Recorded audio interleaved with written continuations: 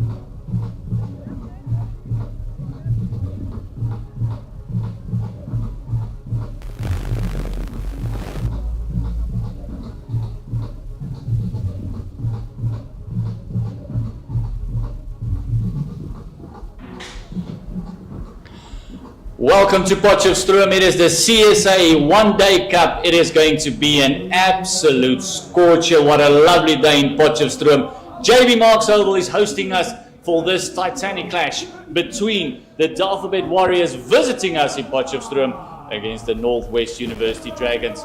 With myself, Gert Brady, bringing you ball-by-ball action with pitch vision on the CSA apps and all the platforms. But I'm never alone. I'm joined in commentary by Brady Barnes. Welcome on this lovely sunny day. Yeah, thanks, Gert. Really lovely day today. As we see two Dafabet Warriors batters heading out to the middle along with the Northwest University Dragons. It's going to be an interesting one and a really, really good day today. Earlier on, the Dragons won the toss and they've elected to field first. Thus far, every time they've won the toss, they've won the game. So that's a good omen for them. The Warriors got something to prove, had a bit of a tough time against the Rocks on their previous timeout. There's a few changes to the team. They've got Diego Rosier making way for Matthew Breetske and one King for another King. JP King sitting out and CJ King, his brother, replacing him. Maybe going for the extra seam option, Brady? Yeah, probably are. Can you get the middle, please? With that call, you could obviously see the last one, the two Kings, one's a batter and one's a bowler. They probably did realize that, and they've probably seen that there has been rain around over the past few days. Umpire Gaza is standing in his 50th match today, so congratulations to him. Always a milestone, not just for the players, but for these umpires as well. And Brady, just run us through the changes on the Northwest University Dragons side. Yeah, so obviously there's been two changes with Minglet going out, and Duan Janssen into the team. Reinhard Vatsonda obviously picking up a little bit of a niggle, so he's not available today, and Taye Isaac's back into this team today. Those are the two teams. It is exactly 1 o'clock. Bjorn Libber deciding to bowl first today. Not very often do you see Mangrahu operating from the varsity end. Yeah, interesting one. He normally comes from the university end. He's changed sides today and he's coming from the city end.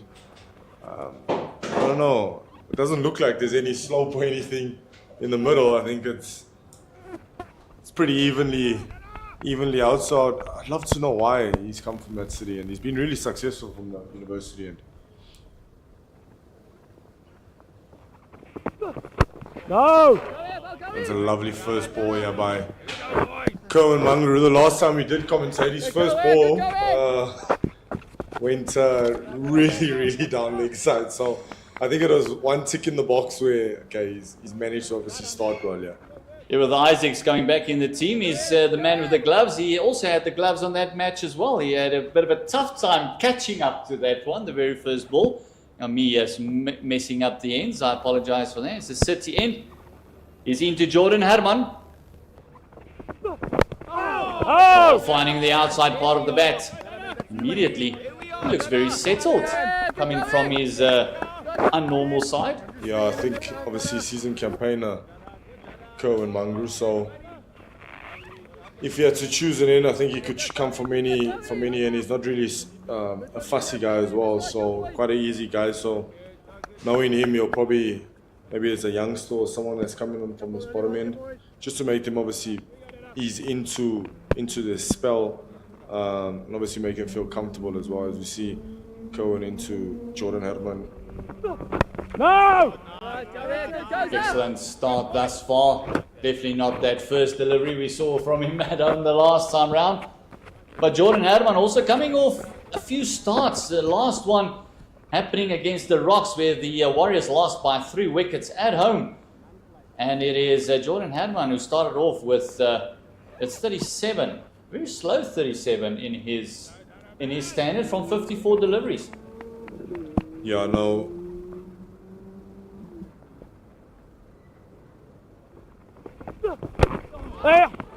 One just worked on off the hip. Just the one, just to get the scoreboard going. What is the signal from the umpire? It's a leg by, but it means there's a first run for the Warriors. Yeah, it's always, going back to your question there, Gert, it's always lovely to see, batters that are naturally just score freely and score at will. You know, it was really good to see when they obviously have to grind it out and try and construct an innings or well forward innings, and 37 of 50 something balls that you did obviously mention. It's really that's not Herman, but in saying that, it's really good to see that he has got a different gear and he can obviously gear down as well. Jean du Plessis is the other batter. There was lovely movement from Kerwin Mangaroo. And it's the end of, there's one more delivery left in this first over. I'm getting ahead of myself, like we normally do in Potch. Yeah, lovely shape there by Cohen. He naturally does take it away from the right-hander.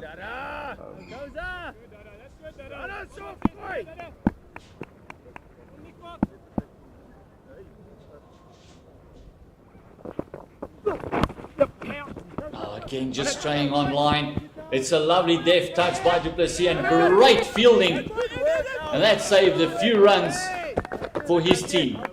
Yeah, good fielding by Lutando down there at fine leg, putting his body on the line as we see the end of the first over.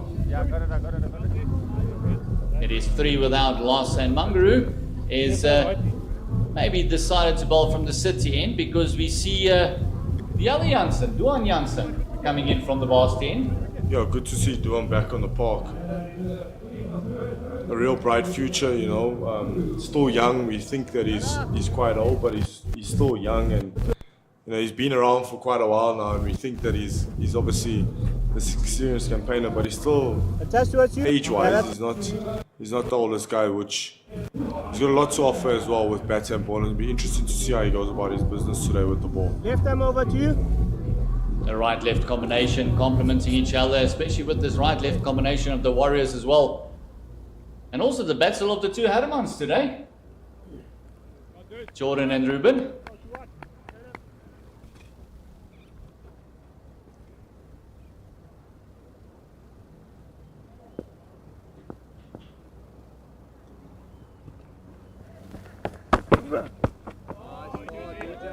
That's a bit of a wayward one. There was a nice shape on that.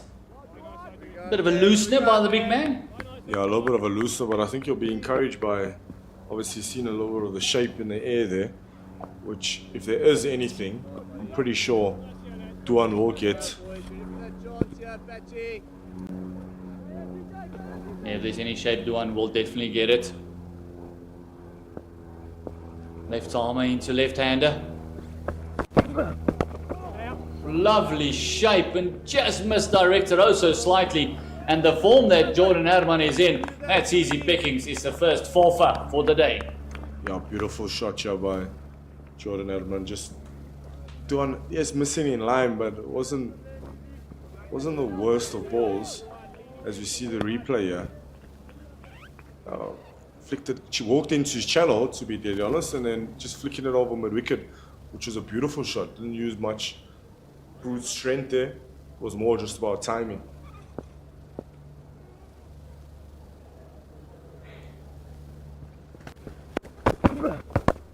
Again, lovely shape, and this time just that tad wider. Just instead of starting it on leg stump, he started around about middle and off. And again, just that shape coming through. It's looking oh so lovely. Yeah, beautiful. As a seamer, as you see the replay, a little bit. Oh, good. That's good shape by him, and I think he should be encouraged by that and look to err on the fuller side here. There's a lot of movement. And he's also a tall man, so it comes from very high. So when that ball is really pitched up, it's very difficult to pick up. Oh, just now hitting his straps. And like you mentioned, that the delivery that went for 4 wasn't a bad delivery. He just moved across slightly to Jordan Herman, just allowed the ball to swing into his pads and clipped it over. But from there, just a little bit of adjustment, Janssen has come into the game again.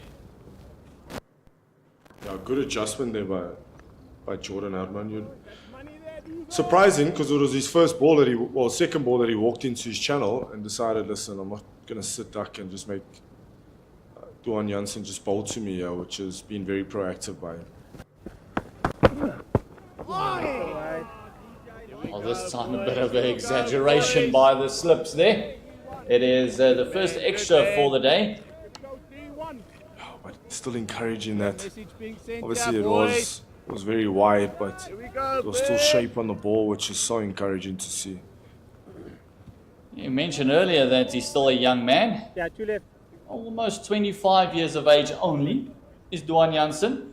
Still a lot of years left in him. A lot of maturity just to come into his game.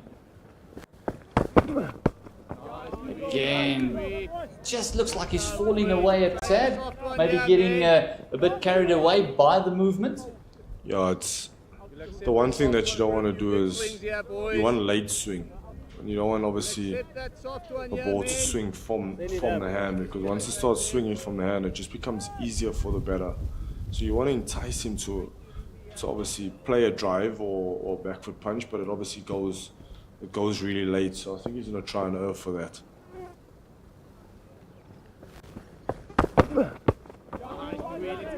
That is the end of the second over. It is 8 without loss. It is the JB Marks Oval here in Potchefstroom. Jordan Herman is also another young man. He's in there with Jean du Plessis. Jordan only 23 years of age. And it'll be interesting to hear if his counterpart, Ruben, has something to say to him on the field, if the chirps will be flying. I think some of the chirps will be flying from him. They're probably younger, backyard cricket. But in saying that, over the past month or two, they've actually come across each other a couple of times now. So I think those chirps now will probably become stale now. Yeah, don't worry, you've got a couple of mates on the field that will help you think of a few new ones.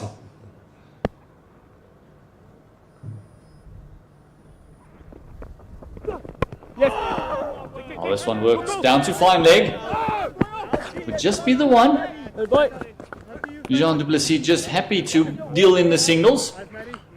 Yeah, it's also a good line and good length that Cohen's hitting.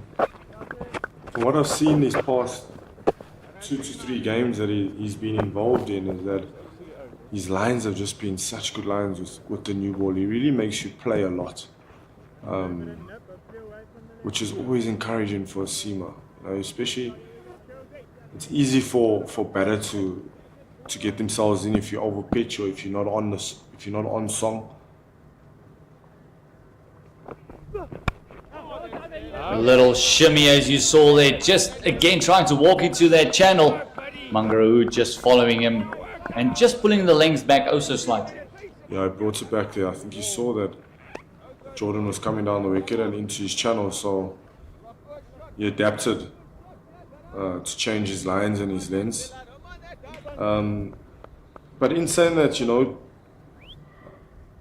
Jordan, an attacking cricketer, Mangaroo, a seamer that's going to run up, going to hit an area, look to shape the ball, not going to try a lot of things. So it'll be good to see how this battle goes on.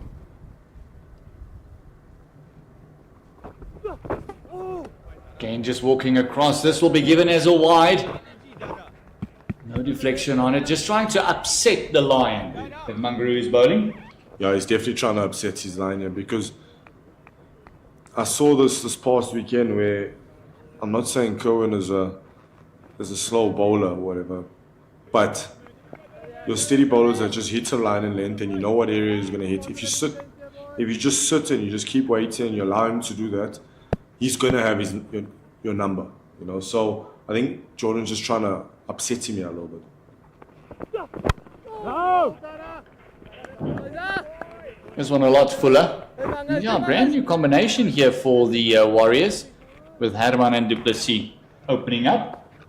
Diego Rosier obviously losing out. He was the opening partner for Herman in the previous encounter.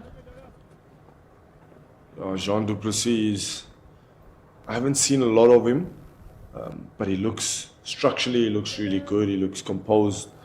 It'll be interesting to see how he also goes about his business today. Oh, this one worked finely around the corner. Mangaroo straying on line, and it's the second for Jordan Herman. Yeah, Mangaroo just straying in line. They're just coming a little bit too straight. For me, this is like, it's very strange for me with this field because as you see the replay here with Cohen coming into around the wicket, and it's that's really not a bad ball, and that's going for 4. And with the shape that Cohen obviously does get back into a left-hander, it's your line is, you're playing with your line with fine leg up. I definitely feel they should have fine leg back. It could be the shot that he played against Duan Janssen the previous over, because they've got a square leg out, but he's about 15 meters off the fence to the furthest part of the ground. This one just played into the covers neatly on the up. With the field that he set, that's almost the line they're forcing him to bowl, isn't it, Brady? Yeah, definitely. So I look at this field and it almost looks like, okay, what line and what length are we looking to bowl? Obviously, as I speak about this, he's coming over the wicket, back over the wicket. But as I look at this is now saying to me, I really don't know what line I'm actually going to look to bowl here, because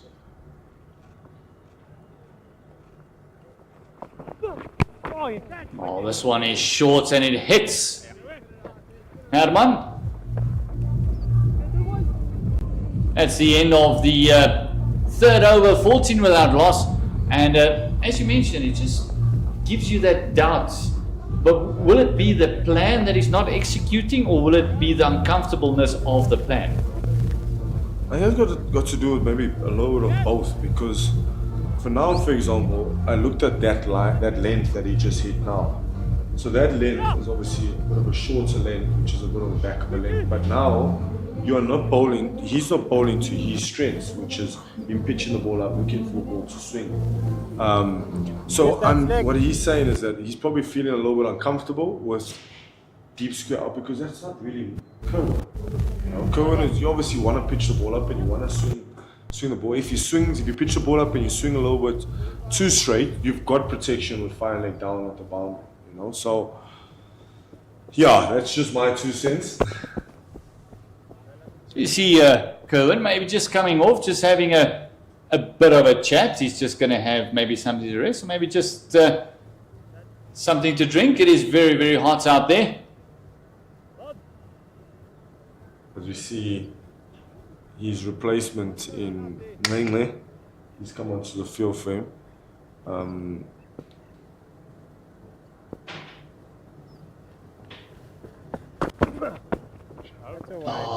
It's just what happens with the right-left combination. That's the line. He's been bowling to the left-hander. All of a sudden, one of the few deliveries he's bowled to the right-hander, and it goes way down leg side. Yeah, it's probably used to bowling to the left-hander with a little bit of shape, starting his ball a little bit too straight there. I think the NWU Northwest Dragons will be a little bit worried with Cohen going off the field there.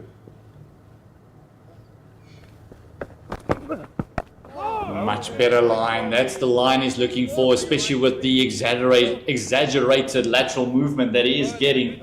That's exactly where he wants to be. Yeah, I think he's going to try and hone in there now with a little bit of shape.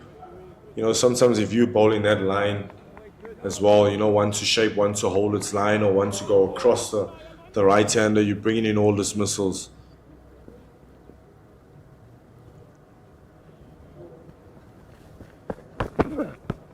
Again, just letting that front shoulder just fall, looking for maybe an extra yard or 2 off pace. He's trying to bowl a little bit too quickly. And right-hander, Jean du Plessis, can just let it go. He's 26 years of age. Normally around about a middle order batter. Not necessarily an opener, but looks like he's enjoying his new role.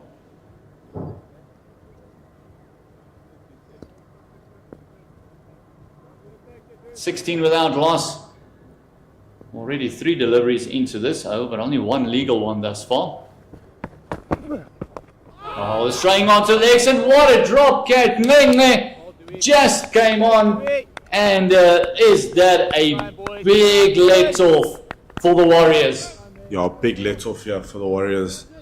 And I feel as we look at the replay here, straining line a little bit, which comes a little bit straight and has been flicked, and I'm afraid to say you should be taking those.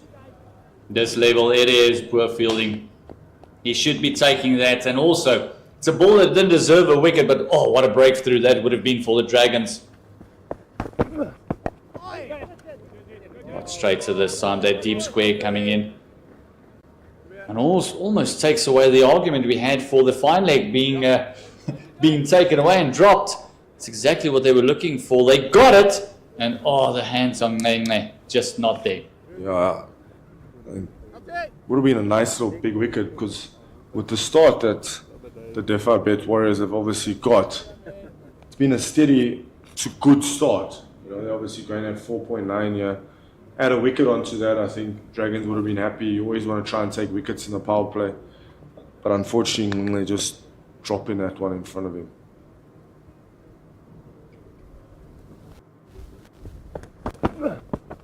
Oh, what an absolute nut that one was. That's the one he's looking for. Perfect line, perfect length, lovely shape. Yeah, beautiful. That's we spoke about it in his first two balls, where this is the line and that's the length that he's probably looking to hone in on. I think he's found his lines to the left-hander. I think, if anything, he can be a little bit better to the right-hander, but that was a beautiful delivery there. He just needs to follow it up. Yeah, and another good one. You just see the form that Herman is in, not allowing them to settle into that line and length, just moving across to the off stump. And in his defense, in Duan Jansen's defense, those two deliveries that went for wide would have been a similar delivery to the one that just beaten Jordan Herman. Yeah, it's interesting, and it's really good to see how to one bowler he goes sideways and across the crease, and then to the other bowler he goes forward. And that's probably got a lot to do with the pace adjustments, you know. This time, just maybe trying the one that's going to go into the left-hander and just trying, coming a very long over thus far. 3 wides already from it. We are 8 deliveries in and still 1 to go. Yeah, I think that's the miracle ball that they always speak about, that you want to try and make it hit, start on leg stump and hit off stump.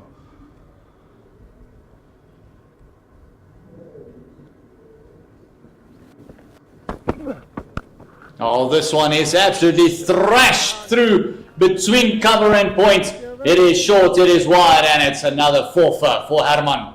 Yeah, beautiful shot by Herman.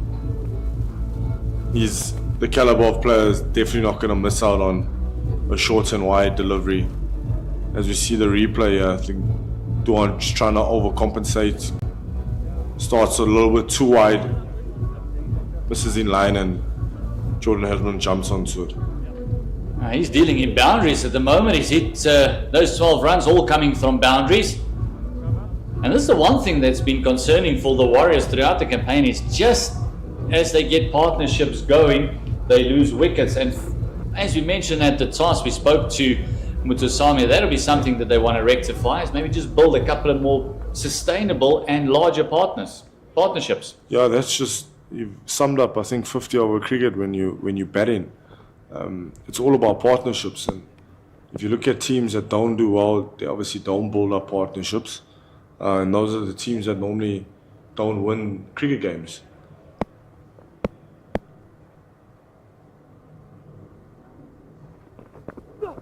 What no? Cohen Mangaroo back into the right hander, Jean du Plessis, and you're 100% correct, because if you look at the Dragons in comparison, if you just compare the last 2 games to one another, they had an opening stand of 59, but then Ruben Herman was 47, Janman Malan 33 made up that 59, but then Matthew Kleinfeld 64, Vian Libbers 80, and then Lesiba Ngwepe had that lovely little burst in the end. He's 53, came off only 39 deliveries, and there was all partnerships that they stuck around with one another.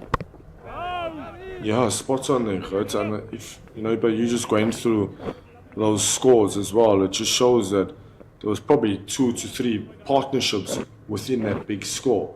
And we say 2 to 3, and we think that it's a small amount, but it's actually, if you get in 2 to 3 partnerships in an innings, you win in majority of the cricket games. Moving across this time to the offside is Jean du Plessis.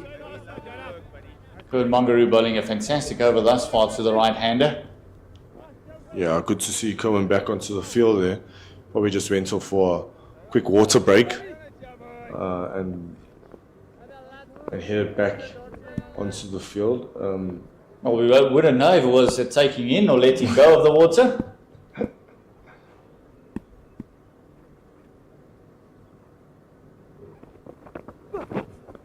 Again, after such a good overs, trying to something different, going a little bit straighter, and this time the shape not there. Again, another leg side wide. Yeah, another leg side wise, as we see now, 7 extras that have been delivered now, and I think there's a little bit too much inside the power play. Overall in the game, you're probably striving for that amount to give away, because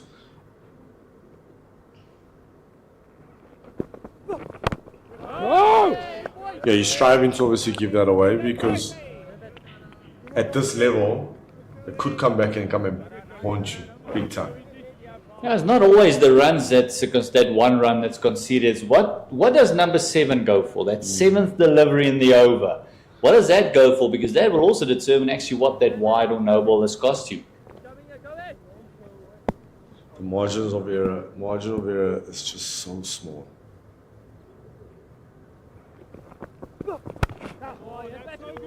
Just can't pierce the gap. The Swart having a bit of a chuckle there.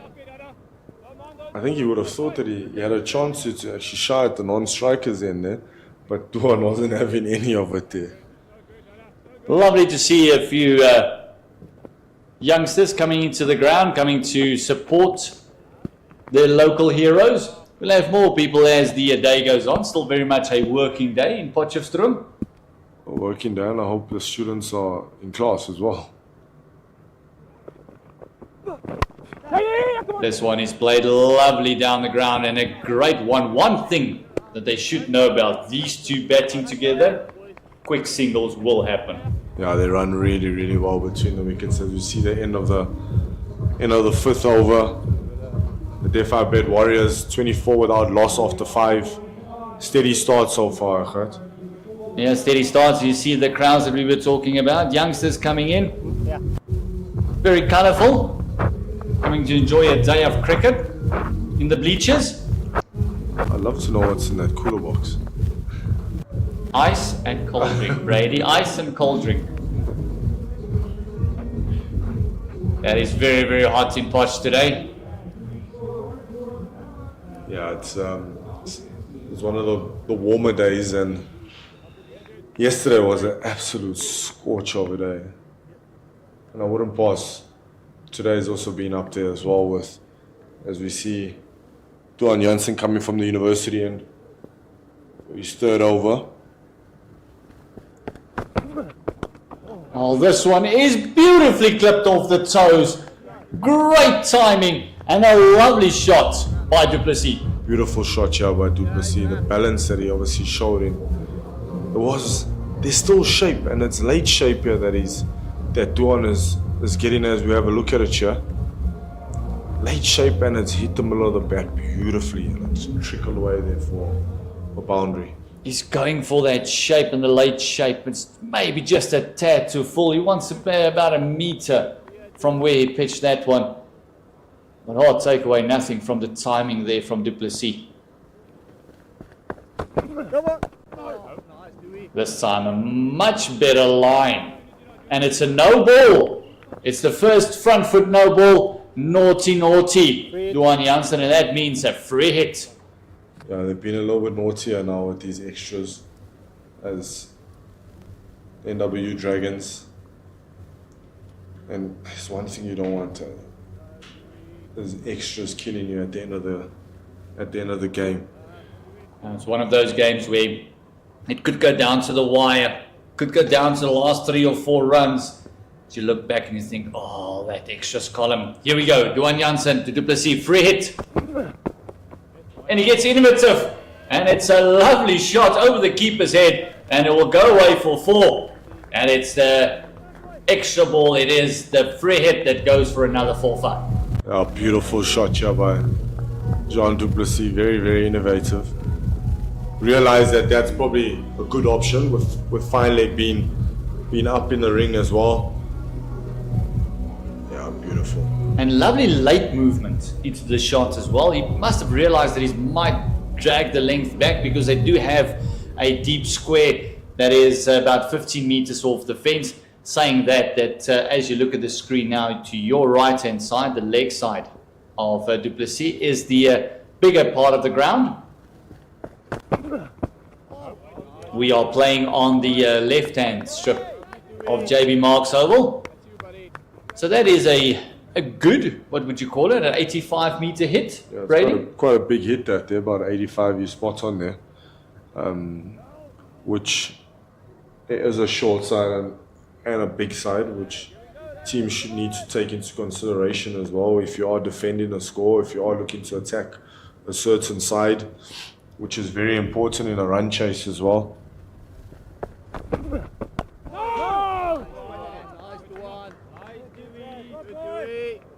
Much better by Duan Janssen. He's been expensive.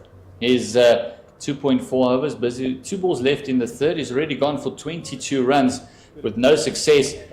The Warriors isn't running away with it by any stretch of the imagination. Only going at just under 6, about 5.8. I beg your pardon. Looks like we're doing just over 6. Oh, this time strapping him on the side. Bad chance for a run out on non-striker's end. They just can't get the throw away quick enough.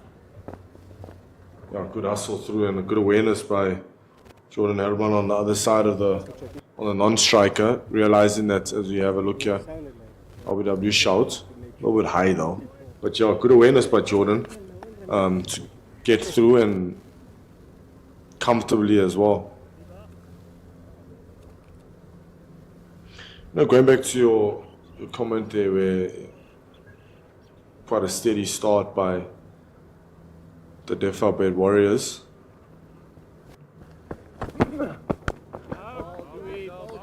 Beautiful lente by Duan Janssen. But I think they'll be very happy with the start as well, especially from the wickets column. There's nothing that's fallen so far, but they're going at a healthy run rate at the present moment in this power play. Yeah, going at a healthy run rate, 6 exactly, or 6.1 to the over after 6 overs. 4 overs to go in the power play. NWU will continue. Janssen is 3 overs a god for 22. This partnership has grown steadily with 12 to Herman of 19 deliveries and du Plessis 13 of 18. And the other runs all coming in extras. 1 leg by, I beg your pardon, 2 leg bys, and then 6 wides and a no ball.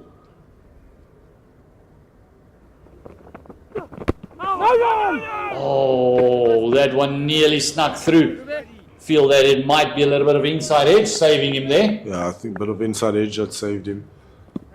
The art, well not the art, but the good thing that, and why the NWU Dragons have obviously done well as well, especially with the ball in hand, is that they're struck in the power play. Kobe Munger has always been, yes, he's gone for low runs, but he has got wickets in the power play, which has slowed teams down as well. Right now, as we speak, a little bit of a short and wide there. Probably lucky that he got away with one there. But right now, as we speak, they haven't got any wickets now. So are they just going to probably try work on the run rate to maybe get through this power play overs, to maybe look to strike outside of the power play with Caleb being a strike bowler that they probably use him as. So it'll be very interesting to see how they go about this outside of the power play. Yeah, normally the Northwest University Dragons are very comfortable in the power plays because they usually knock over 1 or 2. NWU is known for taking the big wickets up front. And thus far, I feel that the Warriors will be very happy if they can just carry on and just survive the power play. If they can get up to around about that 55-60 mark without any damage on the wickets column, they'll be very, very happy.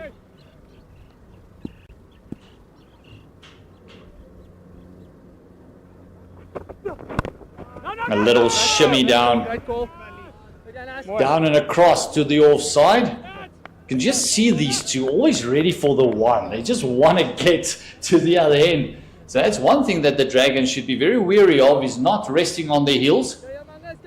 Yeah, these two, I think they're very quick between the wickets. So always, and that means that they're showing positive intent. And positive intent is not always about the boundary option or, you know, the six that the crowds obviously want to see. Positive intent is everything positive in your block, in your leave, in your defense.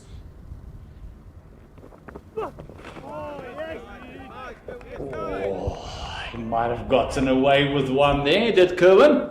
Can just see John de Plessis just asking, are we still playing the red line? Yeah, he was just asking the question, wasn't that? Surely I deserve that wide, you know. But yeah, that's, you know, their positive intent is that they're always looking to get that one and try and find where is that next, where is that one off Kerwin's good ball or Duan's good ball.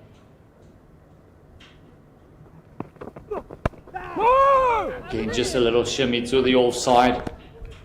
Get through here, boys, get through here. It's lovely fielding, and it's a maiden over from Kerwin Mangaroo. His 4 overs have gone for 20, a complete contradiction if you look at his figures and Jansen's figures. Yeah, complete difference in figures there. Duan will probably feel that the extras have obviously let him down big time, you know. So if you take away those extras, his figures are looking decent, as well as the total is obviously looking a lot more decent, and you're controlling the run rate. So I think you'll probably try to bring it back this over.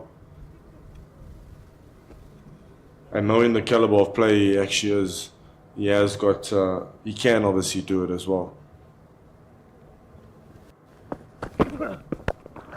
Oh, this time slashed, but can't find the gap. Yeah, It is Plainveld there that's picked that one up. He's had 1 or 2 stingers on the right hand. I think he's probably looking at his skipper or the bowler to just say, listen, just keep the ball away from me.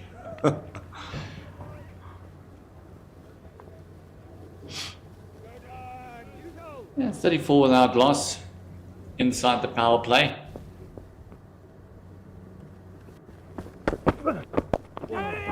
Oh, quick single. No real chance for the fielder. Libba had no chance. It was played with nice and soft hands. Yeah, that was beautifully run between the wickets. They've obviously identified that mid-off and mid-on. It's probably slightly deep. So if they do hit it down the ground, there is opportunity for them to get that one. Such an important position, mid-off and mid-on. I always believe that there's a run-out chance there.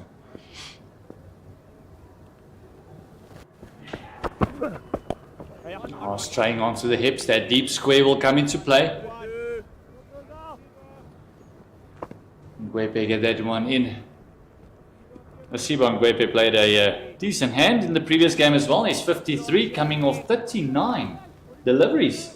And that was against the win by 65 runs against the DP World Lions. Yeah, that was a great win for the NWU Dragons. It's not easy going to the Wanderers and pulling a win there. And a bonus point win as well. Just not getting the connection he's looking for. He's looking for that short arm jab over mid-wicket. So even with that now, we also see that deep square is out, down on the boundary. Which for me, it's telling me that he's looking to try and hit back over length and hit back over length really hard for him to obviously play a cross-bat shot. But now, we obviously saw that he got a bit of purchase and he shaped the ball up front. You know? Now all of a sudden the shape is completely gone now. You can just see by that delivery, the previous over or two, that would have shaped back right into the pads of the left-hander. This time the ball just carrying on. Could also be a little bit of a confidence thing, just maybe the wrist not coming through as nicely and behind the ball as it should. Yeah, the extras at the moment is a bit worrisome. It is in the double figures now. As a coach now, I'd be a little bit worried with this extra count now. Oh, punch down the ground, just short arm. Jordan Herman doesn't miss out. It's another 4 for him. It's his 4th 4. A beautiful shot down the ground by Jordan Herman. I always say it's nothing better than seeing the ball as a batter going down the ground for a boundary. But it just looks like Duan's just struggling a little bit with these lines and lengths. But in saying that as well, that's a beautiful shot. But he shouldn't feel bad or anything. If you get in the ball to shape from that line and that length, as you see a really wide, short and wide delivery there. But going back to that, he shouldn't, just because I got hit down the ground like that, batters are still allowed to play good cricket shots. Yes, it wasn't a bad ball that. So I think he needs to keep pursuing with that line and that length. And if he does, that's what's going to create those little chances. He's also got a slip in play. So with that fuller line, fuller length, that edge always comes in and makes sure that the bat is technically sound in every shot. So you kind of want to stick around. It might just be the extras, just after that another boundary. He might just feel that it's like, got to try something different. But it's the end of the 8th over, 42 without loss. Jordan Herman on 17 of 24 and John du Plessis 14 of 25 deliveries. Just coming back to that game that they played against DP World Lions, Kevin Mongaroo had a pretty decent day with the ball out as well, picking up 3 wickets, 3 for 36, but not bowling out his 10, only bowled 8 overs. Yeah, it's sort of been a trend as well, because the game prior to that, he didn't bowl his 10 overs, you know. And also, we had the likes of the Swart also didn't bowl out his 10 overs. So maybe is it because they've got certain guys that bowl out in the death? I'm not too sure. But if a guy's controlling the game like that, why not bowl out his 10 overs?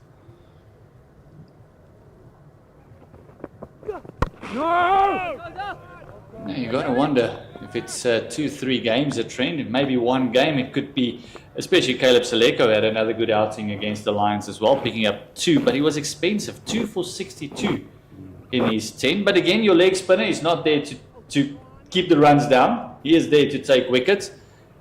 Might have just felt that it's more difficult for them to control, or more important for them to control the middle overs with the spinners. Yeah, no, definitely. And I'm pretty sure those 2 wickets were big wickets.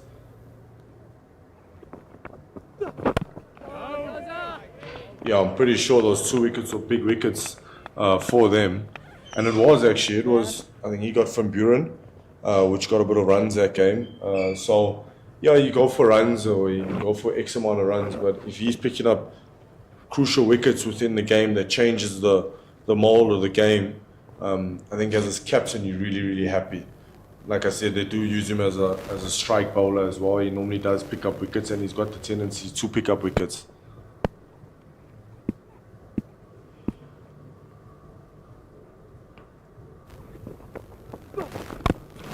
Short and wide there by Cohen Munger, and du Plessis probably feels that he missed out there on the short and wide on the scoring option there. Yeah, the wickets he picked up was Zubair Hamzan for 45, when Zubair was actually looking threatening. And then also he picked up Bjorn Fortuin as well for 32, also just looking very threatening. Both of them caught by his captain, Bjorn Libber. So definitely a plan in action, poetry in motion. Just like Kevin Mongaroo here, 9 deliveries without them scoring a solitary run.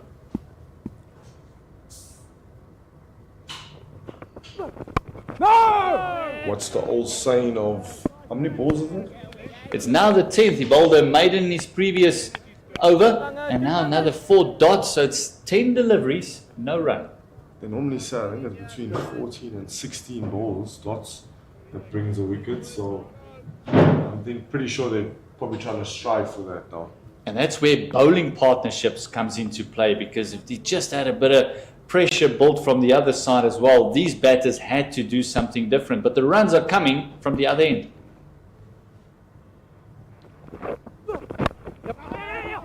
Oh, a bit lucky to get away with that one, and finally they sneak through a run. It was Jordan Harman that said, hold on, you're not going to have all the strike, let me have a one here. A bit of a dodgy one there, because looked like it was a bit of a 50-50 chance there. As you look at the replay here with Cohen, a little bit straighter. I think he was well in there. It was safe. Yeah. Sanwane normally has a pretty decent arm. Yeah, strong boy as Lutendo.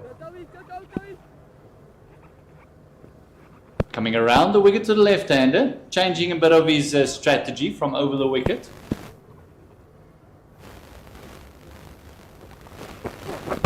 Oh, you can just see the reaction from Jordan Harman there. He knows he missed out. That should have gone. Vian Libber throwing down the stumps, just keeping the batters honest. And in 2 overs, Kerwin Mangaroo has only conceded the 1 run. Fantastic bowling thus far. 5 overs, 1 maiden, 11 runs conceded. It is 43 without loss for the Dafabet Warriors, who got put into bats by Vian Libber and his Northwest University Dragons. Yeah, as you see, a bowling change from the university end here. Duan Janssen out of the attack and Lutendo Tswane back in or into the attack from the university end. Young fast bowler has shown some good promise since he's made the move up to the Northwest province.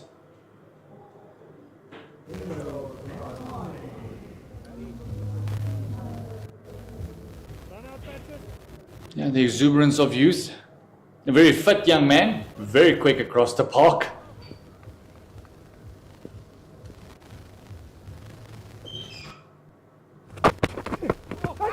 Oh, big appeal, that is gone for all money.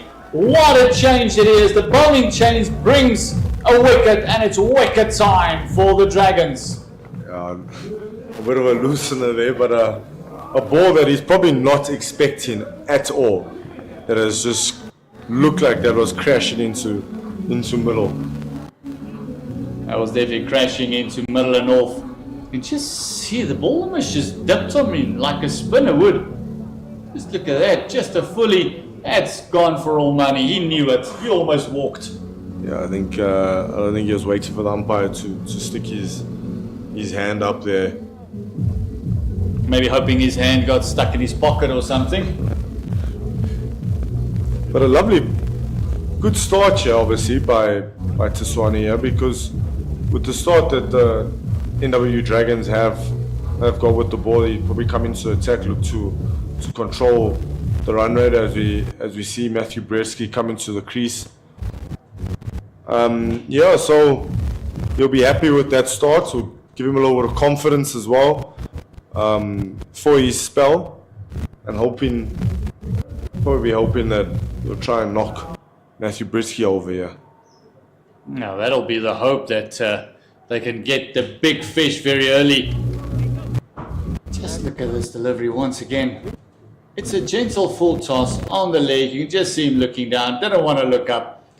It's a bad way to go, but it's wicket time, and that partnership is broken again just as soon as it got going for the Warriors.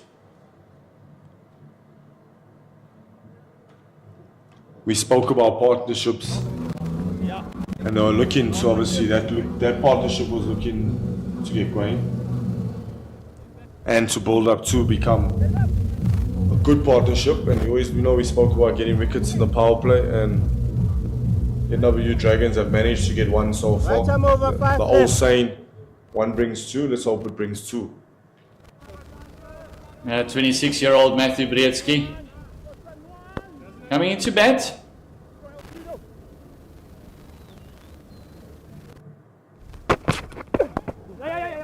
Immediately off the mark, just soft hands, worked around the corner. Yeah, beautifully worked around the corner there for a single. Just shows that he's got so much time as well. And Tell me around 2-4 left. That's exactly what you hope for, because, I mean, it's just the level of players that you see. This is going to be a big player once they've noticed how much time they have to play the ball. It's almost like they can play it twice. Coming from Grey High School.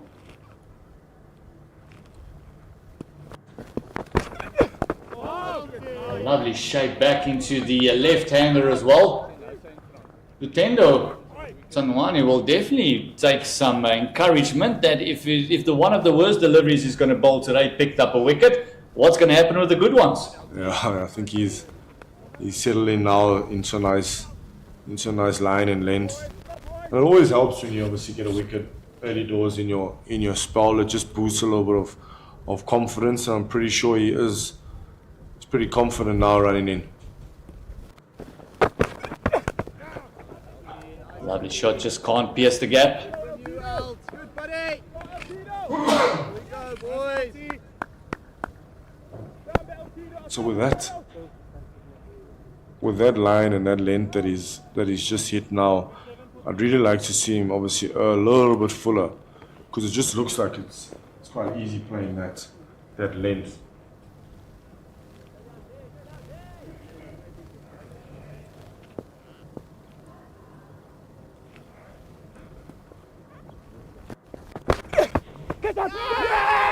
Oh, big appeal. That might have just brushed the leg. Yes, you can see the signal from the umpire. Just clipped the pad on the way through. Fairness, wasn't a very convincing appeal. Almost like if it didn't clip anything, let's try and get the wide overturned. Yeah, it's definitely one of those that, as we see, it clips the pad there, and hoping that umpire makes a mistake and sticks him. His last two outings against Western Province, he's 0 for 25, and then picked up a wicket against the Lions. This was just a lovely shot, just leaning on it, and is racing across this lovely lush green outfield, and they'll turn back for a third. That is a big part of the ground, as we mentioned earlier. That looks like about an 85-meter hit. As the power play comes to an end, it is the first over and a successful over for the Dragons. We're also going to have a commentary change. Brady Barnes will be joined by Conrad Swans.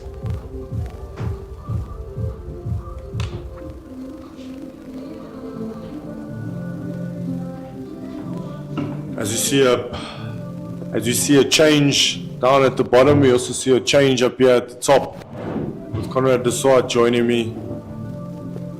Good start so far here by the Dafabet Warriors, Conrad.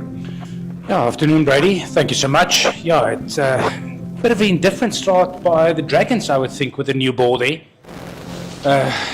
Many loose deliveries, many extras bowled, and that's something that any one-day team knows, that you've got to be disciplined, get the balls in the right area, ask as many questions, and I don't think initially they've asked enough questions of the opening batters in that first 10. Yeah, in that first 10 it was, I don't think the NWU Dragons would be happy with the start that they've obviously had. As you see, Ruan Deswart running into Jordan Herman, and it's been punched down the ground, and good fielding by Cohen Mangru at mid-on. But yeah, as going back to your you're saying there, where you obviously mentioned that they didn't have a good start with the board, and I think not from a boundary count, but more from an extras count.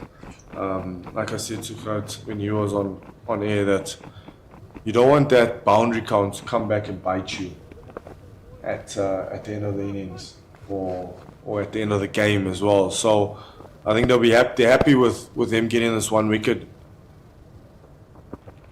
Ooh, beautiful end by Ruan Deswart, and it's been hit back to him for a dot. But yeah, I think they'll be happy with obviously getting the wicket, because that partnership started going as well. Yeah, as you mentioned, boundary count is one thing when you're chasing a score. The other is the extras. There's one no ball bowled so far. 8 wides, 2 leg byes, so that's already, you know, looking at 11.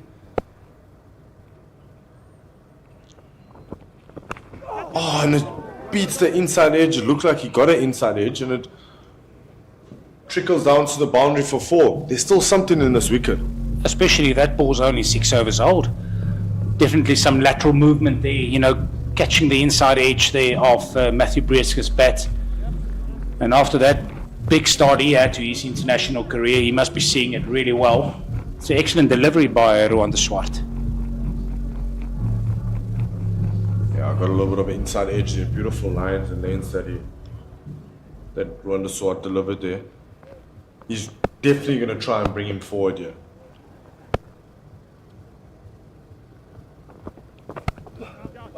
Just short and wide, and it's been hit to backward of point.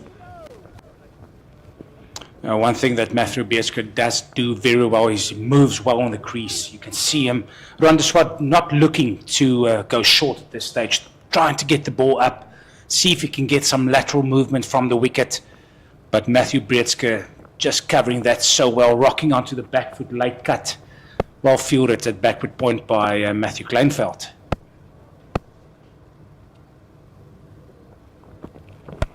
Over pitch chance. Oh, just beats Duan Jansen at catching cover there, just to his left hand side.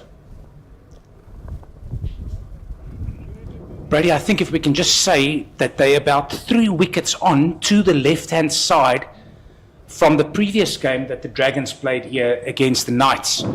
And we're getting closer to the football ground that's currently being cut, it looks like. A lot of grass there because we had so much rain last week. But also the Mooi River does play a role in the water table, you know, the water level of these fields at the JB Marks Oval, and we'll say something about that in a second. When he advances and it's a forward defense, as we see the end of the 11th over, where the Dafabet Warriors are 52 for 1 off the 11, going at a run rate of 4.9. Steady so far. That's a good start by them, going at 4.9 to the over after 11 overs. Yeah, maybe I'm mistaken. It's maybe a few strips on to the left-hand side from the side that we are getting our visuals from. And even 9 days ago on that Saturday when they played the Knights here, the wicket was slow.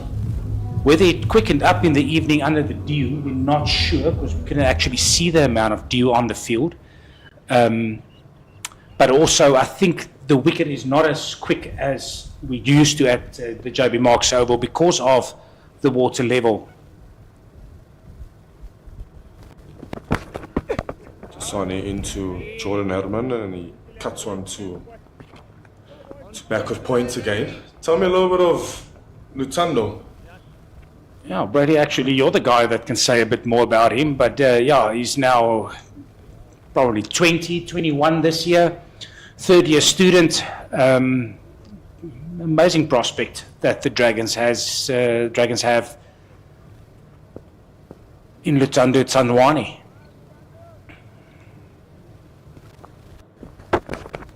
Beautifully bowled. There's been poor defense to point once again. Yeah, he comes from the Durban area there. I think he went to Glenwood. DHS, sorry, Brady. Greatest school of all times. Wow. Yeah, so he's from DHS, and he is, as I said, a third-year student currently here and making his debut against Western Province in Cape Town. Had a good game against the Lions on Sunday and playing his third now for the Dragons. A bit of inside edge, a good shout, but a bit of an inside edge. He's asking a little bit of questions here to Jordan Herman, yeah? Yeah, Jordan Herman is probably the first time we've seen him, faced him. He's generating some good pace. I still like his action. He gets nice and high, close to the vertical when he delivers the ball. Like the fact that he's currently bowling the ball up to the wicket. You know, sometimes we tend to go too short as our openings bowler, but he's asking the questions, inviting the drive from Jordan Herman. another full ball, and you just spoke about him pitching the ball up, and we can actually see the shape. There was shape early doors with this new ball when Duan started from this end. Kerwin got the ball to shape as well. So I think from an NWU Dragons point of view, I think they'll be very disappointed with the lines and the lengths that they obviously tried to hit, and they didn't execute that, because we can still see there's still a little bit of movements out in it.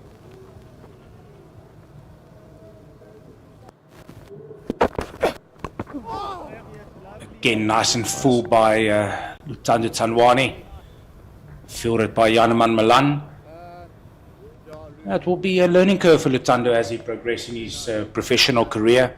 Currently not on full contract at the Northwest University Dragons. He's on an academy contract, playing majority of his cricket for the Northwest Academy, as well as for the Northwest Colt side. But a very good prospect here. Very interesting to see how he goes about Matthew Brzeski here. An international versus an up-and-coming young kid. Beautifully driven down to cover for a single. As we see the end of the 12th, where the Dafabet Warriors are 53 for 1. Currently Jordan Herman set it on 22 from 35. 4 boundaries hit so far in total. There's been 7 boundaries within 12 overs. And it's something that Captain Vian Libber will be wary of. As you mentioned earlier to Gert, boundary to the right-hand side of the visuals is absolutely massive. You mentioned 85 meters. I think it could be more. Could be more. If you see the Seba Ngwepe standing at extra cover there, that's on the 27-yard circle. Let's say that's about 25 meters. Could be 85, close to 90 meters to carry that boundary. Advance, Vatchivich advance, and he's hit it up in the air. Chance, great catch by the captain Vian Libber and mid-off. Great catch by him. He can do nothing wrong with the hands, Vian Libber. Setting a record on Sunday against the Lions, picking up 5 catches as an outfielder. And now again under the high ball, steady hands, made sure that he balances himself very well under it and taking an excellent catch to get rid of the very dangerous and in-form Matthew Brzeski. As you see the highlights here, he advances into his channel and tries to go over the top, almost holds up in the wicket. And we're actually underestimating this catch. He has done extremely well to actually get hands on that there. Yeah, he made about 20 odd meters to get himself under that. And just again, looking at the shot selection of Matthew Brzeski there, it says that the ball is not coming on as quick as a batter would like to. So he advanced down the wicket, tried to make it into a delivery that he can hit over the top. It's just kind of early back face closing on it, Brady. And he just skies the ball for the second wicket that the Northwest University Dragons pick up. 52 or 54 for 2 after 12.1 overs. Yeah, I think they'll be happy with these 2 wickets now. All of a sudden the scoreboard is looking a lot more healthier for the NWU Dragons with those two wickets falling, and especially with the big wickets of Matthew Brzeski. As you see, Kashile coming to the crease. Another seasoned campaigner, been around for a couple of seasons now at the Dafabet Warriors. It's quite interesting that Sinatemba Chile is not with the gloves. John du Plessis at this stage is carrying the gloves, even though Kishile has been keeping for the SAA team, also for at some stage for the emerging team. So he's in the team as a batter, going at 4. A lot of responsibility on his shoulders today. Yeah, and I think responsibility that he's willing to take on board. I think his first couple of seasons, he showed some really good promise as a cricketer, and he's definitely got the quality in order for him to kick on now. As he starts with a good length ball that it gets the outside edge down to third man. So far, Ruan de Swart has been asking very good questions. Yeah, he picked up the wicket, the previous ball of his second over, but he's been asking questions, and that's what we actually want to see from your openings bowlers as well. You know, the ball's new, it's going to shape, it's going to be lateral movement, but I don't think enough balls were in a good area. Out of character today a little bit, Cohen Mangru. Didn't bowl as well as he did in the first 3 games that we've seen. He was very economical.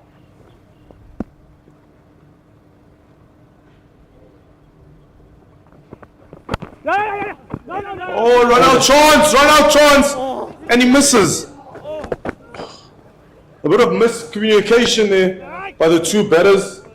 Kashile is setting off, Jordan Herman turning it down, and Kashile giving it up. He could have actually had 2 chances to actually get him out there. Yeah, it was gone for all money there, Brady. You can actually see him putting his head down, trying to get to the striker's end. Just a big mistake by the Northwest University Dragons there.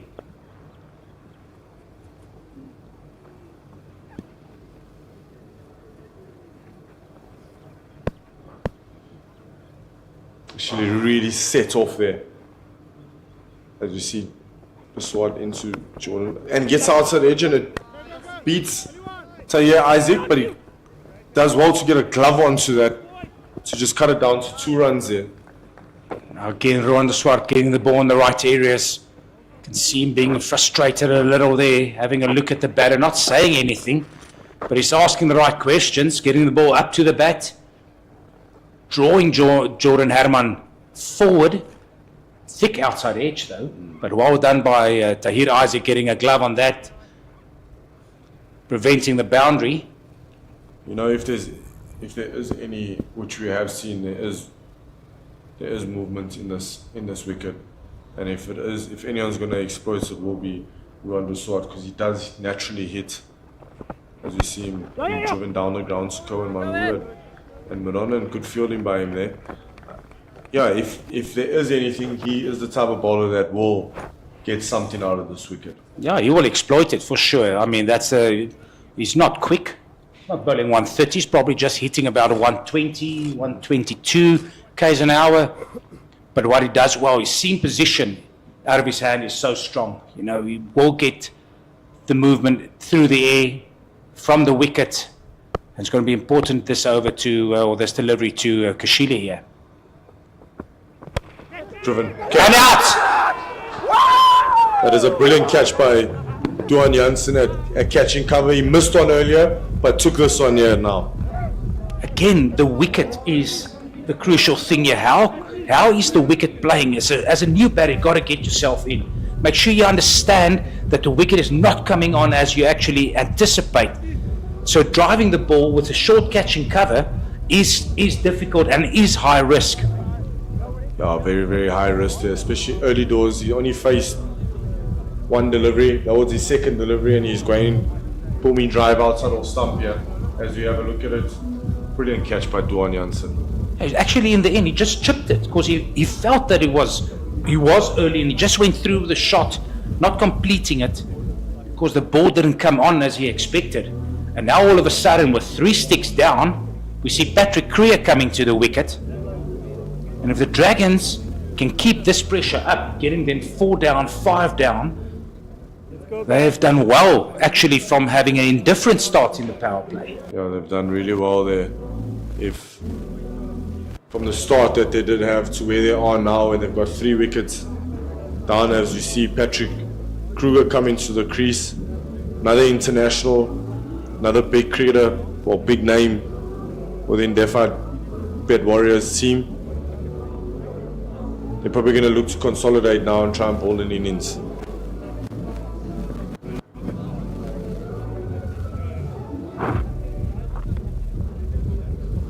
We know Patrick Kruger. He's played a few games for the Proteas in the shortest format already.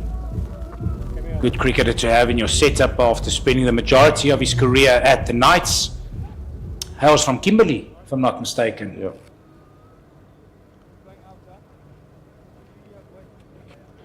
As you see, Tsotswane coming in from the university into to Jordan Herman.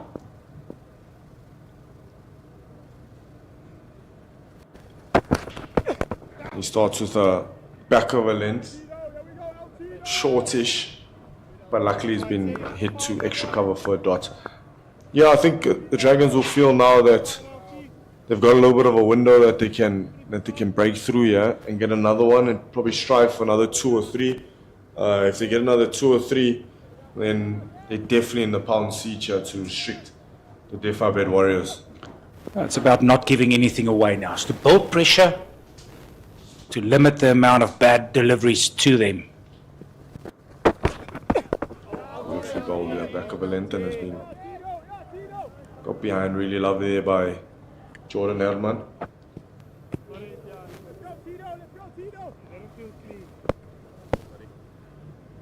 That's a great start here by Lutando Tsanwani, playing his first game in Potchefstroom. So far, picking up the 1 wicket for 6 in 2.2 overs.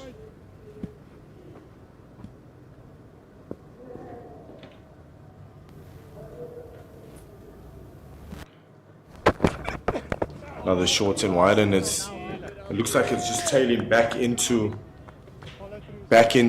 Jordan Herman here. Really looks like he's hitting a really good hard length here, Lutando. You know, we obviously spoke about not looking to pitch a ball up and bowl as full as possible. But in saying that, you still got to have energy behind the ball. You still got to hit the wicket as well, you know, because if you don't, I think it'll be easy tickets for Jordan Herman to put you away. Another full ball that's been knocked to mid-on for no run. Brady, Jordan Herman's been hitting the balls really, really well down the ground. Often when he hits it, he's quick off the mark for the single. And it just shows you the importance of having very good fielders at mid-on and mid-off. Now, usually we said that the backward point fielder's got to be your best fielder. But nowadays, because players become so conscious of the fact to get off strike, that mid-on and mid-off has got to be decent fielders and not just a normal fielder. Another back of a length, straightish line that's been knocked into mid-wicket for another dot. No, you spot on there. I was telling Gert while you were off air about mid-off and mid-on. I still believe that's whenever the ball gets hit there, it's a run-out opportunity. There's a lot of chances that do get created over there.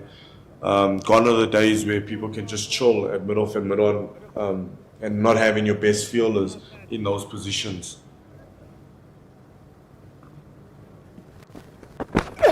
Another foolish delivery and has been knocked to long mid-on, for a single.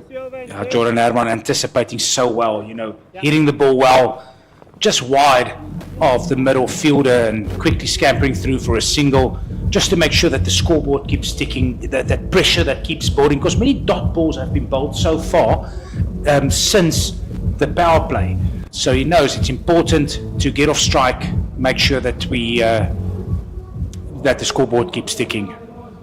Yeah, we are at the drinks break right now, and the Dafabet Warriors are 59 for 3 after 14 overs, with Jordan Herman on 26 of 44, Jean du Plessis 15 of 31, Matthew Breartsey 6 of 8, Patrick Creer still to get off the mark. We'll take a quick break now, and we'll join you guys in the next 10 minutes.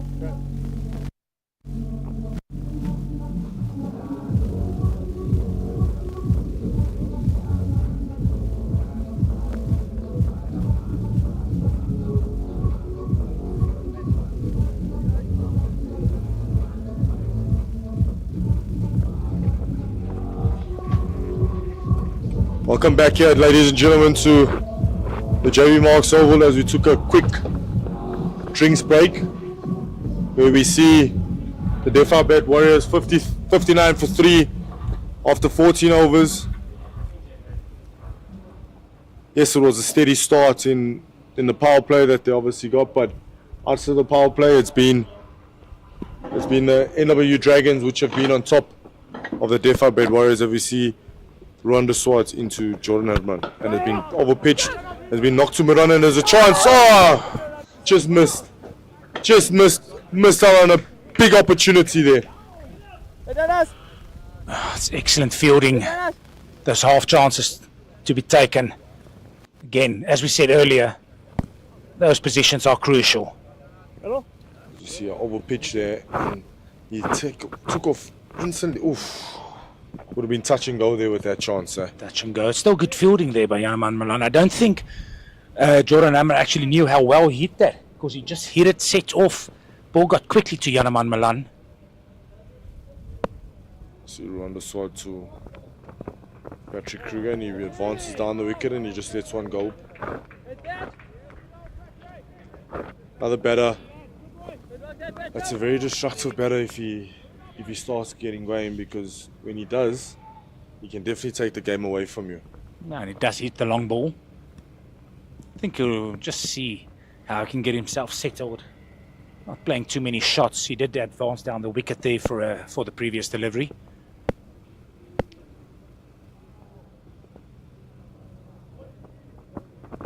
Another beautiful length, and has been driven to extra cover there, catching. Very, very important position. If Rwanda Swart's going to keep hitting that line and that length, he's going to bring that catching cover into play once again. Yeah, I think catching cover and catching mid-wicket, both are very attacking options here by the captain. You know, especially if a bowler does hit his straps, get the ball in the right area, just hitting that hard length that Rwanda Swart is doing at this stage, doing a fantastic job here for the Northwest University Dragons. As he comes to Patrick Kruger going from the city end. Oh, bit of an inside edge there, trying to cut a ball, and it just jagged back into him. It also looked like it squatted a little, eh? Kept low on the batter, Patrick Kruger not expecting that. Again, just referring back to the slowness of the wicket. Still decent carry, it's just not quick. Yeah, as you have a look at this, bit of a back of a length ball that's jagged back into him there, and lucky it didn't roll onto the stumps there. Another forward defense that Patrick Kruger plays off a good length with Rwanda Swart. Yeah, steady so far. Ruan's bowled really well here. 2 for 9 after 2.5 overs. Got 2 big wickets for the NWU Dragons. Got them straight back into this game. And they will feel that they're on top here.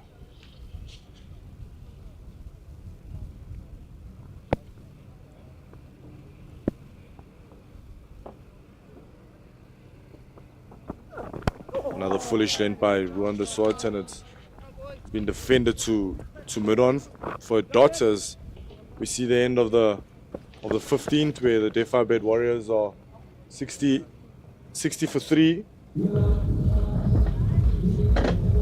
Oh, the Warriors still have some firepower to come. I mean, at 6, they got another international, and Sinyarin Mutasami, 7 Andile Mohakane.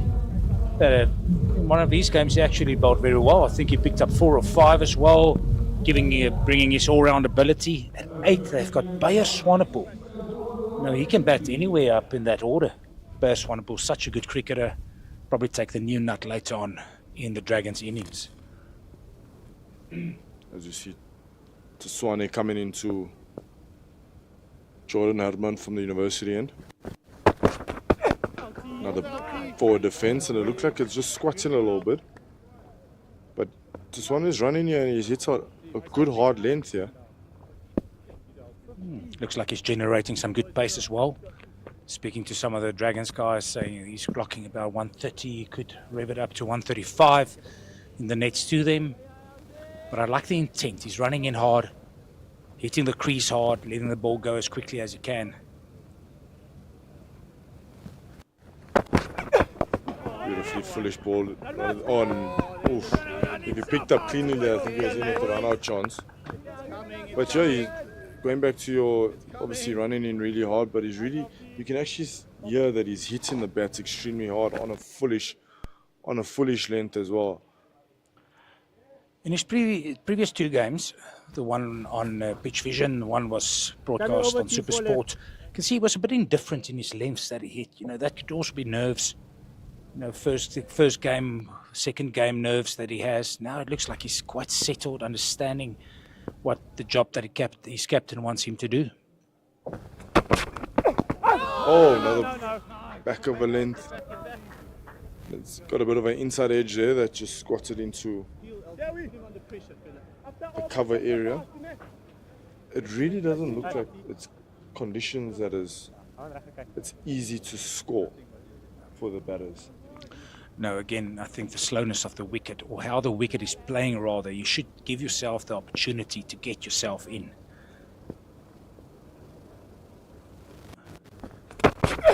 Advances and is defended from a back of a length area. This is really good cricket by the NWU Dragons, and especially from Lutando here, from this end. Yeah, between the two of these bowlers, Lutando now bowling his third ball of his fourth over, so it's been, let's say, 6.2 overs. They only conceded 17 runs and picking up 3 wickets.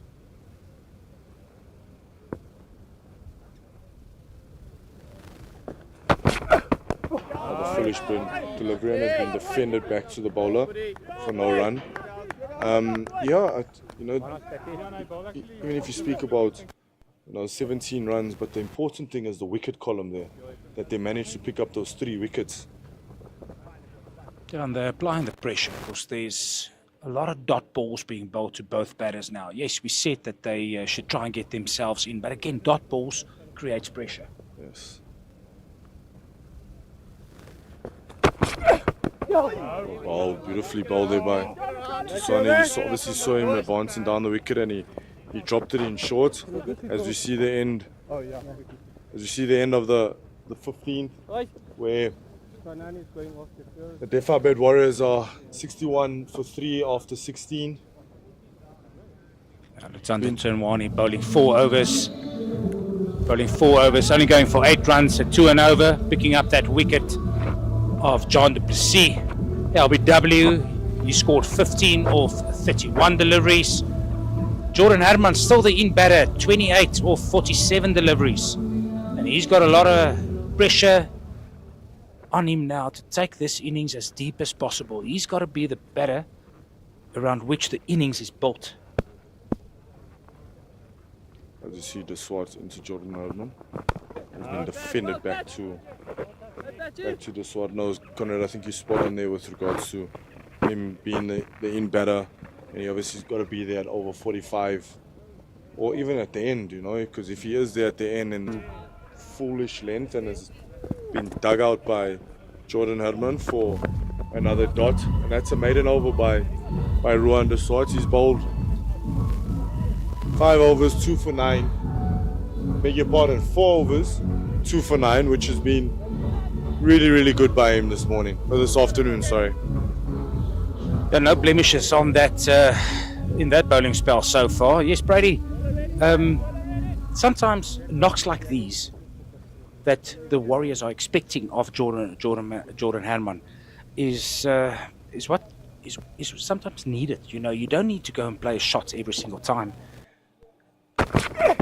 Swung it into Kruger, and it's been slapped to extra cover, which good fielding by Janaman Malan had extra cover. Yeah, we know Jordan Herman, class player, 3-format player. He scored runs in 2020 cricket. SA20 was absolutely phenomenal in. Made many hundreds last season, match-winning hundreds in 4-day cricket for the Warriors.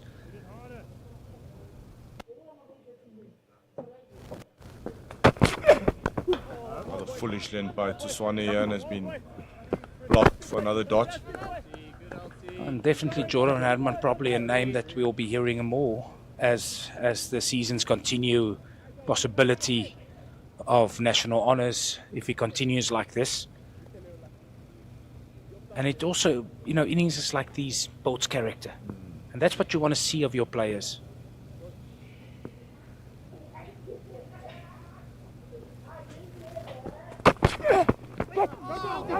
Short ball that's... I mean, Patrick Kruger was a little bit early on that one there, and he missed out on probably a scoring shot that hit him in his belly button there. Catching him in the midriff. It's the second one that he actually went on the pull that he didn't time as well as he would like to, still getting used to the pace of the wicket. It just looks like if you're hitting a hard length, kind of shorter or maybe a hard length, that it's not so easy to score from. Yeah, I think it's very slow off this wicket, especially that back of a length area. Swing around the wicket and once again there. Tells it back into Jordan. Oh, no, a bit of a ricochet. Let's hit the stump.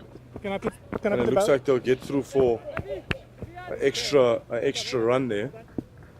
So I can put it back on. You're saying that it's a little bit slow off that back of a length area, and we just saw now it's been really hard for them to play that back foot punch or for them to try and cut the cricket ball. And generally, if it's not true, a lot of the times the batters do miss out on those balls.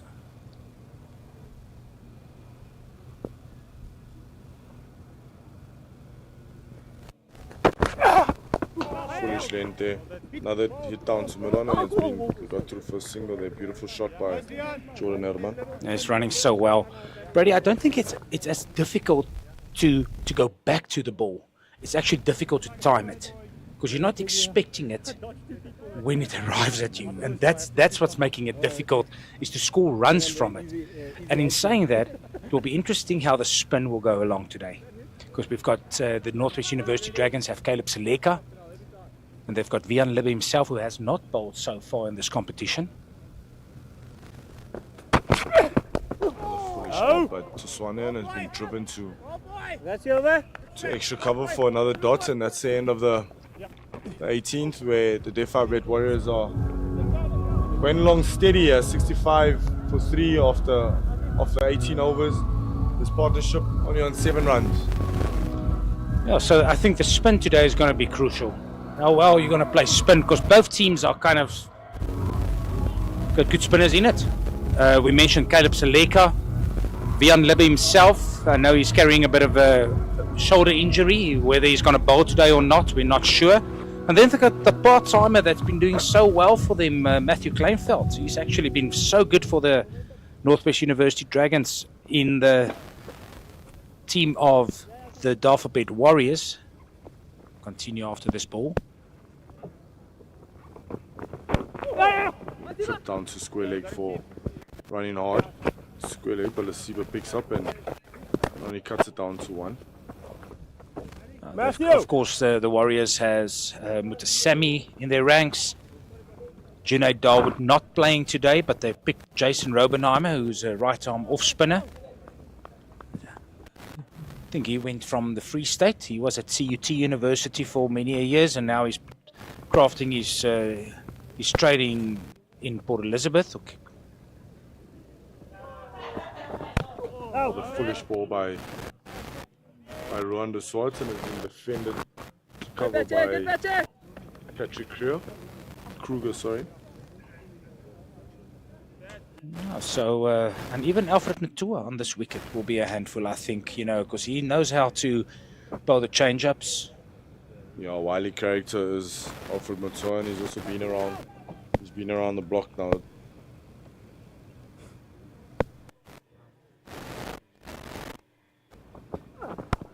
foolish length by Rowan de Swartz and has been knocked back to him for another dot. He's bowled beautifully here. He has bowled really, really well here. At this stage, the scoring has been difficult. If you look at the partnership, only 8 of 33 deliveries. Just shows you how difficult it has been to get the ball away. And both batters will just understand, get through this period. Advancing down the wicket was Patrick Kruger there, and Rowan de Swartz seen him coming down the wicket and pitches in short, which this is the second one he's missed out on now.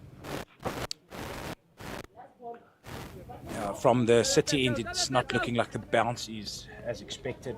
Just squatting a little on the batters, making cross-bat shots off the back foot, very difficult.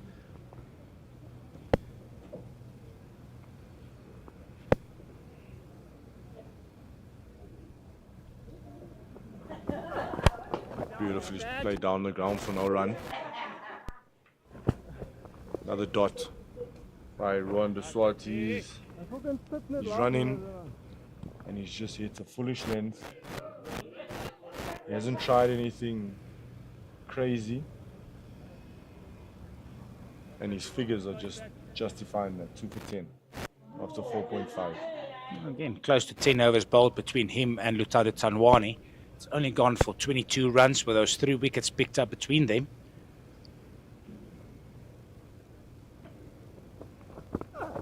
Another foolish length has been driven down to middle for no run once again. And yet another dot. I think every single time that shot is played by either batter, I think the catching cover or catching mid-wicket just feels that they're in the game. Because the ball is sitting a bit in the wicket, you know, you got to make sure that you're getting your weight over the ball, hitting it with a good bat angle into the ground. Because if they're going to make the same mistake as Kashile did, you know, you can always find yourself just hitting it straight into those attacking fielders' positions. No, he's spot on there as we see the crowd trickling in here a little bit. Yeah, I think the guy at extra covers, you spot on there with him getting a little bit excited every time the ball gets driven.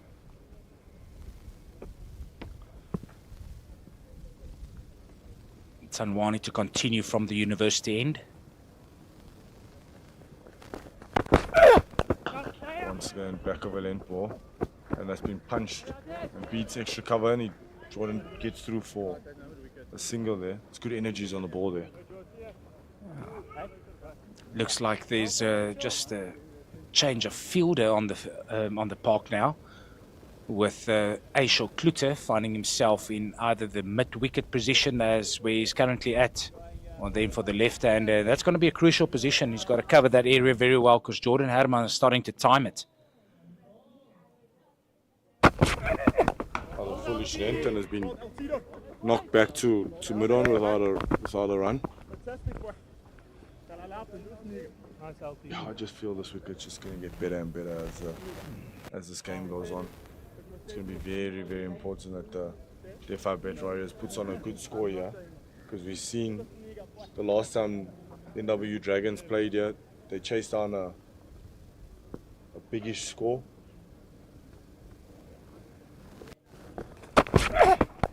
It's beautiful. Trapped down to point and for another dot. Tanwani hitting his areas here, has not really seen anything short to other batters. Understand that the area to hit is up to the bat, and that's where he's asking his questions. And Vian Libber actually asking a lot here of the youngster Tanwani, bowling him in his 6th over so far. It's been very economical, very disciplined.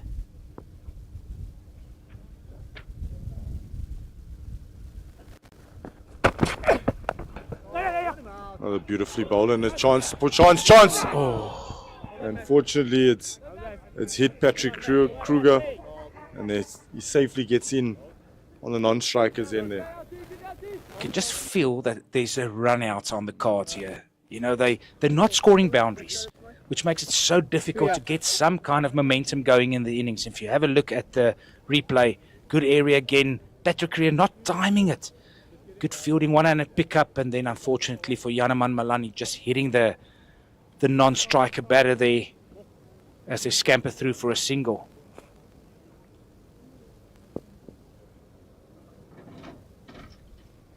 This one around the wickets. Foolish length and it's been into extra cover. But unfortunately been a fumble by Caleb Seleka and Jordan gets through for a single. Yeah, that's even when scoring is difficult. I mean, that was a very full delivery by Lutanda Tsanwane in his close to his 6th over. You know, at some stage you're gonna bowl a bad ball, and then you hit a gunshot like that, and it's still well stopped, even though it's a single. Another foolish ball and has been driven down to cover sweeper boundary for a single. Yeah, and you can just hear the Warriors players here clapping for the singles. You know, it still runs. They understand the situation. Scoring is not easy. They're appreciating the fact that both batters are getting themselves in. If you look at the partnership, Brady, only 12 or 42. It's difficult scoring. It's not as easy as what people think it is, and as we see the end of the 20th where the Dafabet Warriors are 70 for 3 after 20. And as you see a change in innings, it's going to be a change in innings with the bowling Warriors.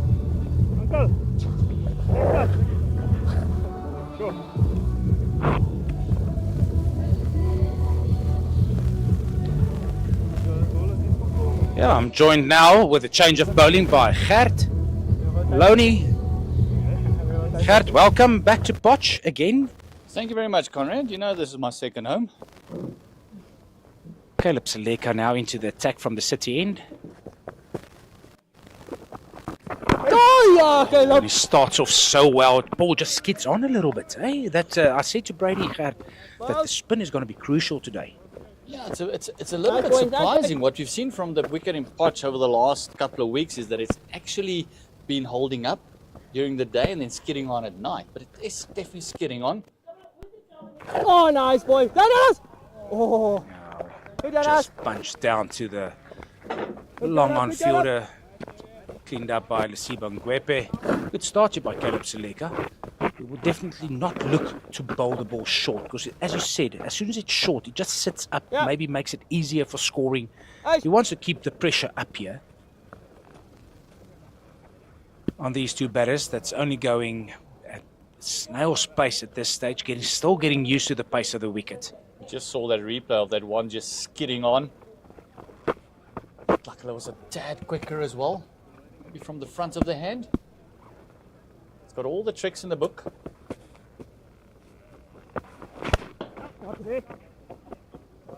Yeah, well hit by Jordan Herman again. Setting off for a single after a bit of a misfield by Lesiba Ngwepe. He's run so well today to that position. As soon as he hits it, he sets off. Well, it was actually him and Caleb! his opening partner, Du Plessis, that started that trend. They were running pretty well with one another. Down!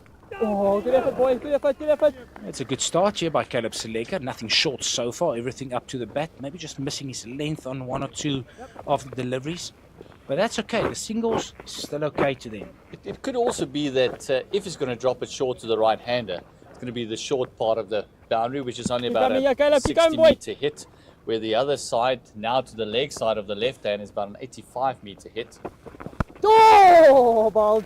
That's a better length, that. So it'll almost be more comfortable bowling to the left-hander, although he's turning it in, and almost to the right-hander because of that vast Don't finish piece it, boys. of Don't land on finish his- it, on his Caleb. leg side. Close it off here, boy.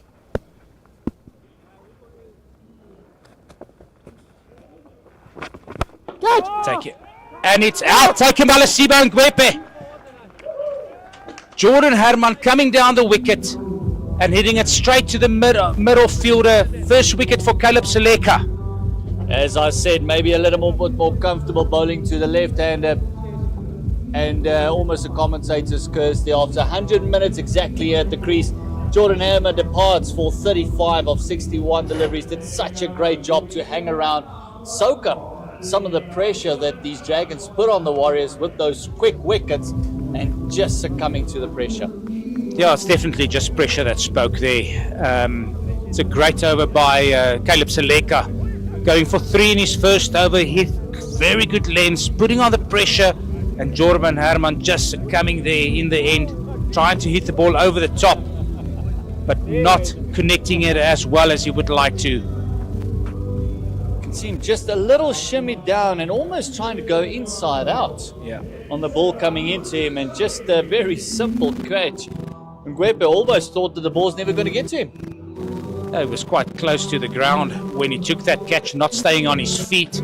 But as he hit it, Jordan Herman actually knew, I'm in trouble here. He actually failed himself after doing all the hard work. With a new batter coming to the crease at number 6 for the Dafabet Warriors, being Seniran Mutasamy. Of course, the international cricketer did so well for the Proteas. Recently made his ODI debut as well, after playing, if I'm not mistaken, 2 tests for the Proteas. One being last year, his most recent one. Mutasamy, captain, joining Patrick Kruger. Yeah, he's made his debut. A bit of a homecoming for him, playing in Potch. Oh, we actually miss him here a little bit. He was one of our club's pros. Did such a good job with the young students here, working with the spinners. Just being a good pro to a club cricketer, you know, is always a good thing, and that's just, he's a good, honest cricketer, Gert. And we know by his numbers, you know, he will make sure that he gets himself in, try and dab the ball a little bit, get himself off strike, make sure that the next thing that he and Patrick Kruger does is getting a partnership going again as soon as possible. It's going to be the key for them now, is having these two stick around together, because it is becoming very dangerous signs for the Warriors. Short delivery by Tsanwani. First one is bowled today, actually, and cut well by Patrick Kruger. Well fielded on the sweeper boundary there by Ruben Herman. Yeah, 2 brothers playing against one another again today. That's such a good SA20, did both of them. Yeah, especially the game they played against one another. Both of them not going to be undone by the other. Very proud father. We all remember that photo with the shirt cut in half. Yeah, it's a good family. And both shirt numbers, as the production just reminded me as well. That was a very special moment. How proud must their dad be?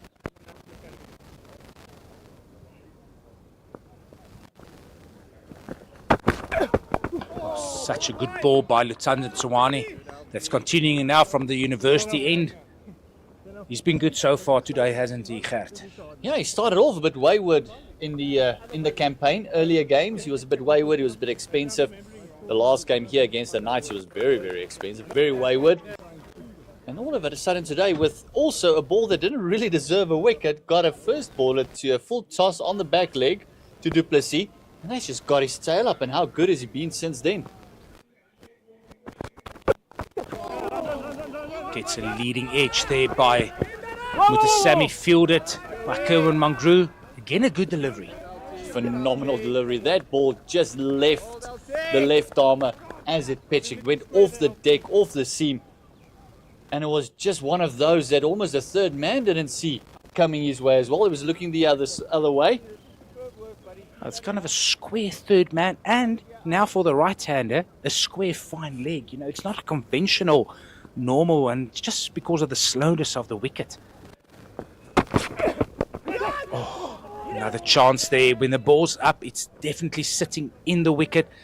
What I do like about Lutando Tsanwani so far, he's been bowling the ball into the wicket. He's not floating it. He's trying to let the ball go, hitting that hard length, and asking the right questions. He's making the batter play number 1, and also he's dragging them on that front foot, but not giving him anything to drive at the bounce. It's on the up the whole time, and that's just where the ball just sits up, that 5-meter mark. Just makes it very hard technically to keep the ball down. Just a bit of a pause there in his run-up. Tsanwani now bowling his 5th ball of his 7th over.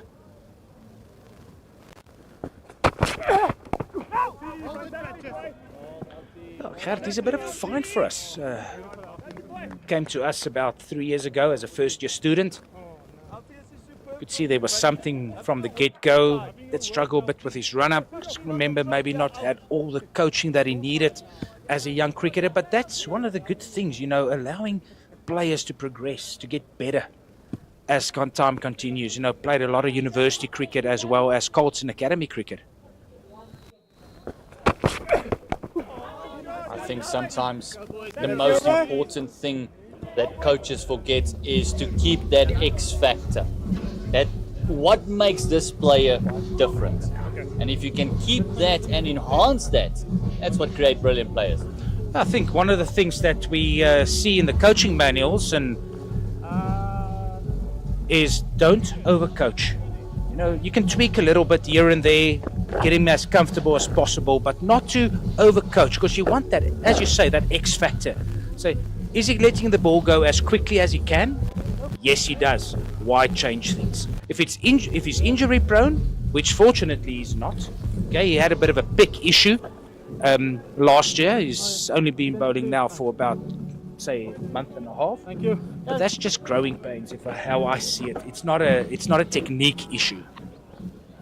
And sometimes, like you mentioned, if he didn't have the coaching that he would have, he didn't know what strengthening and conditioning to do in his action and how to get stronger and better. But this man has been bowling brilliantly throughout the campaign. Bit of a full toss there by Caleb Seleka. That's sometimes something that we get used to by leg spinners. Still a very difficult craft to master. Caleb Seleka only being 22, you know, he will grow after spending a year with the SA emerging team. Having a good series up in Zimbabwe last year. Oh, nice boy. And he's been a bit of a find as well, because, I mean, he's a young man that can still put in the long yards. He's been bowling brilliantly. And he picks up wickets. That's what you want your leg spinner to do, is pick up wickets. Not necessarily keep the runs down, but make sure he picks up wickets. Short at that time by Caleb Seleka. Good. Well backed up there by good fielding at the deep backward point area. It looks like Go, boy. Matthew Kleinveld.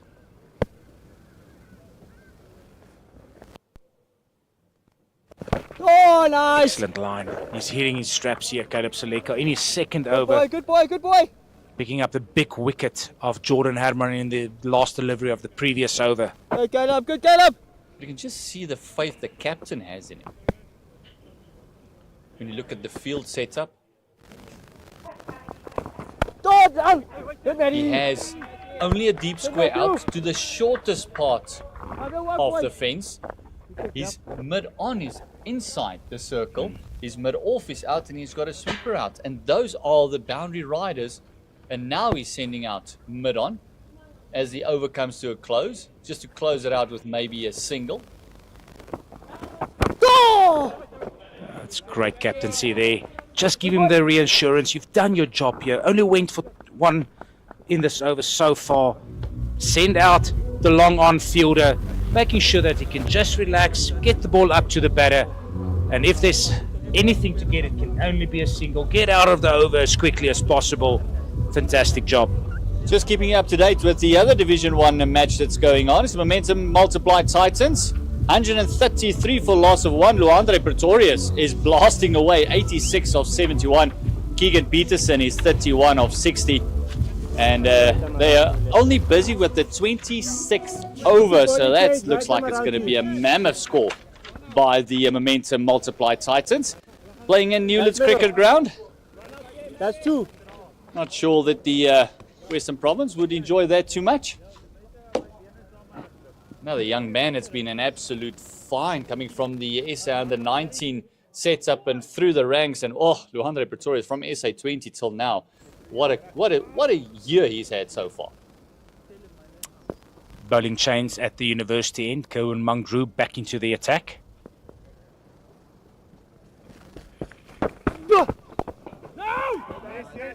Starts off with a, again, hard length.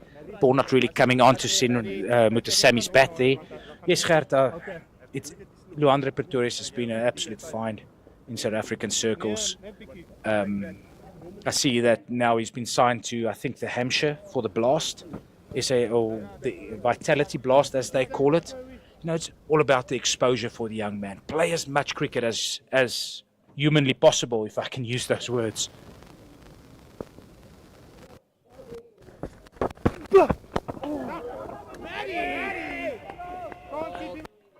Yeah, play as much cricket as you possibly can on different surfaces. I think that's the most important thing that most players miss out on. Is it's easy to play there. There's another Division 1 game on as well. Dion Forrester has just joined Dominic Hendricks as the Knights is visiting Boerland Park, Gold Rush Boerland. It is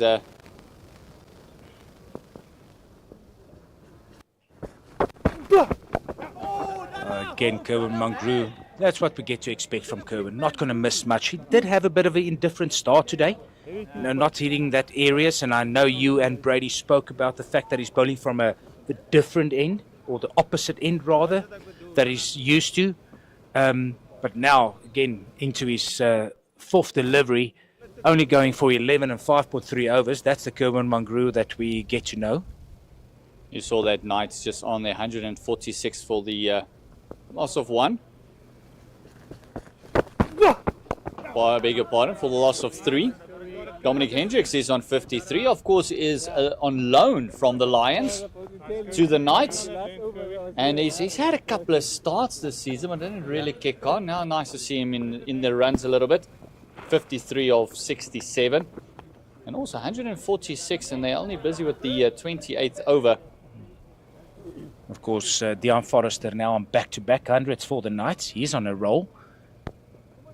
Very good cricketer, very good all-round cricketer. Also had an excellent emerging team tour last year to Zimbabwe. Better with that time from Kerwin Mangru, allowing the arms of Mutasamy to free a little bit, hitting the ball to the sweeper. It's fumbled by Caleb Seleka, but still just only the single.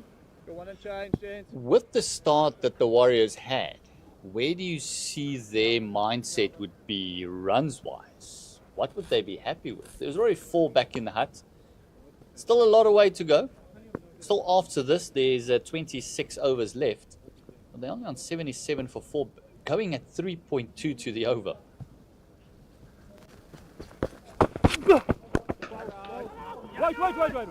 Gert, I do have a tendency to call scores when I see something. I think from here on in, barring the amount of wickets lost in, let's say, the quiet period up until over 35 to 40, if they can get a partnership going, yeah, I still think 260 is a good score. Okay? Yeah, the wicket is playing a bit slow, but depending on the amount of dew, and it's still doing heavily in Potch, and we know when dew hits this wicket, it does tend to get better. I think this wicket will get better as we continue. But yeah, 260 is a good score. It will be a hard chase for the Dragons at 260 score. I think they'll be happy between 240, from 240 onwards, depending on wickets in hand. With Caleb Seleka now continuing from the city end. He started so well.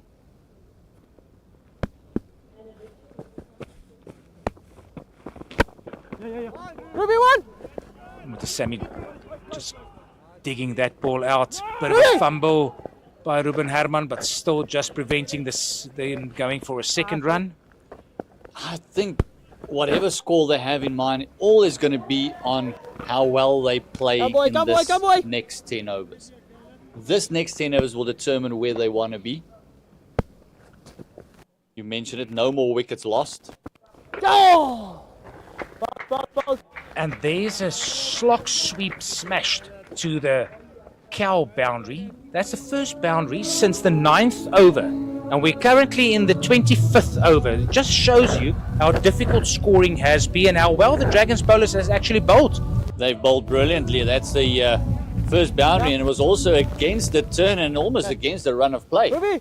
That was scored. Patrick Kruger not hanging around, dropping down to the knee and slapping it through mid-wicket.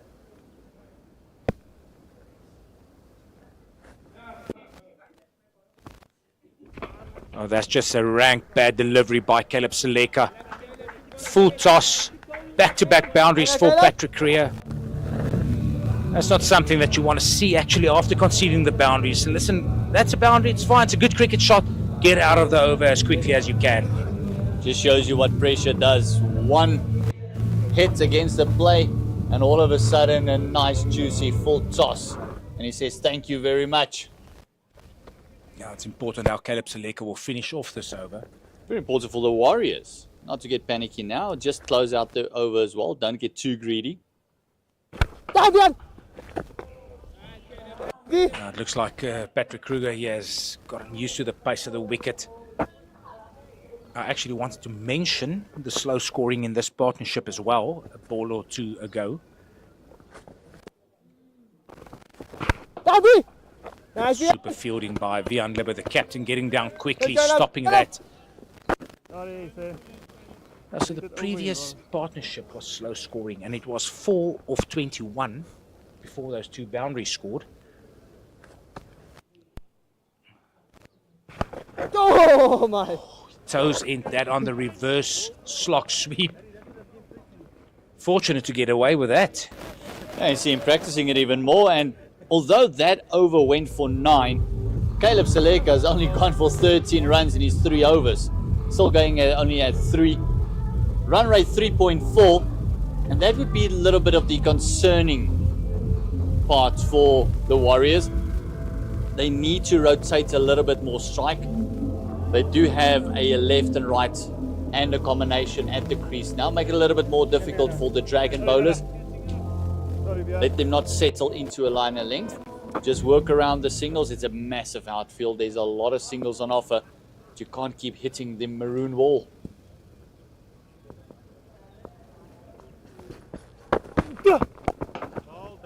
Kevin Mangru, excellent length that he's still hitting in his 7th over for that matter.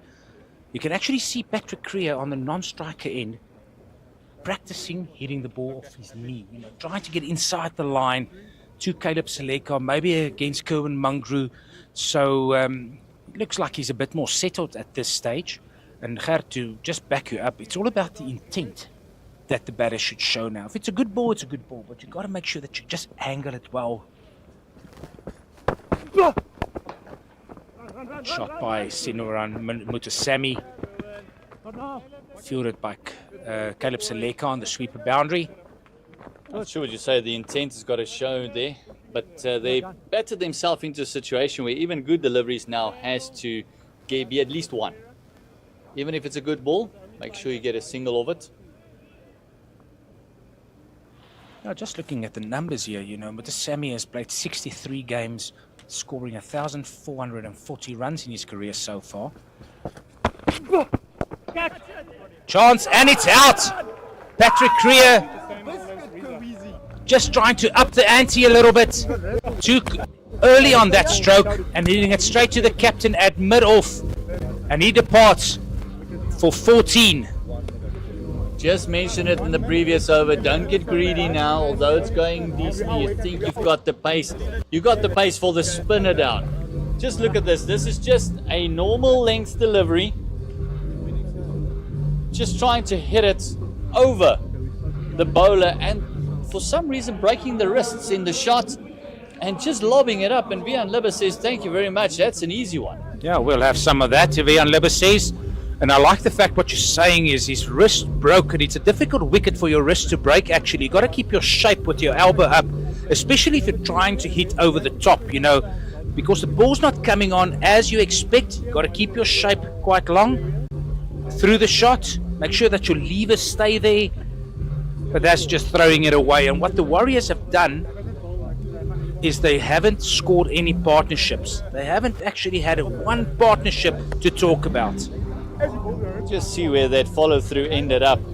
That did not look pretty whatsoever. Look at the scorecard thus far.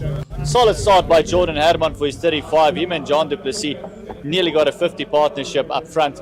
And then a bit of a collapse. Breetska only 6.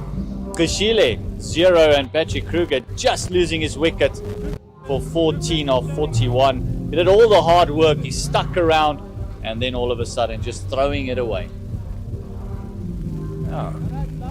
Mutasamy now joined by Andile Mokhakane, or Ace as he is affectionately known in the cricketing circles. There you can have a look at the bowling figures of the NWU Dragons. Kerwin Mangru, 6.3 overs, 1 maiden, 1 for 13. Duan Janssen on the expensive side, going at 7.5 to the over. Lutando Tanwani, first game in Potchefstroom, third game for the Dragons, picking up 1 for 18 in 7 overs. Great economy. Ruan de Swart, 2 for 10. He's been excellent. And Caleb Seleka starting off well, 1 for 13 off 3. Extras 12, and that was in everything in the initial power play, Gert. Now the man bowling now that just picked up the wicket. Kerwin Mangru again amongst the wickets. Just see the wicket here again. It's just interesting where the bat ended up. If you see the shot, it's almost like he wanted to play a flick shot through the covers. Yeah, it's just how quickly his hands broke through that, you know. He tried to, we know Patrick Kruger as a hard hitter, of a smasher of the cricket ball, but it's just, maybe his weight was back a little bit, didn't get over the delivery as he should have, and then hands just took over, and unfortunately just hitting it straight to the middle fielder. Again, another chance. Oh, and it's dropped by the captain. It was such a hard chance. He made good ground there. And again, another batter hat. Early on the shot. And that would have been big trouble if that was taken for the Dafabet Warriors. That would have been absolute disastrous. Look at the side-on view there. You can actually just see how far he actually reached for that one. Look at, again, where the bat finishes up. And oh my word, it's tough to say. It is a chance gonna begging, but a tough chance. Yeah, it's difficult to say half chance, you know. But again, the bat just turning in the hands. Mangru again. Well bowled, excellent over there by Kerwin Mangru. His figures now 1 for 15 in 7, going at just past 2s at an economy rate that any captain would like to see. But Gert, so here's my question to you. So we've had 2 or 3 dismissals that went straight to either catching cover or to the mid-off or mid-on fielder. So what's the message that the batter that goes out will give to the in batter that's coming in? Well, it's not just a message that I think he can give. I think if they've been looking at the way the pitch plays, they got to realize they got to give themselves that extra second to let the ball come to them instead of actually going out to the ball. Let the ball come to you, play it underneath the ice, play it into the deck.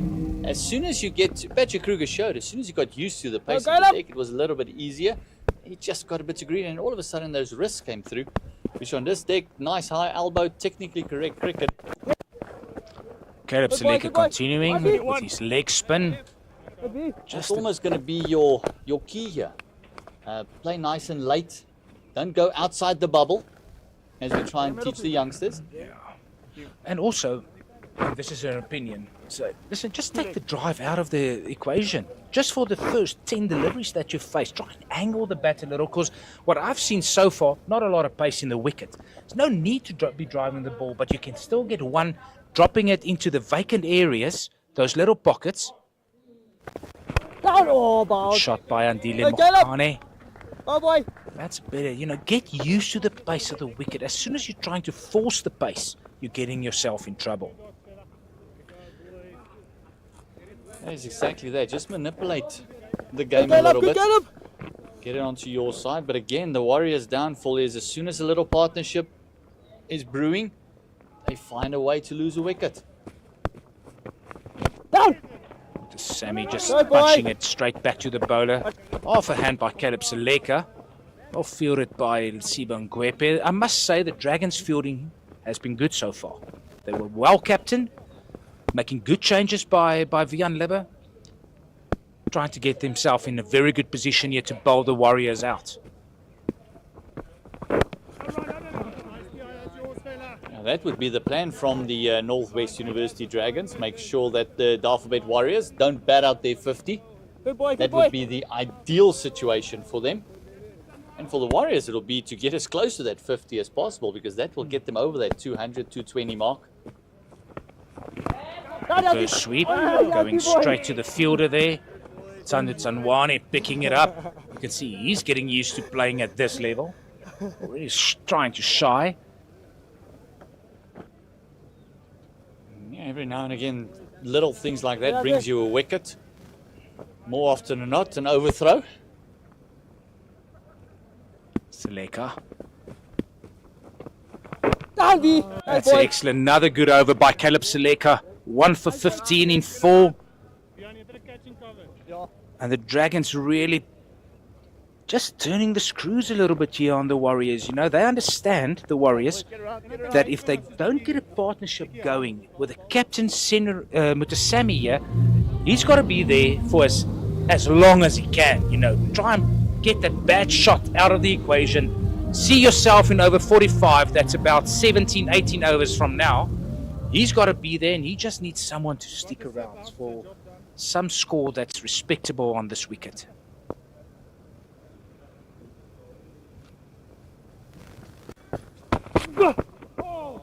That's the important aspect in this context, is he needs someone to stick around with him. And him as captain now has got to trust in the ability of the incoming batter as well. Him and Mokokane has got to have the conversation, say, listen, it's only the 28th over now. Let's try and at least be here by the 40th. And then you break it down into little victories. Let's go to 30. We'll keep you updated on the other Division 1 scores after this delivery. Another good delivery by Kerwin Mungru. The other Division 1 at Newlands. It is Luandre Pretorius who's just brought up another 100. It's 109 of 87. Keegan Peterson is just assisting him. 36 of 68. Momentum multiplied Titans is 162 for the loss of 1, and they are only busy with the 30th. They can double it up from there. Oh my word, Western Province is looking for a big chase. And still got the likes of Devil Brevis to come in as well. Neil Brandt. Yeah. a lot There's of a lot of firepower on that Titans. They haven't been doing so well. They haven't won a game. They had one rained out. But at some stage, that batting attack will have to come good with that quality that they have. We actually saw them come good against the Lions, but just falling short with that 100 or rather, from a Devil Brevis. But just falling short a couple of runs. That was a phenomenal game. The Yuxkay Derby. Good game in the end. Pulled by Mokokane. Kerwin Mungru only going for singles. Again, those two boundaries feels like ages ago now all of a sudden. Yeah, now you look at it, it's 3 dots and a 1. Busy with his 8th over. Only conceding 16 runs. And you know he's going to have 2 left in the back end as well. Or maybe they'll just tighten the screws and let him bowl through, because they're not scoring any runs of him. Yeah, I think the options of Jan Lebbe is the crucial thing here. If you look at Kerwin Mungru bowling his 8th now.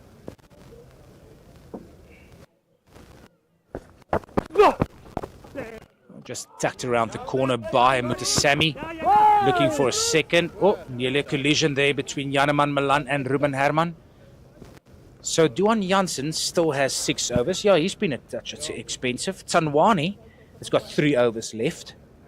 The Swart only bowled 5. Okay. Seleka has bowled 4, and they still have the part-timer in Kleinveld that can also turn it a bit. And has got a bit of a golden arm. You can take wickets, and then you also got Ngwepe as well in your arsenal as well, if you really want to close it out with spin. But I feel that after Mangaru's finished here, that Janssen will probably come back. There's a lot more protection for him now. He was the one that was a bit expensive. Bowled a lot of extras, bowled a lot of wides. The swing, he just couldn't get the swing under control because he was swinging it about a foot. So he was swinging it at miles. So just not able to get it under control. So you feel that Mangaru might get a rest now, and that it will be a change from this. And we'll have to wait and see with Caleb Seleka also beginning his 5th. So no need for a double change, but a change needed. I'm going to make a call here. I reckon that part-time golden arm Kleinveld is going to come on, and I'll tell you in a second why after this delivery. Caleb Seleka continuing from the city end.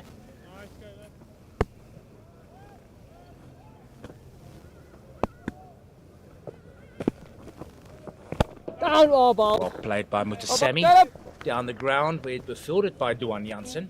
So I reckon the reason why I would look for the off spinner, Jan Libbe is not going to bowl himself. Looks like he's still struggling a little bit with that shoulder injury that he got in the SA20. Is Mohokani just came to the wicket.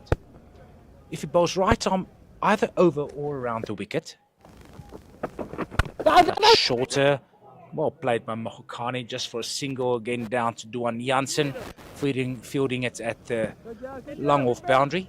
So Mohokani will be hitting towards a massive boundary. Mutasami, left-hander, will have to take a chance to hit it to the short boundary or try and hit it over extra cover airborne. So maybe that's not the worst option for Jan Libbe at this stage.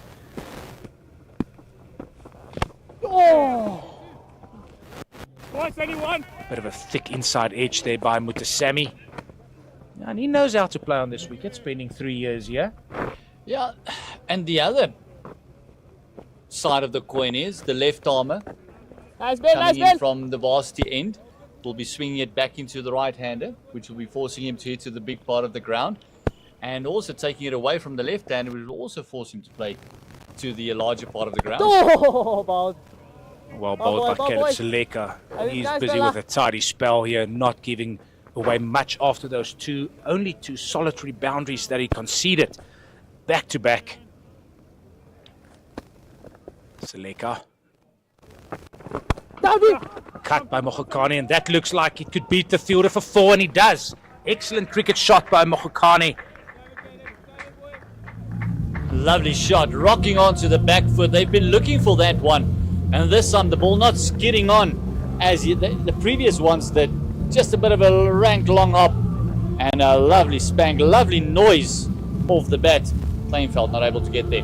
Yeah, he actually missed 2 areas there. He missed in length and he missed in the line. You know, that it could be that length. You just got to make sure that you hit wickets, and that's what I like to see about spinners, is make sure that you hit the wicket as much as possible. Oh. Oh, he's timing it so well now. He's Mohokani. A lot of pressure eased after that boundary that he hit. Still, the rate is only at 3.5. That's 29 overs bowled, 101 for 5. Yeah, the 100 are coming up with that boundary that came up, and it's Andile Mohokani. 10 runs of 13. He's striking well after he nearly gave his wicket away the very first ball when he was dropped by a Libbe, a flying Jan Libbe should be said. And looks like we were both wrong. It's going to be this one coming into the attack. Yeah, I'm sorry, Gert. Maybe I got distracted by the smell of the boerewors coming from around here. Someone's braaiing, and it's actually, it's not, it should not be like that. You know, if you're going to braai, share. Ruan de Swart coming back. His figures, 2 for 10 in 5.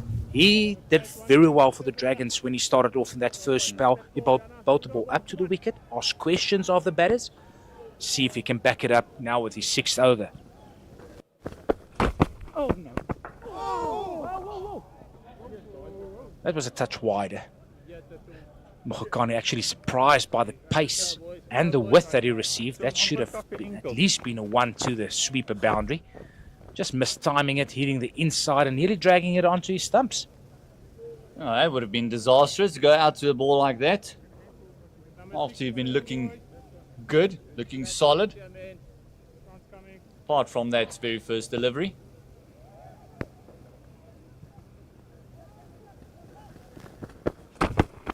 That's a better delivery by de Swart. Actually bowling that ball into the wicket. Looks like more effort, more intent in his action. First one just looked like a proper loosener after taking a break. He's been doing an excellent job for the NWU Dragons so far. And again, if you can hit that area, the mid-off fielder will still be in play. If you're going to be driving, you've got to make sure that you get your weight over it to hit it a touch later than you're expecting to.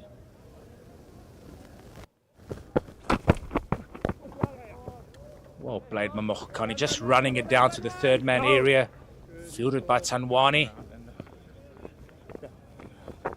And this season he hasn't had much of a bat against the Dolphins and against the Knights. His bowling went 0 for 19 and he picked up a 4-fer against the Dolphins.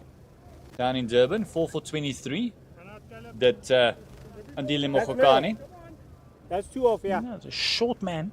Skids the ball on when he's bowling. He was a handful against the Dolphins. He bowled really well. The Swart now to Mutasami.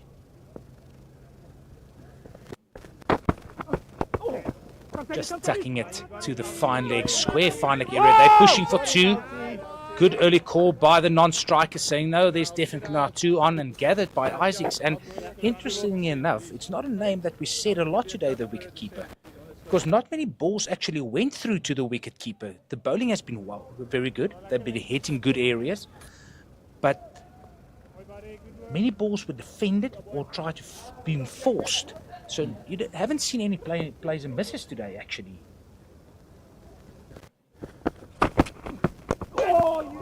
Getting a good drive by Mogokane. Yeah, he's almost been the quiet part of the fielding side today. Not a lot to do. Although the bowler's been bowling well. Tahir Isaac coming back into the team at the expense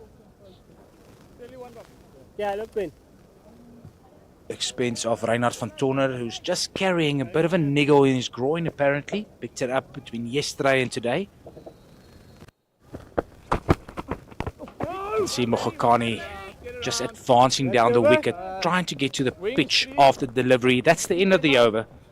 Rowan de Swart only conceding 2 runs in that over, with figures of 2 for 12 and 6 with a maiden that is bowled, and only conceding 1 boundary. Yeah, fantastic by the bowlers at the moment, as we see a double change with Seleka being taken off and Duan Jansen changing ends.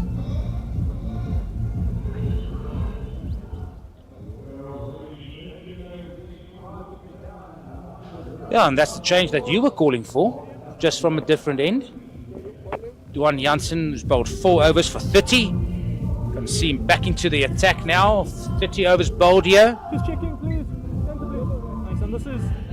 Yeah, the lengths he was bowling, that's why I'm very surprised to see him bowling from that end. It brings the short boundary into play for him. Even the cut now becomes an option for Mutusami.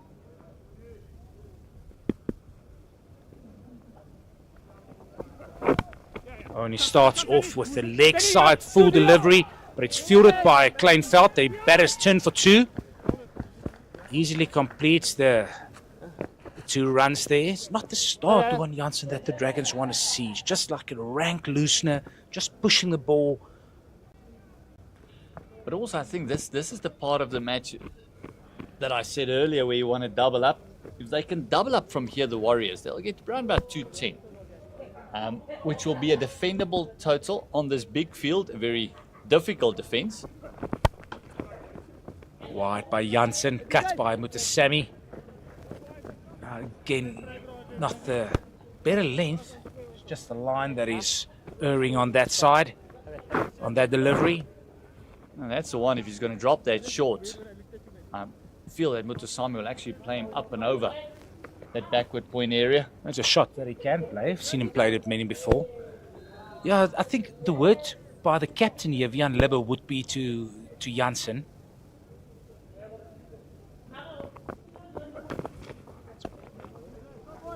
Is just make sure that you're going to have 2 overs, possibly 3. Get us a wicket. That's the thing. Break this partnership. It's not a heavy partnership in the context of the game. It's not hurting us. But we need 6 down as quickly as possible, because they still have Bayer Swanepoel to come, who we know is not a muck with a bat. He can play. He's a proper cricketer. But let's see how quickly we can get King and the rest of the tail in. Yeah. Again, a bit of width by Jansen. That's just what they need. It's so difficult to get in on this pitch. And that's the thing that I think that Libba would be hoping for. As soon as a new batter comes in, we can see everyone's strike rates is way down in the beginning of the innings, and then it gradually picks up. The moment Mutusami, who knows the conditions, has been around for 3 years, still going only at around about 60%. That's a better ball by Jansen. More, it looks like he is actually trying to hit off stump there. No, Mutasami will definitely try and run you. He'll try and run you. Either get the ball down to third man or hit sweeper. There's a big open vacant pocket just in front where cover position is. You know, that's the area that he wants to exploit because he's such a strong offside player.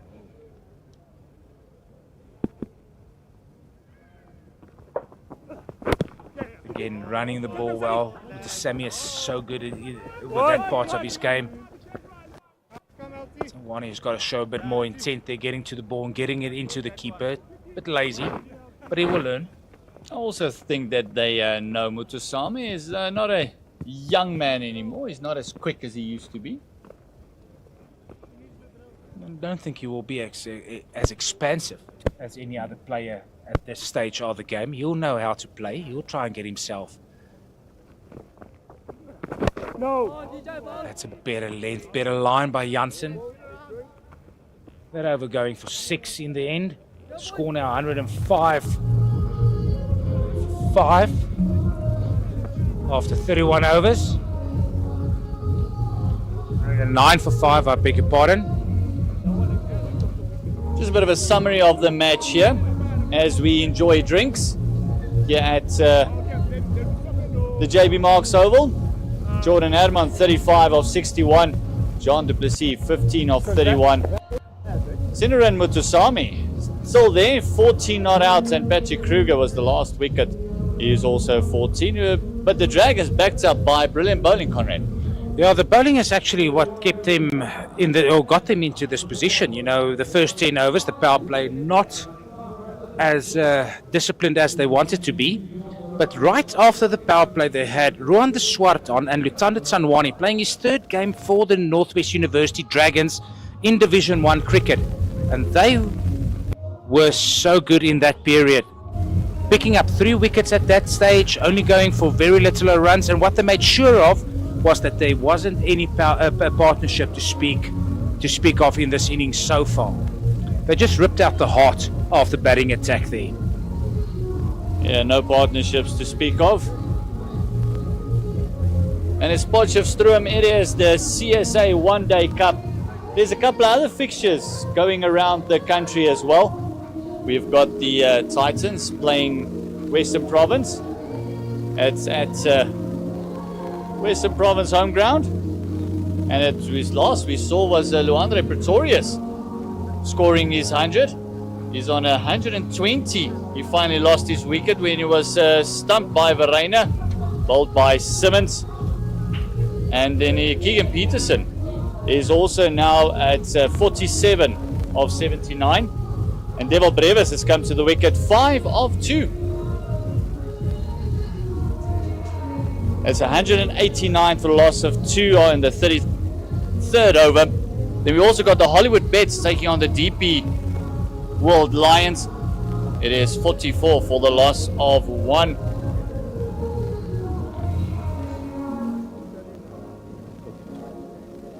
It looks like it's a game that's going to be only 43 overs long. So they started a little bit late. Could be a rain delay. It's the DP World Lions. Zubair Hamza, 17 of 29. They're 47 for 1. And Wandile Makwetu is there 24. Then also the Knights are taking on the Gold Rush Boland. The Knights 172 for the loss of 6. They're losing 3 quick wickets. Aaron Pangiso and Sef Fledermaus is at the crease now. 172 for the loss of 6 in the 38th over. There's also a couple of Division 2 games going on. And we'll just run through the fixtures. We'll go through the scores a bit later. It's the Mpumalanga Rhinos hosting Eastern Storm. The CSA Emerging playing at home there by Tuks against the Garden Route Badgers. Eastern Cape Nyati taking on the Tuskers. And the Limpopo Impalas hosting the Northern Cape Heat. We've got 19 overs to go in Potchefstroom in the innings of the Dafabet Warriors. The swat continuing from the university end. It's well played by Mutasami. And as you said earlier, Gert, it's just getting used to the pace of the wicket. As soon as you get used to it, you can actually feel that you're progressing in your innings. You know, you're building on something. But as soon as you get that soft dismissal, breaking the partnership, you know, the new batter will have difficulty getting in, as we've seen so far in this innings.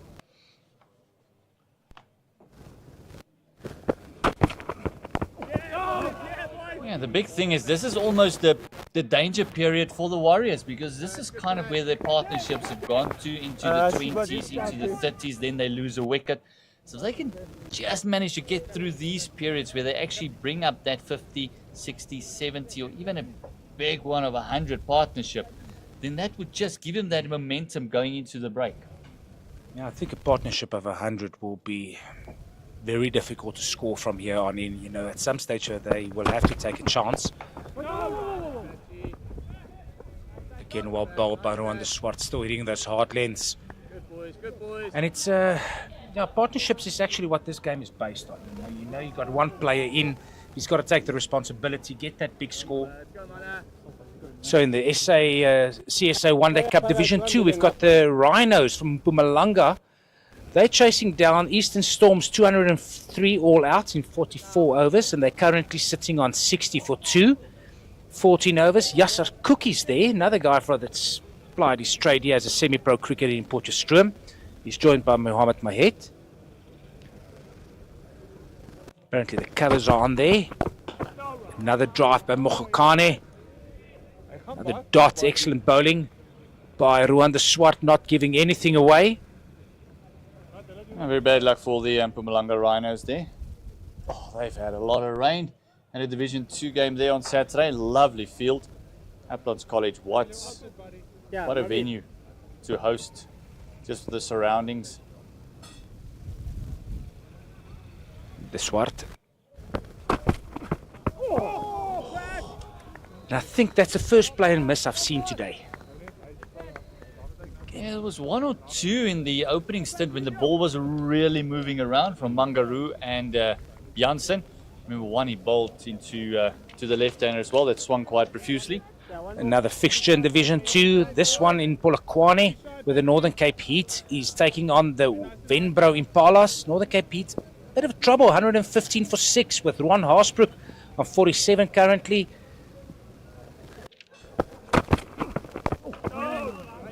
If I'm not mistaken, that's also a rain-reduced game. Rain-reduced game there as well. A lot of rain falling in the northern parts of the country. We had a lot of rain last week in Potchefstroom, Gert. I'm not sure up in the Vaal where you are, how much rain you guys had. Yeah, that unfortunately has been so much in the, not just the Vaal, but the whole Gauteng region, where the CGL board actually, for the safety of the players, decided to call all club games. So we had no games to play. The SA emerging side is chasing down the Garden Route Badgers, 258 that they put up. Currently Steve Stork is there, 16 of 13. They are 91 for the loss of 3. Going at a decent clip, but those 3 wickets are going to hurt them, playing at their home ground in Tuks. Still searching for their first win is the CSA emerging side. No, it's a good thing that they're playing in this Division 2 cricket. You know, I think they won it last year against the Knights in Bloemfontein. No! Oh, there's a chance on the non-striker's end. Janeman Malan making good ground. And it's Duan Janssen continuing now in his 6th over. Now, just coming back to the emerging side, Gert, I think it's important for those youngsters. You know, still some of them at school, maybe first, second years at university, or just plying their trade at academy level, to play at that level. You know, they got to get into senior cricket as quickly as possible and preparing for the World Cup next year that's hosted in Zimbabwe and Namibia, if I'm not mistaken. Again, quick hands by Mutasamy, trying to knock the ball down to the third man area or even beating point, but finding the fielder there, who is Janeman Malan. Yeah, it's also important to note that it's players like Steve Stork as well, who's just had not a chance to cement his place in the Titans side with that star-studded side. Make sure he plays as much competitive cricket as he possibly can. There's a couple of other youngsters still part of that under-19 squad as well, making sure that they get some cricket under the belt. And also playing competitive cricket. I mean, they are used to playing maybe a couple of games a season. Now all of a sudden playing every other day, 2-3 a week. It's good for them that they are playing in this competition. I think it's a good initiative by Cricket South Africa, allowing them to play there. Shorter by Duan Jansen, just knocked to the deep point area, fielded by Caleb Seleka. Score now on Nelson for 5, busy with the 33rd over. Yeah, the partnership has grown a little bit as well. That's 24 of 44. Gert, I just think that out of school, our cricketers aren't playing enough cricket. You know, there's a bit of academy cricket, and I understand budgets are a problem. That will always be an issue. Wide down the leg side. Oh, it's a no ball by Duan Jansen. Foot fault by him, resulting in a free hit here. I think Mogagane will waiting for something like this. So yeah, it's these young men, they got to have them playing more cricket. You know, academy cricket is basically played in winter. That period, pre-season, that's when they have the time. College cricket in season, but every province is only playing 4 games, you know. So it's not a lot of cricket. And if money one day allows, is to have a proper league for like B sides in all divisions.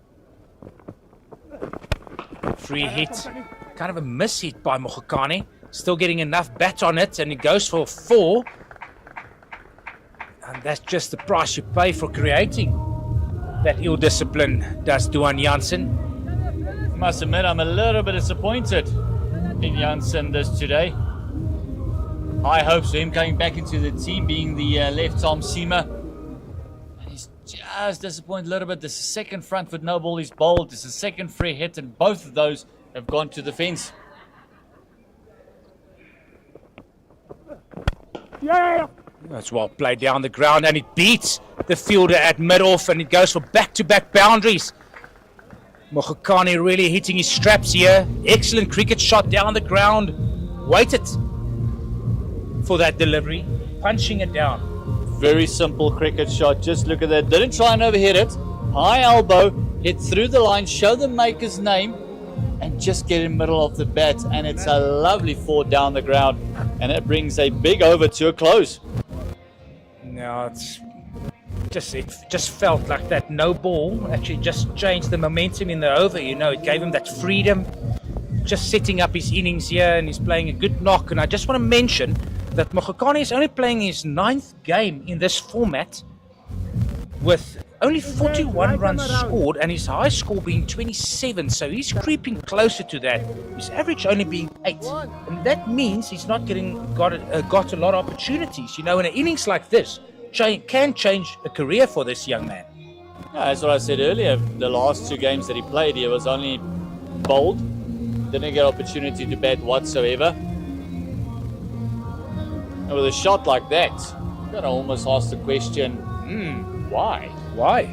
So, Gert, I'm pretty sure you commentated last year when South Africa Emerging were playing against Sri Lanka a year in Potchefstroom, and he played there. He played 2 games. I think he batted at 3 or 4. So he can bat. Why is he batting at 7th down at this stage? It would be interesting to know that. That was kind of the discussion we had as we see Kleinveld coming into the attack. It's almost the discussion we had because of where he bats for his franchise. And then all of a sudden being promoted up the order when he got his opportunity. He looked the part though. Didn't score a lot of runs, but he looked the part. But it was also where we saw Du Plessis coming into the fold as well. Oh, he goes back there to a very full delivery. Maybe got caught a bit with the amount of flight given by Kleinveld. It's not going quickly through the air. It's very, very slow that he's delivering the ball.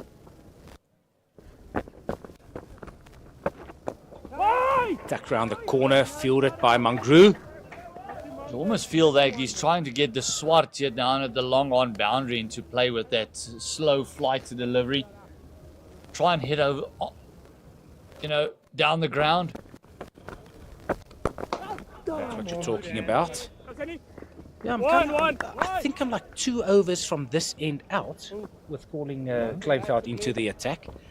You know, he's a man with a golden arm. He's been very successful for the Dragons in the absence of Vian Libber's arm so far in this competition.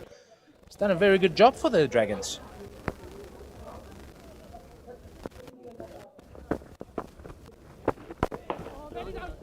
Oh, and he's very naughty there, misfielding that. He's 36 years old, so let's give that to him. No, not getting down as quickly as when he was 26, but still, your best fielder when you're bowling spin is the spinner himself. Through the air, and that's excellent shot by Mokhokani. Hitting the ball over the middle fielder for 4. Keeping his shape through the shot much better this time. Just showing the maker's name, elbow nice and high. And that takes the score to 127 for 5 after 34 overs. And in saying that, Gert, I've got to do quick duty, but I am replaced by the competent Brady Barnes. Brady comes in as the Warriors are just picking up a little bit of pace. 127 for a loss of 5 after 34. The run rate has gone up a tad as well. They're reaching for that 4 runs to the over. Caleb Seleka replacing Duan Janssen. Welcome back, Brady. Beautiful to be back next to you, Gert, I'm not going to lie. Oh, he starts off with a Y. That's a rarity for Caleb. Yeah, he's bowled really well so far. Got a big wicket. Came into the attack, got the big wicket for Caleb, the NWU Dragons. bow boy. But yeah, looks like this partnership is starting to build slightly. Come here, boys.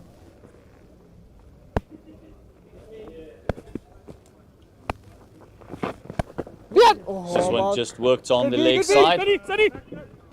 Bit of a fake chase, a chance. Oh, just went to the wrong end. You went to the bowler. It might have been interesting. Yeah, I was in the game if you went to the bowler's end there. But in saying that, what do you think they'll get to here, Gert? It was a discussion that we were pondering as well. Oh, this is brilliantly played. Caleb Seleka just staying in line. Almost every ball in this over thus far. And this one just tapped around the corner. Yeah, beautiful little lap that Sen Mutusami played there. Yeah, looks like this partnership is obviously building so a good one as we see the replay here. Caleb Seleka just training line and has just been swept and beat the big Cohen Mungra at short 45. You could just see that Mutusami knew that was going to the fence. Just brilliant cricket. Any coach's manual, 5s and 7s. 5s and 7s. But getting back to your question, score, I think the Warriors will be happy if they can get up to that 220 mark. I think that will let them feel they got something to bowl at. Yeah. Down.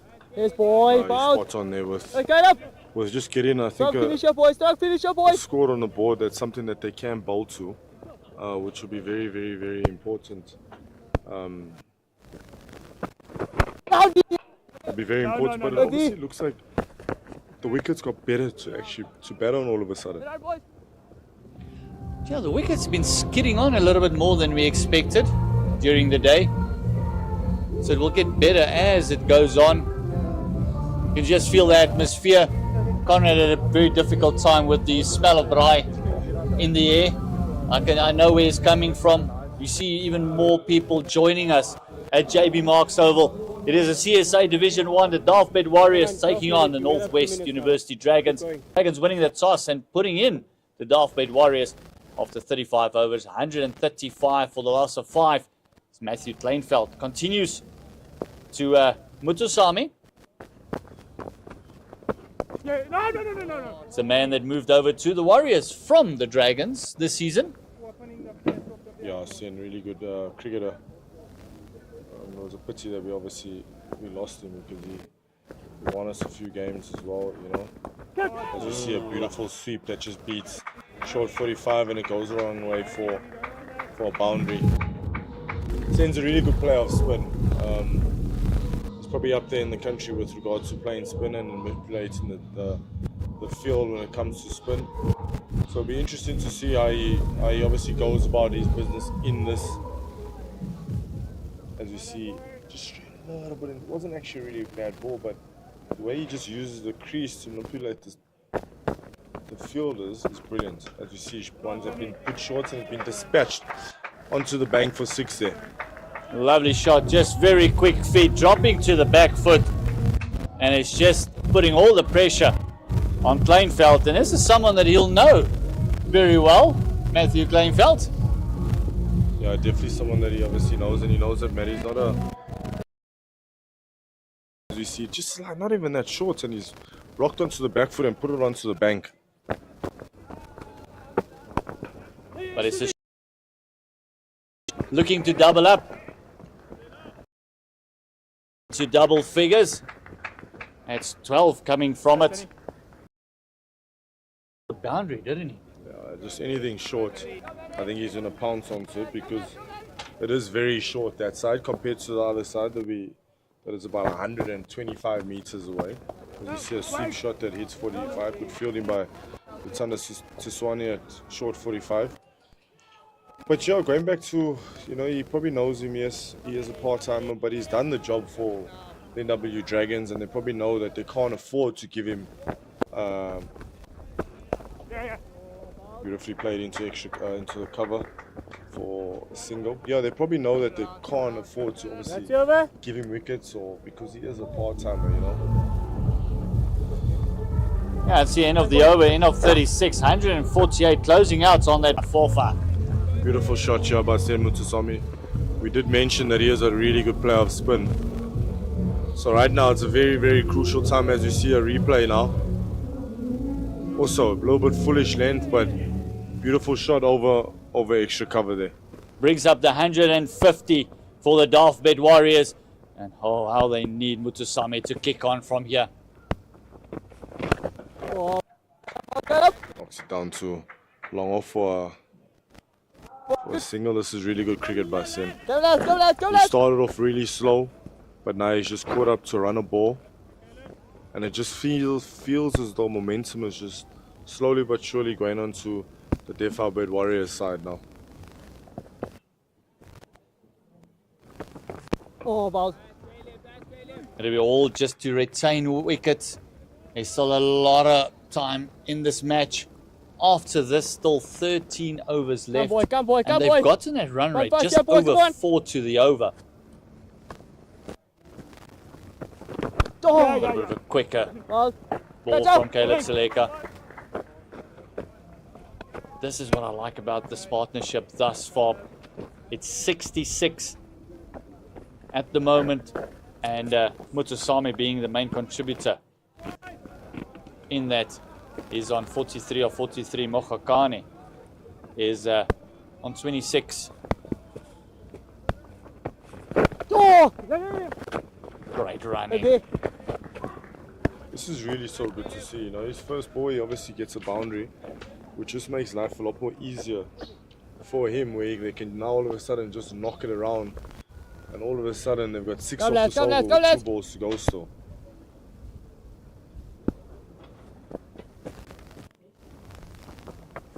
Oh, balls. Nice boy. If they can get 6 to the over from here, as we see the end of the 37th over, it is 155 for the loss of 5. They can get 6 to the over, basically a runner ball from will get onto that total, and then you get to that 120, 135, 130 mark where you want to be in that gap, but it also gives him the opportunity to launch at the end. No, spot on there, guys. I think you've been very timid by saying getting them to about 220, 230. I think if this platform is still there, come over 45, I think they can maybe mark. As you see the 8 4, 1 for 17 in 8. Duan Janssen 0 for 46 in 6. Lutanda Siswane 1 for 18 in 7. He bowled beautifully. Rwanda Swartz also 2 for 13, which those two guys brought them back straight back into this game with big wickets as well. And Lutendo Tonwane is back into the attack now. Young man picked up a wicket with his very first delivery. Bit of a fortunate one, a nice full toss on the back leg. Easy decision for the umpire. He's into Mutusami, who's just happy to knock it about. Really get this right-left combination to work for them. Yeah, it's been spot on here with this right. It just feels as though the NWU Dragons have just lost a little bit of their lines because of this left-right combination. You know, you obviously can't settle into one batter. It's very important as well when you're obviously outside of the power play where the field is pretty spread that you can knock the ball around as well. Beautifully bowled by him. He's just one of those bowlers that after that very first one, he kind of has not missed his length. Busy with his 8th, only going for 19 runs. Great bowling by the young man. He was a bit wayward when they hosted the Knights here. But after that, he's kind of hit his straps. Yeah, he's hit his straps nicely today. I thought he bowled really well in Cape Town as well. Bit of a slow ball that's been slapped through extra cover for a boundary there by Mokokane. Mokokane absolutely hammering that through the covers. There was a bit of a grunt there to maybe put him off, but that's only encouraged him to absolutely slap him through covers where Vian Liver had no chance of stopping that. Yeah, there's no chance of him stopping it there, but it just feels as though to me this wicket is just getting better and better. Yeah, looked like a slow ball there that obviously just missed in line and length there, and he just jumped onto that. Beautifully bowled. Yeah, that previous ball just sat up and you can just pick the gap. And with only the third man and the sweeper on the fence, you really had no chance. Yeah, no chance at all there. He hit that really sweetly. But I just feel that this ball that he just bowled right now, I think he can settle into that line and that length, which is a bit of a bad length, and it's very hard to always put away now.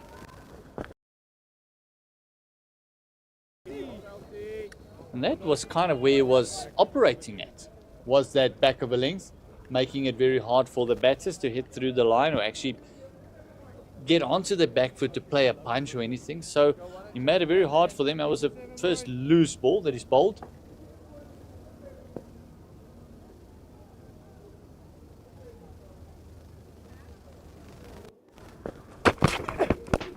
On the back of a length that bounces just short of Rwanda Swart. The Swart's a good fielding by Rwanda Swart there. No, he's a very, very good fielder, very safe pair of hands. Did actually well to stop that because there's nothing more frustrating than the ball actually bouncing just in front of you, so you never know where it's going to go. Yeah, he definitely don't know where it is because he actually started to think, should I go for the catch? If I do and I pull the handbrake, it might just bounce up and hit me in the face. But fortunate for him, he got a good hand, well, good two hands on the ball there. 160 for the loss of 5. Caleb Seleka continuing with his 8th over. This partnership has grown to 73 of 78. It is Mutosame 45 of 45 and Andile Mokokane doing a fantastic job, 30 of 42. It is exactly what we were calling for. Saying that this is what the Warriors need. They need a big one. They need this one to carry on to over that 3-figure mark and then take them to that 45th over.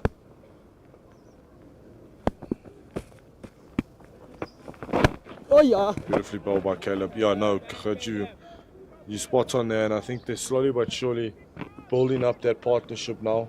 I think the next 5 overs is going to be very, very important for the Dafabet Warriors with these two guys. Oh! You see another one just works around the corner. But it's exactly what Mutusami said at the toss as well, that they've played good cricket in parts, but not for long enough. So they play good cricket, then something happens, and that is a critical part in this Division 1 is Go boys, go partnerships boys. is going to be key. Bowling and batting.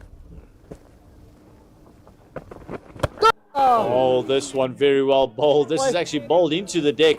It's just a little bit of tennis ball bounce there, right? Yeah, a bit of bounce that he obviously got, which was really rare from Caleb. But as you see the replay here, oh, good turn and bounce that. Down! And I'm pretty sure that was good fielding there by Caleb Seleka. And I'm very sure that Sen being out there is obviously going to like the look of that as well. If he does see that a little bit of purchase in the wicket, and if there is any purchase in the wicket, he'll definitely exploit it.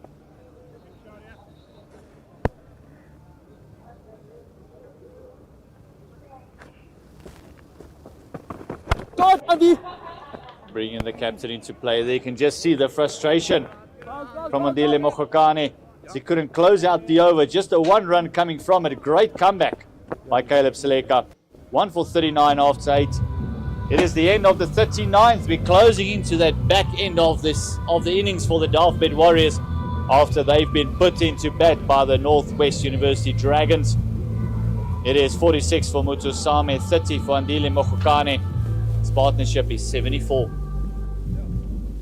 And Braids, one thing about Potch that you've got to love is always some atmosphere. It's always people coming out to watch, always a braai going somewhere, 1 or 2 cooler boxes. See Tutane into Sen Mutusame with an absolute peel of a ball there that just misses the outside edge there. I mentioned cooler boxes and look what he brings up. An absolute jaffa. Just look at this. Just a steady run in. And that just kept its line. Didn't come in with the angle. Beautifully bowled by the young lad. He's bowled really, really lovely today.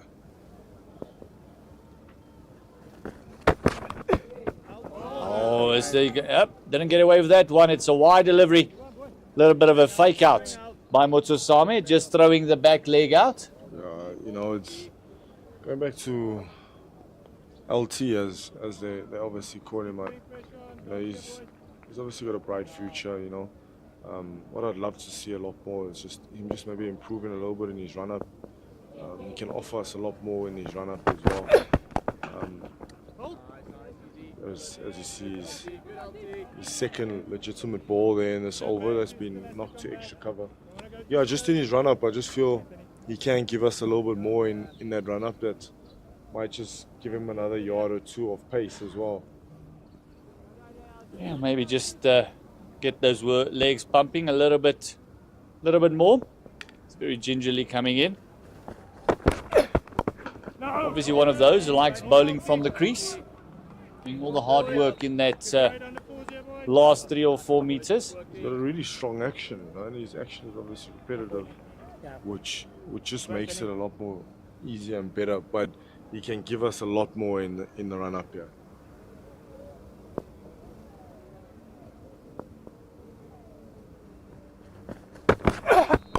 Room given. This one is sliced up in the air. It's going to fall into no man's land. In between 3 players. Mutusame feeling a bit of the pressure of the dots just building up. Trying to give himself a bit of room and just splicing it up and slicing it up into the air. Yeah, it just seems as though, they've obviously dotted up from the previous over and you could see Mokokane's frustration, and all of a sudden Sen is dotting up on that end. You just sense that something is going to happen here. Big appeal, but it's going down, way down leg side. Umpire call. Looks like it will be leg buys. Yes, it is. Mutusame must feel that he missed out on his 50 there. It was down on his hips. When is the right time to have a go? I think the way they're going now, they've lifted it over. They've lifted it over the 4 to the over. They want to get as close to that 50 over as possible. I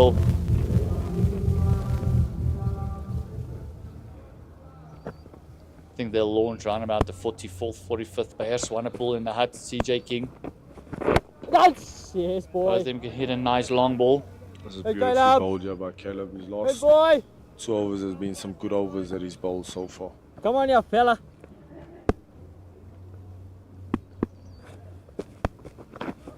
Give himself some room, going inside out.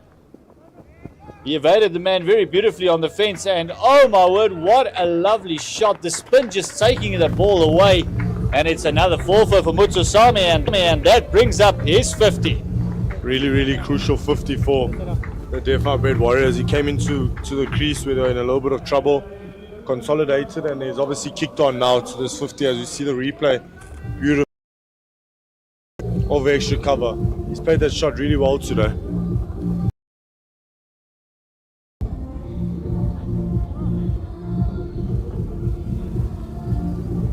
Yeah, it's, like I was saying, it's just a matter of when is the right time to obviously launch and to have a dip.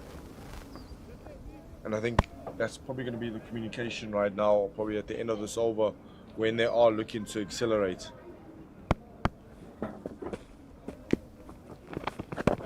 Behind, yes, boy. Just trying to get down to that Go, look. one. And like you said, he's just trying to accelerate. Making sure that they get over that 200 mark, 169. Using his feet, and great fielding by the wickets. It's an extra fielder there for the Dragons. Zeno feel very, very unlucky there because I think he really timed it out. Just look at this. This ball was absolutely flying. And yeah, great fielding there by the stumps. And with the slowness of the deck and the very wide, long on and long off, you've got to feel that would have been another boundary. No, it definitely would have been a boundary there. Caleb should be thanking that stump.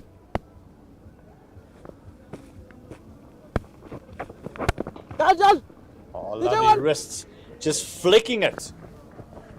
After getting himself into a bit of a tangle. Yeah, you know, after that boundary, you know, Caleb did well there to get his 2 dots in. He'll be praying for this dot now.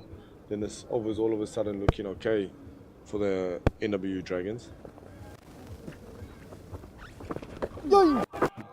Big sweep. And again, just that little bit of extra bounce, just beating everyone. Yeah, he's really got some bounce today. As Caleb, which is it the wicket? Is it him? I'm not too sure, but as we see the end of the 41st over, where the Dafabet Warriors are 171 for 5 after 41. Sen Mutsosami on 53. Anila Mokokane 30. Partnership steadily just going along and just doing its business. Yeah, going along nicely. 84 now of 87.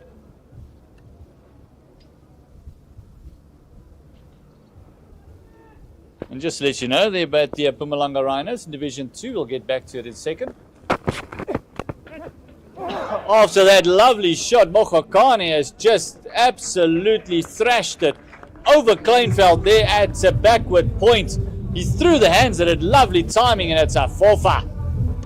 Yeah, I think it was a bit of a half a chance here as you look at the replay, but it's been hit really hard this short and bit of a, not really short, but just wide. Oh, there's no chance he's getting a hand on that. I just wanted to say you're being very, very harsh there, Brady.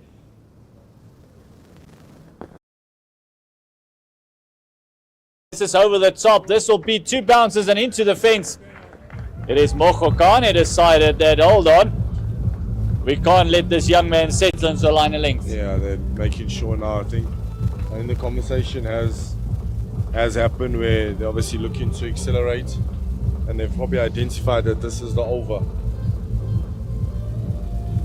Yeah, just want to make sure you can see, just getting some advice there. Lovely shot, just going over mid-off. And it's 2 boundaries in a row, and again, this is now the part where they don't need to get greedy. They can just knock the singles from here. It would be a fantastic over.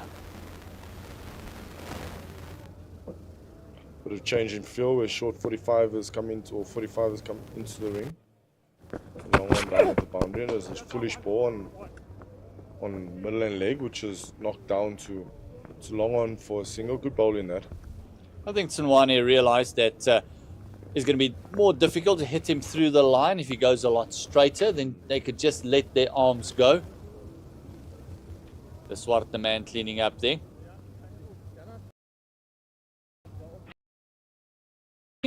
Or sorry, fielding change. Another man goes out to the fence. They now got a deep mid-wicket, deep square and fine leg, as well as the third man and sweeper on the fence for Mutusami. Has a bit of a shimmy across and also down the ground and just put off the young man.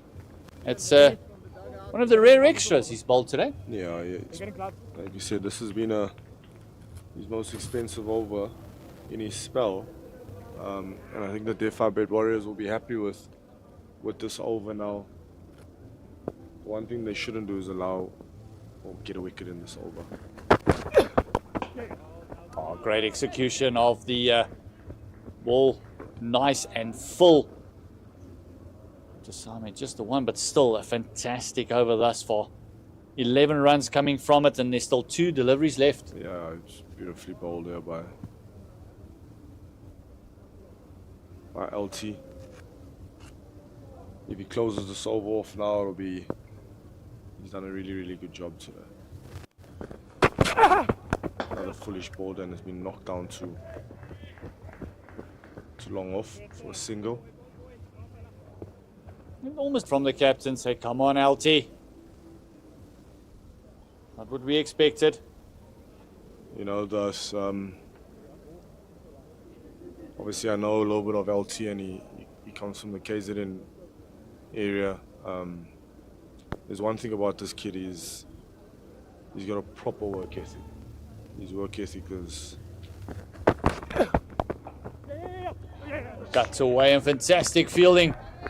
Looks like Kleinveld just managed to get a hand to it. That's the end of 42 overs. It is Andile Mokokane at 40, Mutusame 55. This partnership closing in on 100. It's 98 of 105. It's 189. A big part of 185 for the loss of 5 after 42.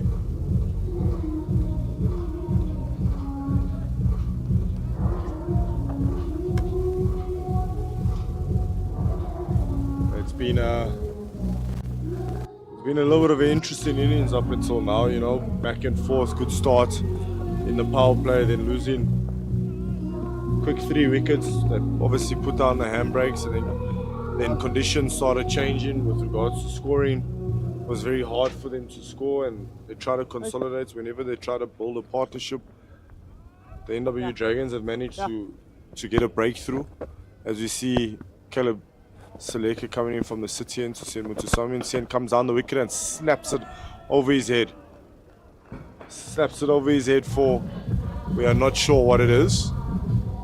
I'm calling a Goethe saying 4. Yeah, the whole body must be falling apart, but I think the eyes are pretty good still.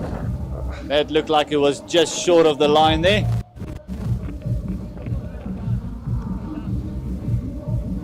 Just waiting for the call from the umpire to make sure.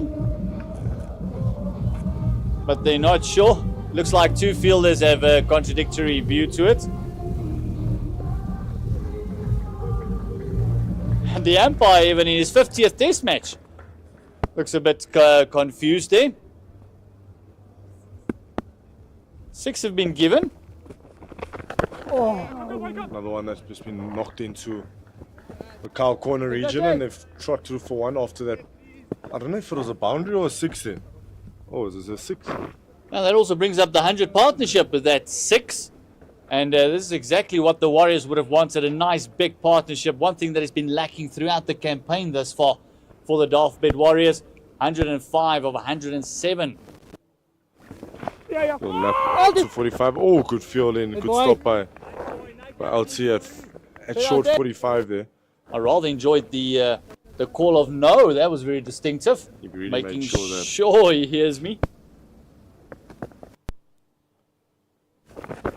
short and wide, and has been cut down to The sweeper on the boundary, and they only settle for one there. Good work by Ruan de Swart on the boundary rope there. So that's far fantastic work done by these two in particular. When they got together, the Dafabet Warriors were in all sorts of trouble. So they needed batters to stick around with one another. Oh, it looked like he obviously shimmied down the wicket and looked like a run-out, a stumping chance there, but I think it was a little bit too wide for the wicketkeeper Tahir Isaacs to get a hand to it. As we see the replays there, he comes down the wicket. Oh no, I think he would have got in now. Runs down at him again and has been knocked into the square leg area for a single. This is very, very good. They're just slowly but surely just going about their business. It's going to be interesting these next 6 to 7 overs. Yeah, right.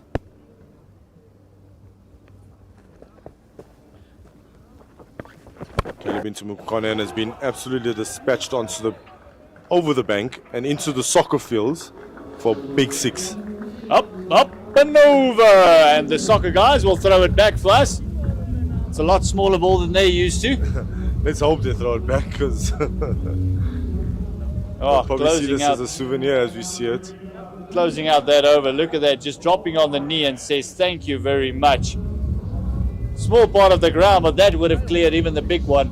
It's a 200 that comes up for the Warriors, and that looked like almost a pipe dream 15 overs ago. And now they've reached it in the 43rd over. But you can this just shows that it just takes one partnership to obviously just get the game down at Kingsmead, where the Liverpool Wanderers are 86 for 4 after 24.3. That's obviously been reduced to 43 overs. Mitch van Buren 9 or 15. Connor S. 51. Yeah, as you can see, the goal rush.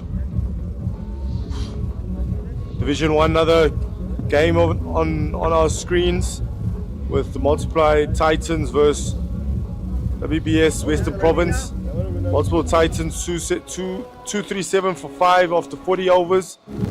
Adila Petluguay just came to the crease. Devo Brevis 32 of 25. He's on the roll there. Yeah, that's on the back of 100 of Luandre Pretorius, his 120 that he scored earlier on. So the WSB Western Province is going to look for a big chase. As you see, Cohen into the attack here and has just been knocked down to long off for a single. Cohen's also bowled really, really well here as well.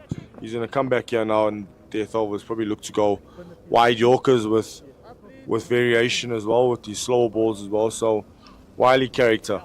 I think him and Ruan de Swart will most likely close out.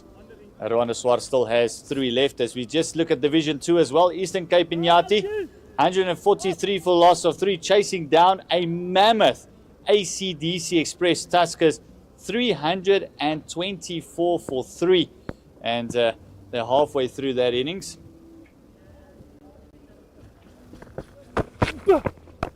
Another wide slow ball by Mokukanen has just been hit to extra cover for a dot. Good work by Yanaman Malan at extra cover. Yeah, the Tuskers really blasting away there. But as we mentioned, it would most likely be Ruan de Swart. Still got 3 overs left. And Mangaru's busy with his penultimate one.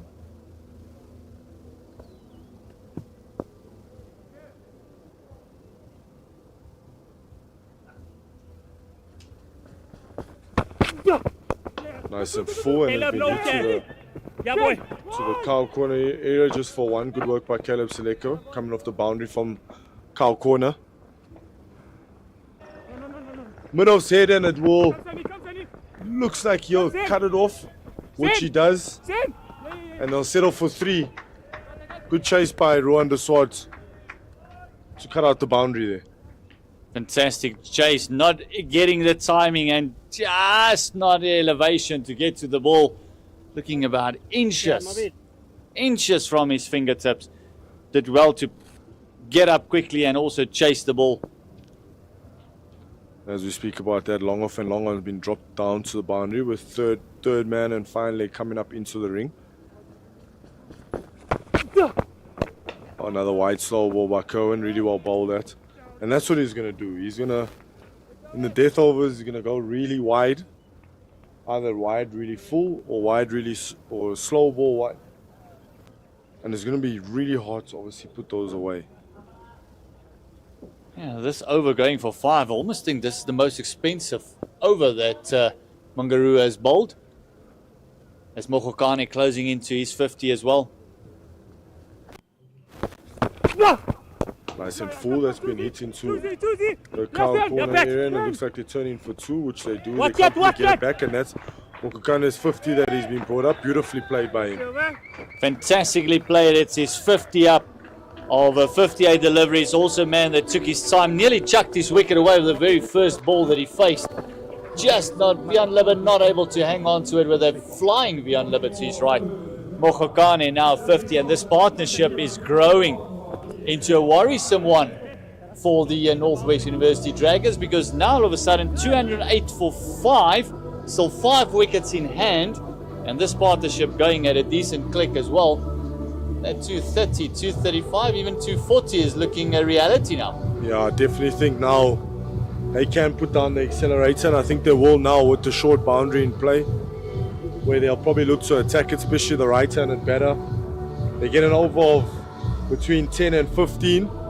It sets them up lovely to get that total of 230, 240 around there. As you see, Division 1, DP World Lions 87 for 5 after 25.2 overs.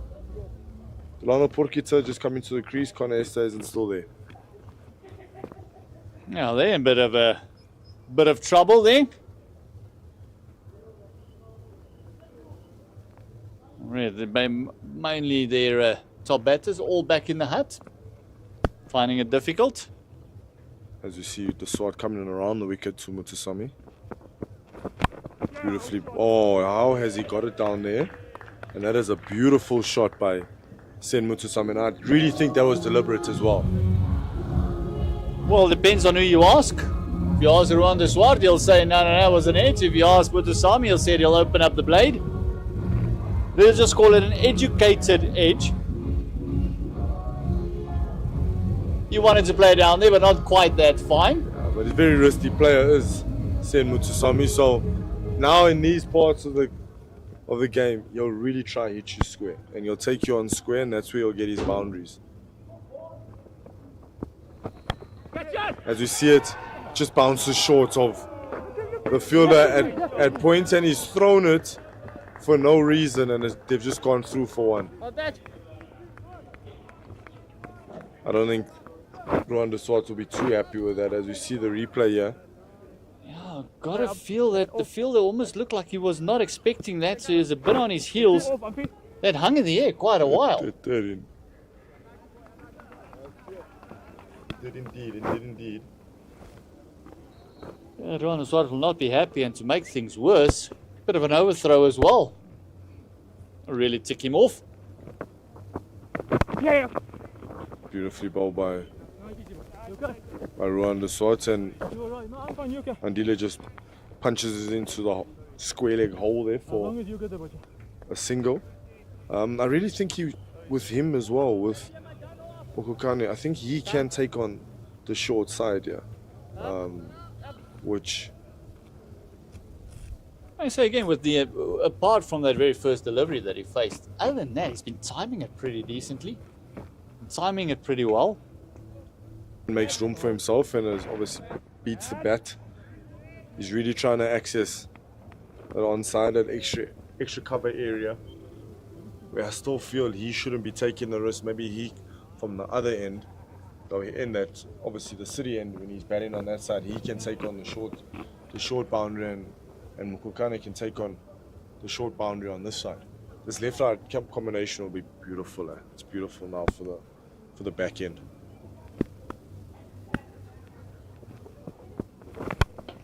And that's been slapped over extra cover for 6. That is a beautiful shot by Sen Mutusami. We spoke about him being very strong square of the wicket. Rwanda Swart has given him a bit of width, and he's absolutely lapped onto that width. You can just see how he opens up the face in the shot and just almost a little bit of a helicopter shot, just lifted it up and over, and the elevation with that short boundary. It's a sixer. Big ball. Been knocked into the square leg, and I think they'll settle just for one. They'll just settle for one, which is a steady, but also good over for the Dafabet Warriors, where we see the end of the 45th over.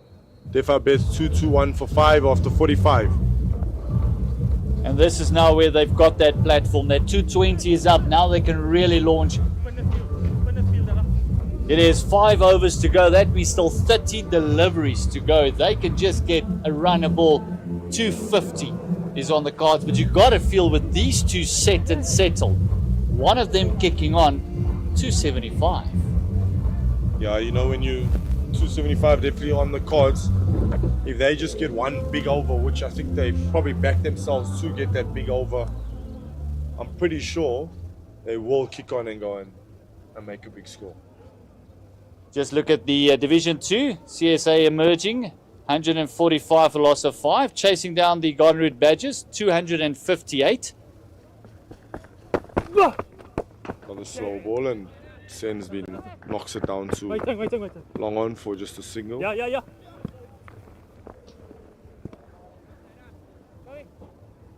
That's double Nelson on the board for the loss of 5. Half the Warriors back in the hut, and these two.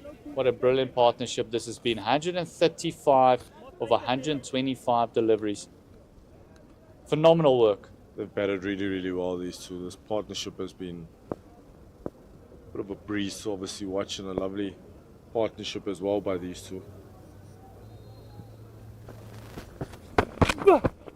That's a slow ball that's been hit really high. There's a chance happening, and beats it, and it goes for 6. That ball just kept going,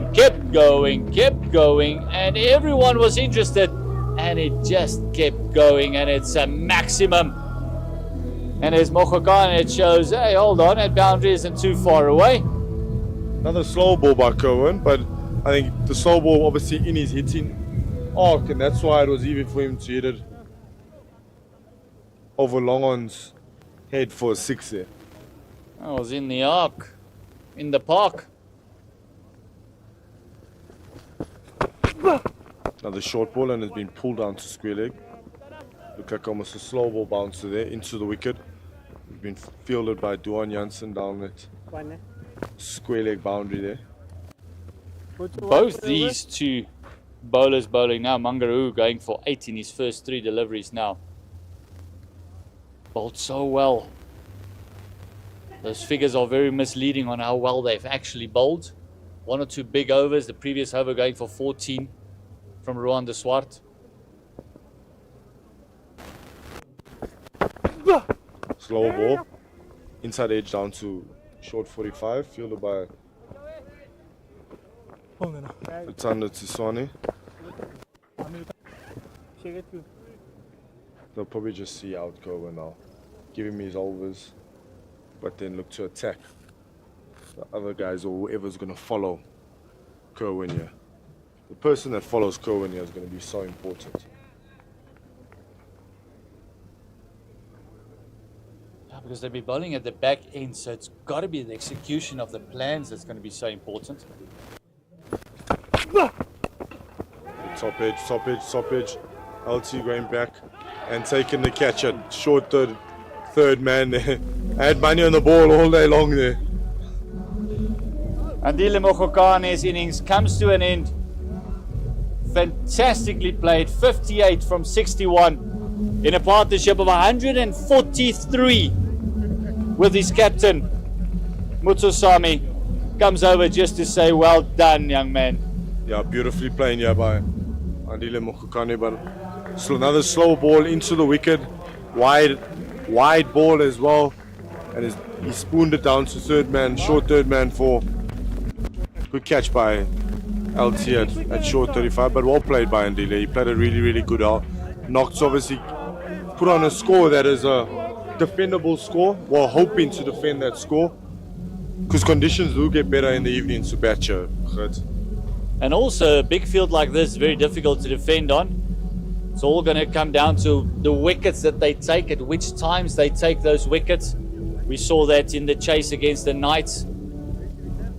2 or 3 big partnerships that was built up by the Dragons, and they managed to run it down. But now, Mutasami is joined by another man that's got fantastic hands, Bayer Swanepoel. Yeah, good player, Bayer Swanepoel is, and he's the right guy to come in now, and with these back-end overs, he can obviously clear the boundary quite easy, but it will take him a bit of time to get in as well. So even though he doesn't have a lot of time, but at least he's batting with someone that has been at the crease for a while now. Right time around, one more left.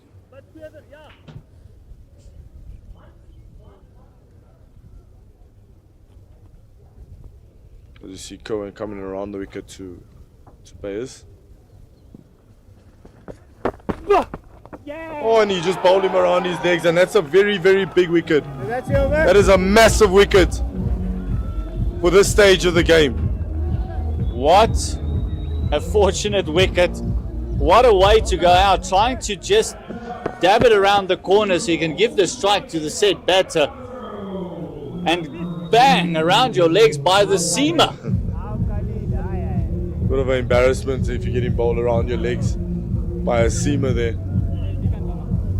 But Cohen really, really does deserve this. 3 for 33 in his 10. He has bowled beautifully well here. I'm pretty sure his team will be really happy with what he needs to offer, as we see CJ King coming to the crease for the Dafabet Warriors.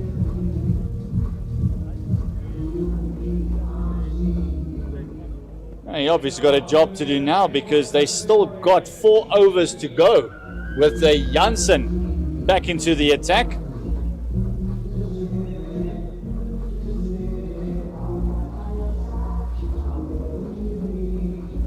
As we see a change from the city end here, Duan Janssen coming into the attack. Obviously not his day today. Figures of 0 for 46 and 6. You look to be really tight here in the back end here.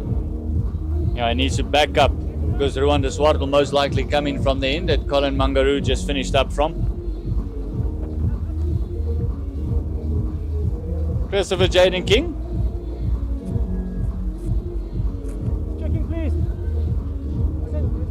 Is the 20-year-old that comes there from the Vaal area. Joining his captain Mutusami with a big job to do. Make sure he gets as much of the strike as he possibly can.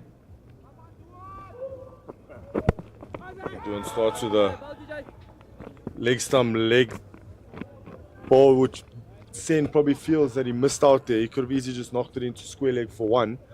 But yeah, Duan's going to come in here. He's going to bowl a lot of slow balls. He backs his Yorker as well. Probably slow ball bounce as well to the long boundary. I still feel, man, with that height, the Yorker is an underutilized ball, because coming from that height, it's so difficult to read. He starts with a short and wide, and it's been hit down to sweeper for a single. Brings CJ King to the crease. Exciting cricketer, CJ King. Is good for the NWU University when he was here. Made the move down to the Warriors this season. His brother was also in this environment, and with him, he was the first one to make the move down there. But he's been good. Good to see that he got bought in the SA20 as well as a rookie player. Yeah. Beautifully, first ball and he's off the mark, which he just runs it down to third man. There's one thing that I will tell you, he can hit a cricket. Yes, that's one thing that he's been able to do ever since a very young age. He's an exquisite timer of the ball, a very strong young lad. He's not the smallest of boys as well. Yeah, he shot up the last couple of years a little bit.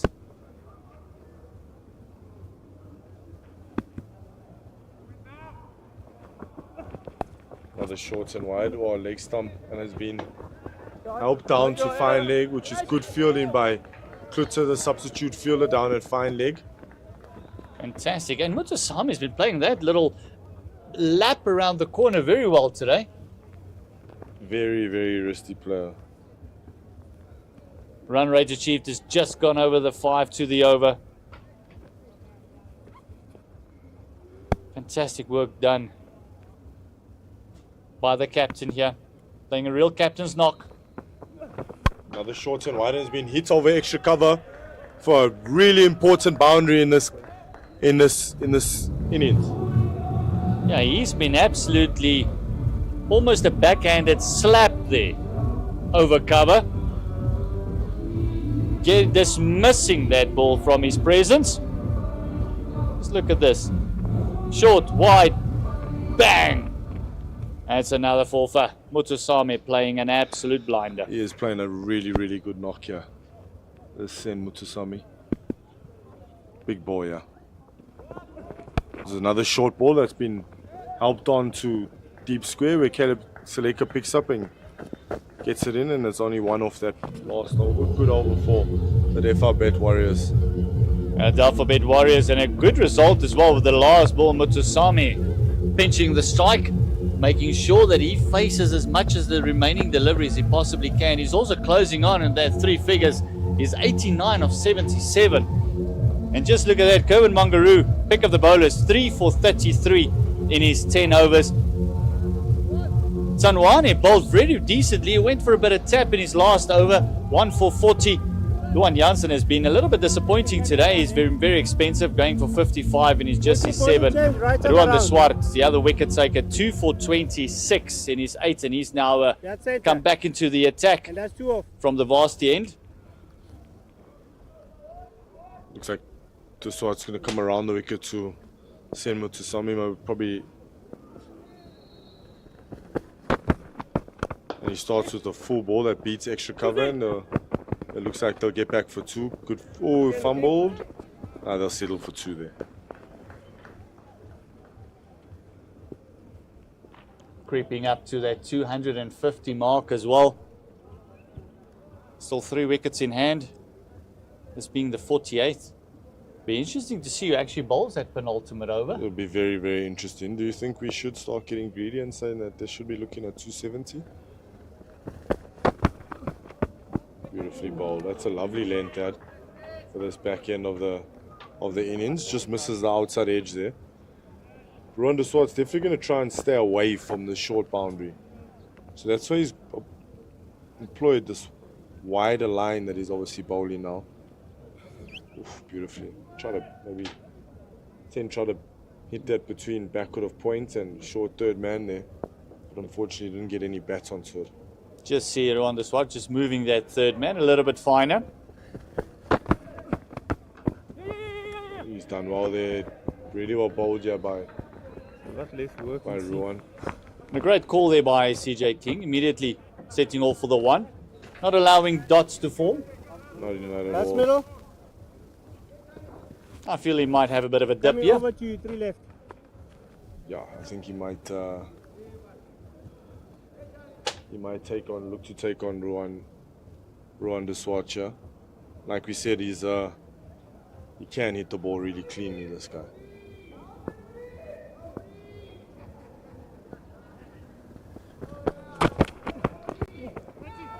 Oh, that one nearly stuck through the defences as we hear the cries of boundary from the bleachers and from the pavilion side. It's obviously trying to entice the Warriors to actually go for it. It's just very important for him as well, just to get bat on ball here and get sent on strike, because he is the in guy at this present moment. You know, he's probably seen it a lot more better than what CJ has seen it. I'm not saying he can't, but I just think he should be getting bat on ball and just trying to get a strike here.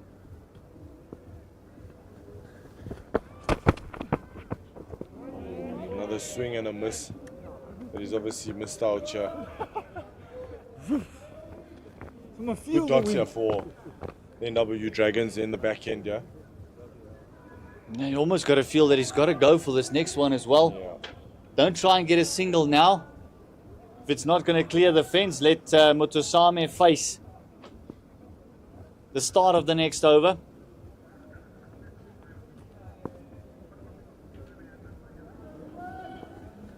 Shoots.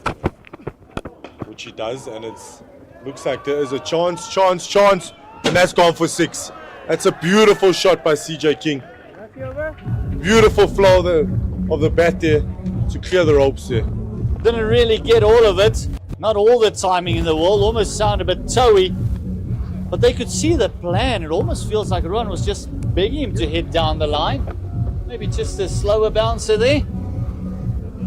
Yeah, just those previous balls that he did bowl to him, it just looked like he obviously was looking to hit down the ground. He could have maybe changed it up with a slow ball bouncer or with a bouncer. But unfortunately, he overpitched and been hit over his head for a 6er. That means penultimate over is going to be bowled by Janssen. Mutosami going to face, he's 8 short of an absolutely deserved 100. Most spots on there, he's batted really, really well here. For the situation that he came in, when he did come in, he has batted superbly here. So we see a little bit of a concentration there with the skipper and the vice captain, plus the bowler as well. A little bit of back and forth, back and forth. For them, it's a lot of meters. For Janssen, it's like 2-3 steps. Yeah, and then when they do get there, they still got to look up at him. He starts to the back of a length, which has been sliced to Muron. Yeah, Mutosami just looks a lot better if he's just timing and working it. He's not the power hitter, we know that. He can clear the fence. It's not his forte. As a 1 run short of 250. Again, I would like to mention this a couple of, let's say 15 overs ago, this was almost a pipe dream. We were talking about, could they get to 220? Now we're talking about 260.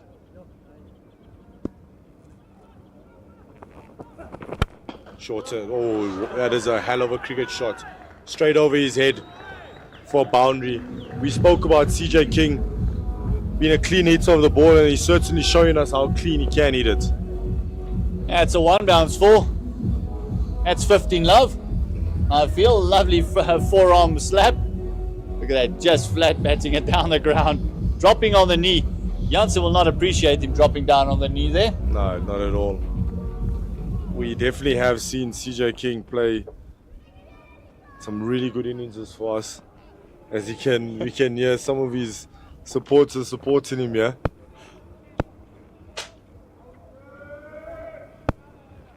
Could be a short ball, yeah. Oh, it's a wide. Oh, that's a that no ball off the pitch. Off the wicket there.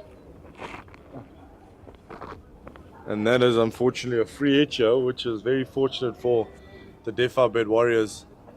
And I think they're probably going to be lining up this over now to try and get a big one. Yeah, Mutosami will have a smile on his face. Says, you wanted to have a go at anything. Now you can really have a go at this one. Free hit.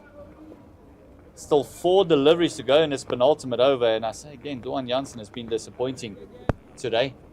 His disciplines have been off. His lines have been off.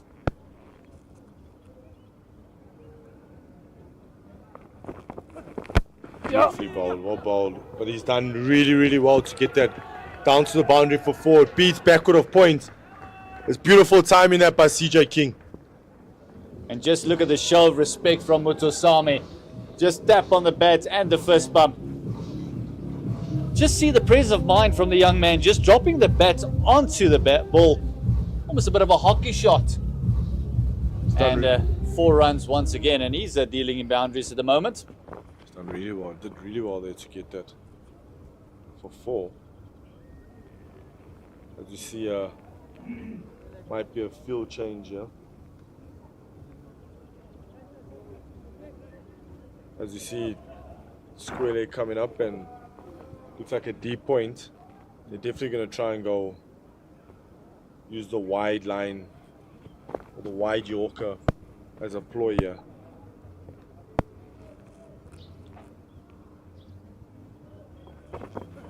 Which he does, and CJ moves into his line to try and attack the short side and misses out there. Yeah, it's A little hint, so I think frustration coming from CJ there. Our nose came through there. Yeah, I think he sort of possibly missed out. Yeah, could have easily got a boundary. Yeah, like you're saying, a bit of a tough day for Duan Janssen at the office today, but I'm pretty sure he'll bounce back. Yeah, he is that caliber of player as well. Short. Oh, a little bit of a sound there, but the umpire signal a wide. There's one or two umpires in the crowd as well. We can hear the wide balls coming from them as well. Crowd's definitely going to get behind as we see, if you can actually see anything. If there was a touch, we did hear something. Oof, I don't think so.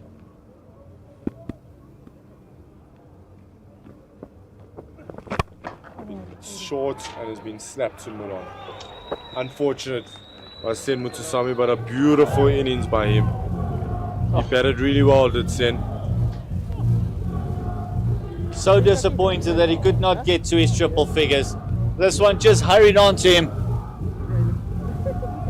And he'll get a rich applause from his teammates. A captain's knock, 93 of 81.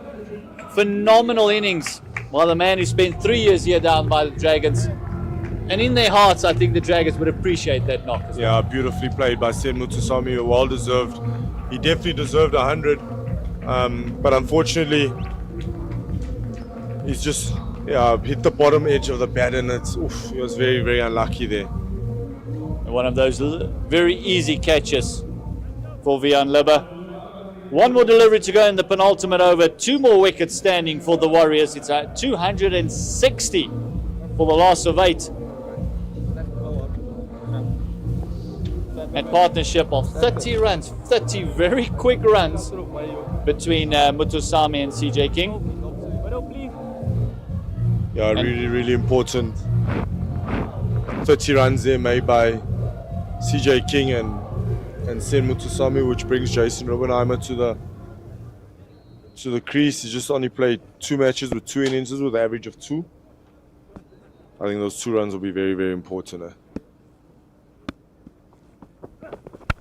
He starts with a wide ball that's just been slapped down to third man for a single, and they get through for the single. And that's the end of the 49th, and the 261 for 8 after 49. The last over here. What are you calling here, Gert?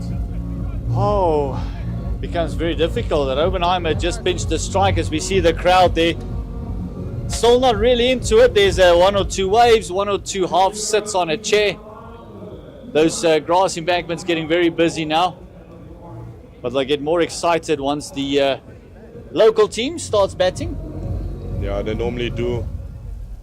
There'll probably be more people coming in when the local team's obviously batting. But it just looks like this wicket is obviously playing a lot more better. And I think, what is your thoughts? Maybe do you think NWU Dragons will be happy with chasing anything under 270? I think they would have been happier chasing anything around about 220, 225 from where they, in the situation that they were. They had the...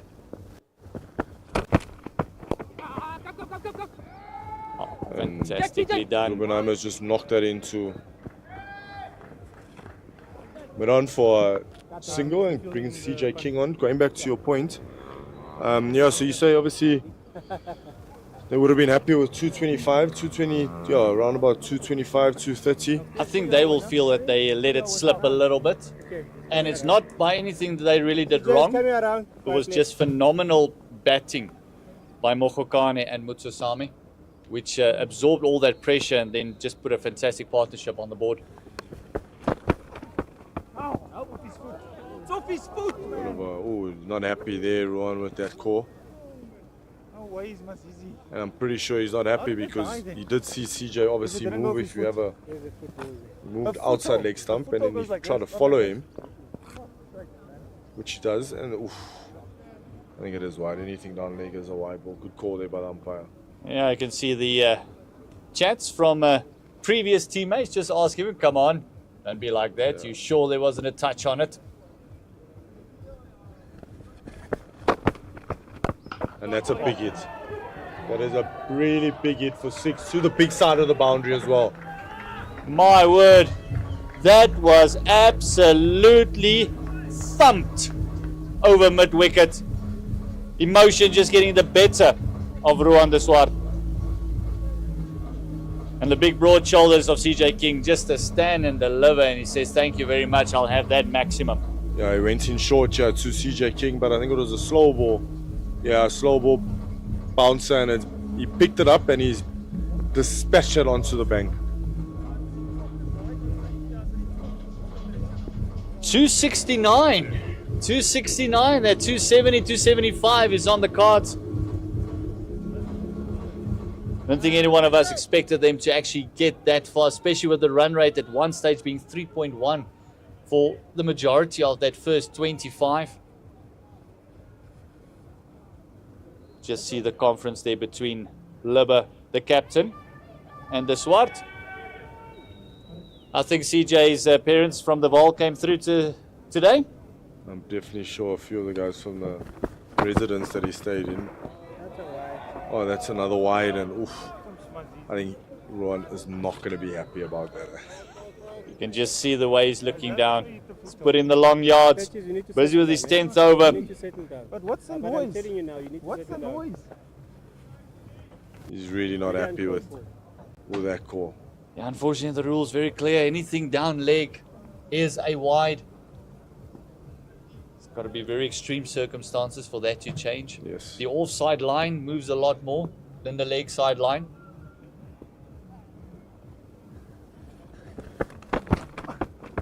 Oh, he's beautifully bowled there by Ruan de Swart. Just misses out the off stump here. And I think that should have been the plan from the get-go, is actually hit that wide Yorker. With the field setting, it almost looks like they're trying to force him to hit to the big part of the ground, but that would be a lot harder to hit than just letting those big shoulders go through the line of the ball. Yeah, I think a lot of the times the guys obviously get a little bit scared with the short boundary, and sometimes that can also play to your advantage, because even though there's a big boundary, these guys can still clear these boundaries, you know.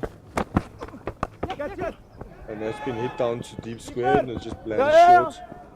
And they've turned and they've gone for 2, and they get back comfortably. Good running by CJ King. Great running and great backing up by Robenheimer, not hesitating whatsoever. The call was too straight to that man, but because the boundary is so big, allows them to turn for that second. Yeah, it definitely does. Good running, and I think that's good awareness by these two, that they've obviously been hit. CJ hits it down to that square leg boundary. It's quite a big side as well. But yeah, going back to the shorts and the long boundary, a lot of these guys can clear these boundaries. You know, even if you do bowl to the long side, they've got the ability to clear it. So sometimes bowling to the short side.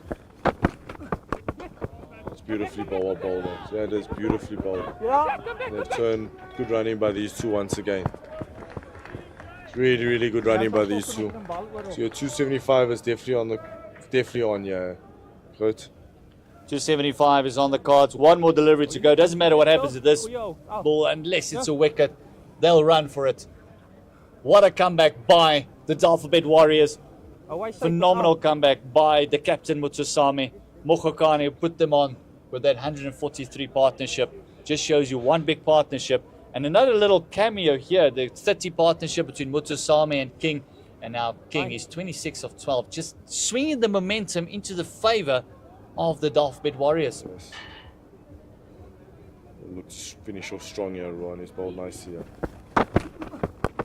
Oh, and it's been slapped back down the ground for a boundary, and that is a beautiful shot by CJ King. And what an innings by CJ King here. That takes the Dafabet Warriors to 278. As you see replays here, into the slot, he makes room for himself and he hits it straight over his head, down the ground for 4 runs there. That's the sniper shot. You could see the bowler going down because he knew if that's going to hit him, it's going to take him with to the boundary. So absolutely thumped by the young man. He's 30 of 13 balls, just swinging it into the Dafabet Warriors' favor. And look at that lineup. Jordan Adman, 35 of 61. John Duplessis, 15 of 31. And then nothing until Sinaran Mutusami and Andile Mokokane got together. 143 partnership between those two, and the little cameo by CJ King, putting them to 278 for the loss of 8.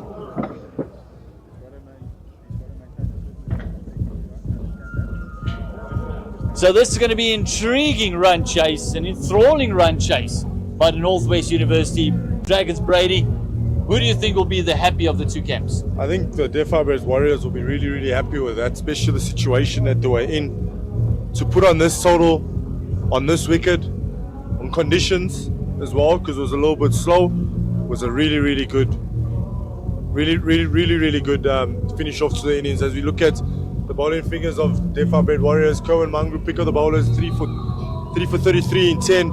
Duan Janssen 1 for 68 in 8.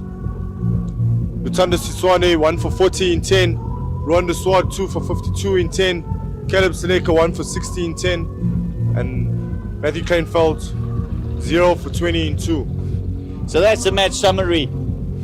It's the Northwest University Dragons won the toss and they put in the Dafabet Warriors.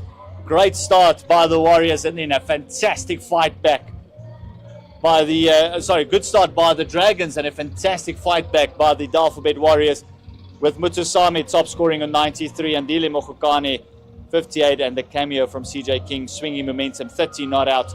Join us again in about 30 minutes time, where we're going to have this phenomenal run chase right here in Potch with the CSA One Day Cup. When you join us again in half an hour, it'll be the Dragons chasing down at 278.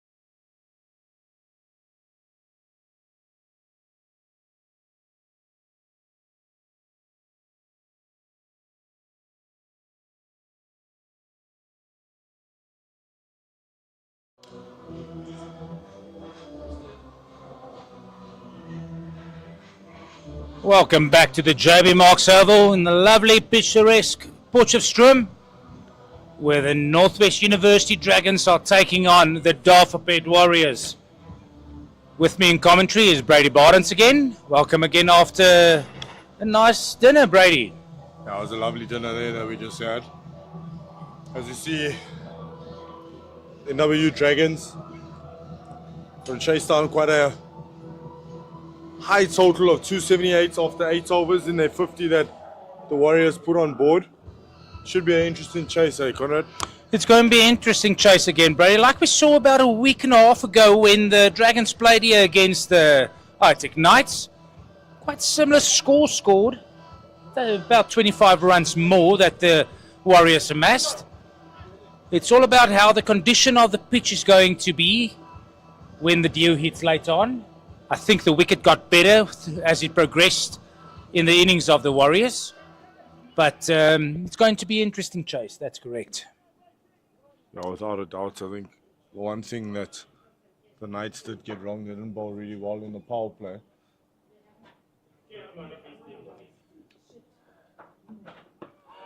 Bayer Swanepoel opening the bowling for the Dafabet Warriors from the city end, opening the innings for the Northwest University Dragons is Ruben Herman and Janeman Milan. Right hand, left hand combination, always a tricky thing to get used to, but the quality of Bayer Swanepoel, you'll adapt to it quickly.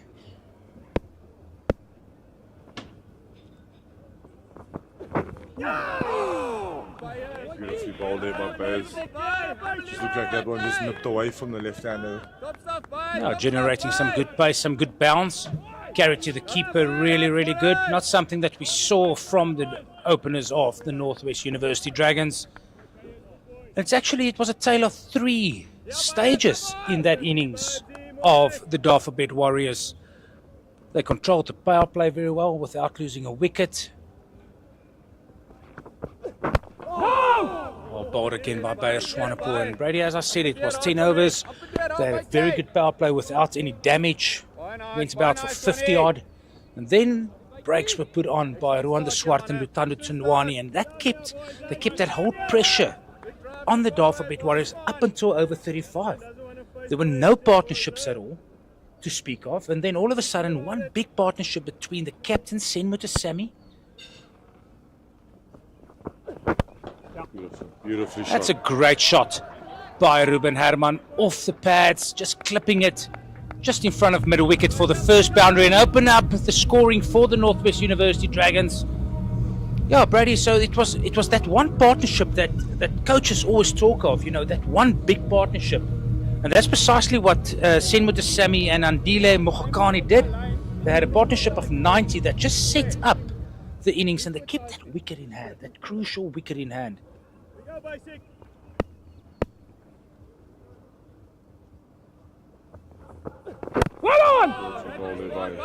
Swanepoel, no, I think you're spot on there with regards to that one partnership. I think just imagine they had another one, but not as big, but just half as big. I think they would have probably been staring on the bullet or put on a score of close to 300. But yeah, it's so important, and 50 over cricket is just so long, and I don't think players. Shots and wide has been knocked down to cover sweeper for no run. Yeah, and I don't think players obviously know exactly how long it actually is and the amount of time that you obviously do have. As you see the end of the first over, that's only gone for four runs there. Yeah, and I just don't think they know exactly the amount of time that they do have to actually bat. At one stage you're going at 2.5, close to 3s. But then they still manage to put on a decent score, 278. Yeah, a score that they can bowl to in these conditions on this wicket. That was a touch slow at the beginning of the innings. Brady, I was actually mistaken. It wasn't a 90 partnership. It was more in the region of 140. And that little partnership that started off slow, both players just had to get, even though Andile Mogakani got dropped off the first ball he faced, they stuck around, and in the end, Senmuta Sami scoring 93 off 82 deliveries that included 6 4s and 3 6s, With CJ King now opening the bowling from the university end. Going down leg side, just clipping the pads of Yanaman Malan. Going through for 2. Yeah, so Sen Mutasami scoring 93 off 82. And Andile Mogakane, his highest score in this format of cricket, he scored 58 off 62. And in the end, CJ King came in and he made a blistering 30 off 13 deliveries that included 3 4s and 2 6s. And again, wickets in hand. That was the crucial thing for them. They had someone taking the game deep in Sen Mutasami. Beautifully bowled here by CJ King. Just started a little bit too straight down leg side there, but yeah, no. I think that cameo, especially, yes, I'm not taking away the partnership between Sen Mutasami and Andile Mogakane, which I felt was a brilliant partnership that they put on, and Sen batted unbelievably well. But you speak about situations in the game, and I just felt something which could be a game changer is CJ King's little 30 off 13 balls there. Beautifully played off the back foot there for no run. CJ King from the university end. Big lanky fellow. People in Potchefstroom know him from a year or 2 ago when he was still a student here, and then he got signed to the Warriors, got signed to the SA20 on a rookie contract, and that was for the Super Giants team in Durban. And because he's tall, he's definitely getting a lot of bounce. It's good to see us also. I remember he used to come off about 5 steps with his run up, but looks like he's lengthened it now, which is really good to see. Yeah, it's different if you move to the coast. You get 2 or 3 extra yards in your run up, it seems. He still bowls a very heavy ball, very good seam position out of the hand. Does swing the ball back into the right hander.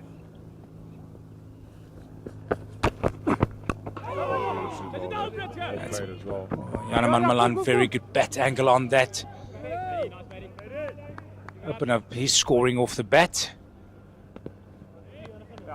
Yeah, so Brady, if you just go to the bowling figures of the Dragons, Kerwin Mangru again very steady. Bowled in 3 spells, picking up 3 for 33, definitely the pick of the bowlers. Duan Jansen having an indifferent day, going at 8.5, 68 in 8 overs. And then Lutando Tsanwane, King. That's an excellent delivery. Hard length, Brady, that CJ's hitting here. Yeah, he's used to that, and I think that's the type of bowler that he actually is. He runs in and he hits the wicket extremely hard, as you see the end of the second, where NWU Dragons are 8 without losses. We see the replay here.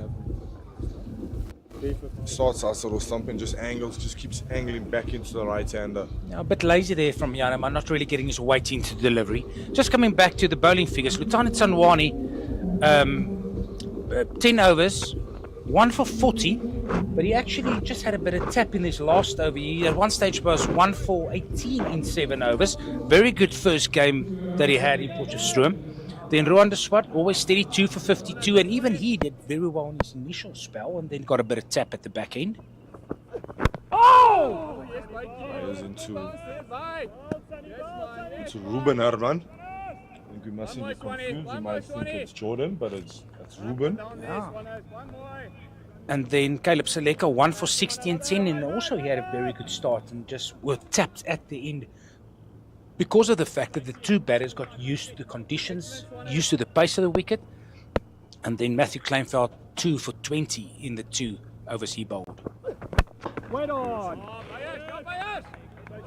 A ball well played there by Ruben Herman. Good fielding also by Sonapur. Yeah, a bit of, I wouldn't say a mixed bag of bowling, but I will say, yes, Ruan obviously was the only one that took a bit of slack, but it was just the launch and that partnership that got them straight back into this game with that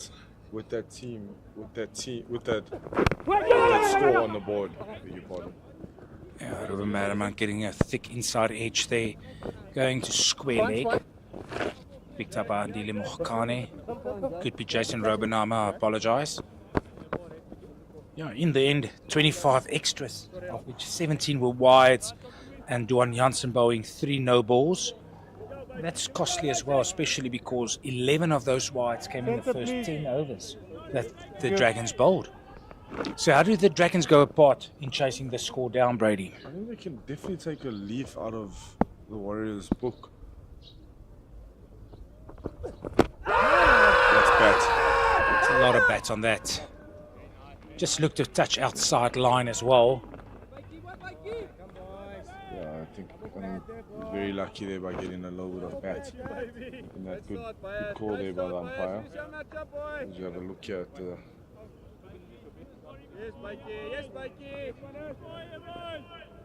Definitely some bat that looked very straight. Yeah, Brady, so again, how do they go about? I just definitely feel if they take a leaf out of the Warriors' book, I'll finish off now. Beautifully driven and good feel in a backward point there by Kashile.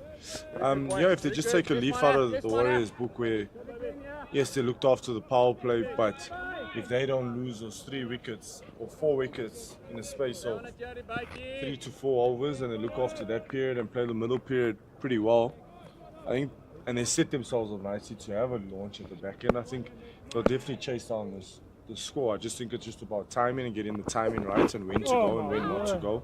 As you see, a ball down leg side by Bayers, missing a wide. Yeah, so I just think it's just about the timing and when to accelerate and when not to accelerate and when to just play the situation and run a ball or something like that. So you can definitely chase this down with wickets in hand.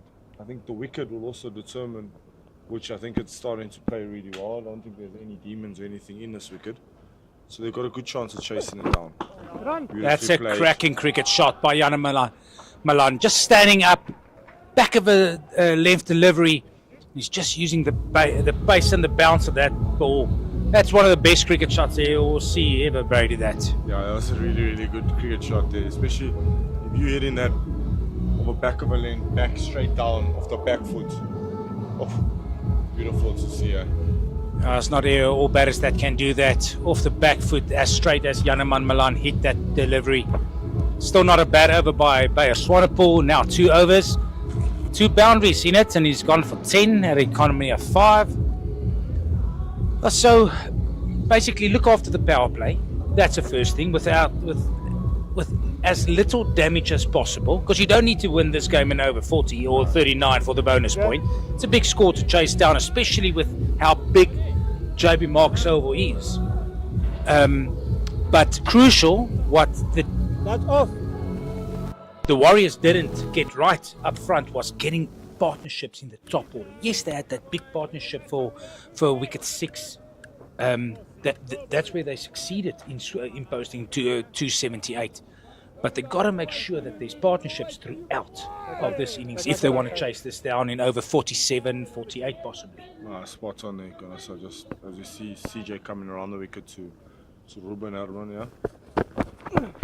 He starts with a full ball that has been stopped by CJ. Yeah, no, I think the important word there is partnerships. I think if they get 2 good partnerships here, I think they'll knock these runs on. Now, just looking at the options here of the Warriors, of course they have Bayer Swanepoel and CJ King opening up the innings for them. And then they also got Jason Robenheimer, who's an off spinner. Good delivery by CJ King, just inside the wide line. As said, they got Jason Robenheimer, off spinner. They got Sen with the Sammy, who's a left arm turner. Also, they got Dili Mohakani, who's their all rounder. And of course, the seasoned professional Alfred Matua will also be a handful on this slow wicket. King again. Good lines, good lens by CJ King, yeah. Going back to what we discussed about CJ, I think massive boy, big boy as well. He'll definitely run in and hit the wicket extremely hard for you. He generates pace off the wicket as well, because he does obviously hit the wicket really hard, so he gets you as quick as than what you normally think. He obviously ambles in, doesn't have a really strong running in. Good shot by Ruben Herman for no run. Yeah, he's one of those bowlers that you don't expect actually the ball to come to you as quickly as what he is delivering it, because as you say, he's ambling in. But when he gets to the crease, in his gather, and when he hits the back foot landing, front foot landing, it's strong because he is a big fellow, good built on him, and then he generates pace by using his front arm very quickly, pulling down and getting a nice lateral position to deliver the ball from. You always know, like now I've just seen obviously 3 balls of CJs as well, or 4 of them, 5 of them, sorry. But 3 of them where they were really foolish lengths and it was really hard for the batter to obviously put the ball away. That just means that he is running in and hitting the wicket, because it's not as easy as for the batter to obviously put those balls away where we think it's a half volley, but it's actually hitting the bat here.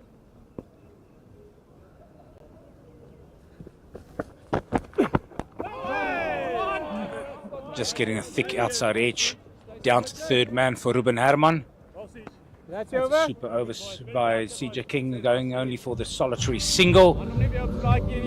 Score now for the Dragons on 15 after 4 overs. The rate required now is 5.7.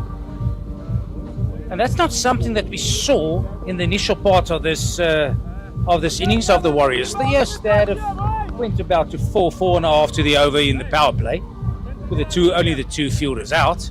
But after that, at one stage, their rate achieved was only 3.2, and that went on up until about over 35, 36. Bayer Swanepoel to continue from the city end. That's a good length that they, you know, they always speak about the belly height length, and it looks like both of them have found that length, because they haven't seen any drives yet, that have beaten through the covers or something. So it obviously shows that the lines and the lengths are quite good this afternoon. Actually, yeah, Brady, you're saying the right thing here. I can't remember in the whole 50 overs a conventional, traditional cover drive being hit. A few straight down the ground, yes. But as soon as if there was a bit of width outside, it was very difficult, and therefore we had a few catches in the Warriors' innings that either went to mid-off or to short catch and cover, and that was a really attacking position that Vian Libbe had in the innings of the Dafabet Warriors. Spot on there, and I think that's where they got it right, I think, especially in the beginning. Because you never know, even if there wasn't a guy there and you drive, maybe one just spoons through, gets through, for example, but that becomes a really attacking position. Both batters at this stage faced 9 deliveries, 7 and 9 to be exact. It's not easy to get away the ball, and if you can tie them down and make sure that they're not scoring, this chase can really be a humdinger later tonight.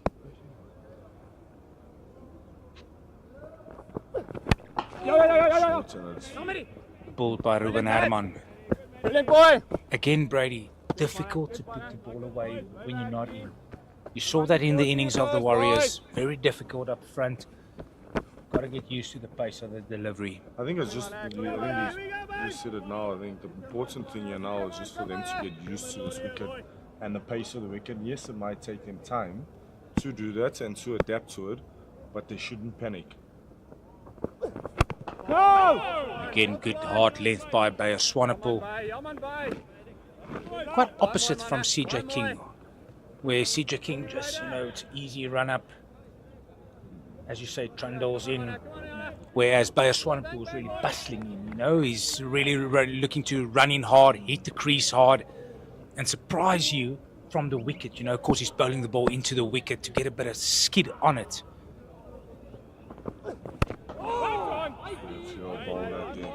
Also another bowler that he gets you obviously is quicker than what you obviously think as well. I think he's a really good cricketer just in general as well. He had a really good season last year for them. It'll be interesting to see and obviously follow him. Where does he originally come from? So Bayer Swanepoel, and I'll continue after this delivery.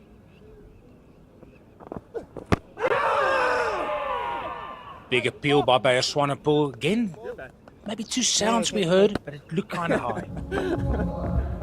Brady, to answer your question, I know Bayer Swanepoel is from the Pretoria area. He was in Garsfontein High School, okay, and then went to the University of the Free State, where he played majority of his cricket up until he moved. I think he moved to Griqualand West. That's now the Northern Cape Heat, and he got signed out of the Northern Cape Heat to the Warriors. And back then, when that happened, I reckon my words were to someone in the circles, it's one of the best signings the Warriors has made in a long time, because he's an honest cricketer. He can do both. Very athletic young man. You know, he's still in his late 20s. You know, a lot of cricket still in that body. And again, I also think that he's not far away of playing white ball cricket for our country at some stage.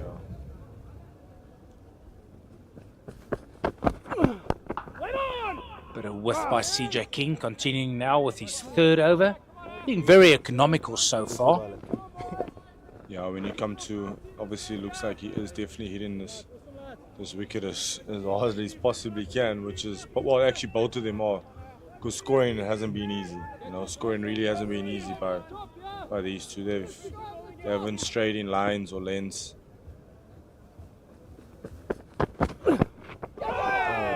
Bit of width there by CJ, and Ruben Herman trying to knock that square of the wicket to the sweeper boundary, but missing it. Ball again squatting a little, not bouncing as he expects. Maybe that shot is not on at this stage, while he's still getting used to the wicket. We didn't actually see one nick-off today in the innings of the Dafabet Warriors, so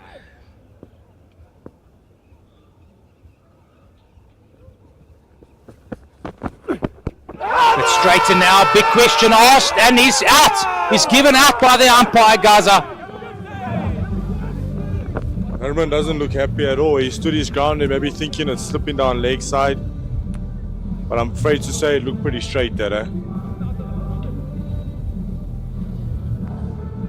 Yeah, Brady, that looked wicket to wicket. That's just with the naked eye. We'll have a look now at the replay. Ruben Herman again failing as an openings batter today.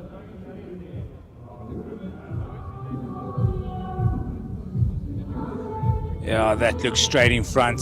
He just shimmied a little across to the off stump, and that's what gave the indication to the umpire that that's probably going to hit middle and leg stump. Yeah, I think that's a big wicket for them, obviously. Looking to strike in the power play, which they have. They look pretty straight to my liking. Yeah. As you see the new batter coming in, Tahir Isaac is coming at number 3 for NWU Dragons. I would like to understand the thought process of the selection committee of the Dragons, because Matthew Kleinveld actually did a very good job for the Dragons as an opener, whereas Ruben Herman is not a natural opener in this format. If it was 2020 cricket, I would say yes, that's, maybe open, maybe 3. I would rather say, because he's such a good runner between the wickets, move him to 5 in the place of where Kleinveld is batting. And Kleinveld did a job for the Dragons in 2 games, if I'm not mistaken. Against Province he opened, and he opened against the Knights.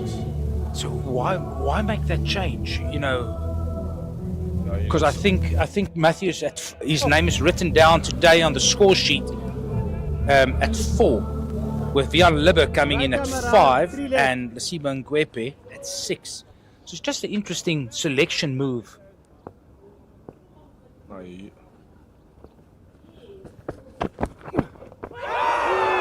And he strikes again. First ball to Tahir Isaac, just playing down the wrong line, and he hits back off stump for a first ball duck to Tahir Isaac.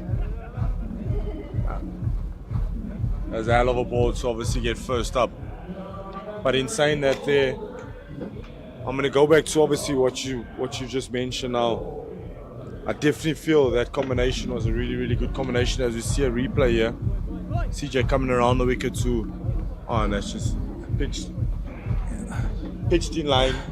Did he play the wrong line, you maybe think? Yeah, I think Tahir Isaac played the wrong line. There's not a lot of movement from his front foot actually, because that ball should never have been played off the back foot. He should have gone forward to it, try and just defend it to the offside. But because he opened up a little, Brady, I think that just knocked back the off stump because he played down the wrong line. It's an excellent delivery to get up to get first ball up.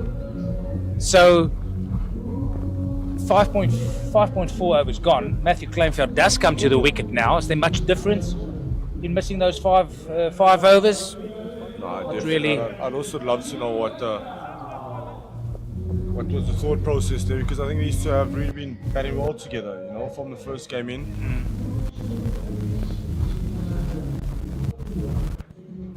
CJ. Another replay of. Oh, he definitely played on the wrong line. Now his feet ball was sailing back into him there. his feet just let him down there. No movement at all. Stuck on the crease. And as we said, he opened up and played it down the wrong line. CJ King now on a hat-trick. In his third over, 2 sticks for 3 runs. How economical was that? Excellent bowling by CJ King. I think he'll be having a lot to find. Well, he has had the final laugh to his ex-captain and teammate. Right time around, 2 left. He's got a bit of a rent-a-crowd going on here as well. What residence was he in? He was in Kaput men's residence. Such a good ball on the hat-trick delivery. Again, asking questions nice and straight. And that's the area you want to hit.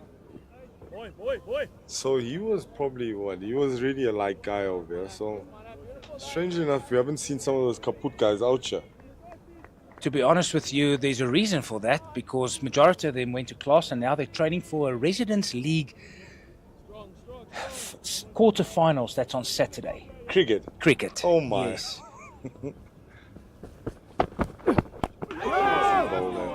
Again, opening up. Kleinveld there, just hitting good areas. Excellent over by CJ King. 2 wickets for 3 runs in 3 overs. And really rocking the Northwest Dragons here in the 6th over now. 17 for 2. And without any partnership, it could be a long uphill battle for them here. Yeah, beautiful start here by the Dafabet Warriors, especially from CJ King. They'll be striking now, and they'll probably have their tails up now to strike again and probably get another 2 more wickets in the power play if they can. They'll definitely put the handbrakes on this NWU Dragons batting lineup.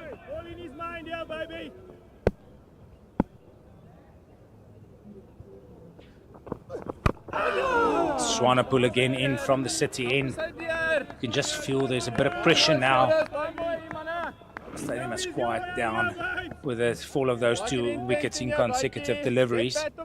Yeah, Brady, just to come back to your question, so yeah, both King brothers were in Kaput men's residence here, just about 800 meters from here. But I've got a few questions for you after Monday's unveiling. I think both these guys have found their lines and their lengths now, eh? Now they're hitting the right areas, asking questions with a new ball, something that the Dragons bowlers, opening bowlers, did not do.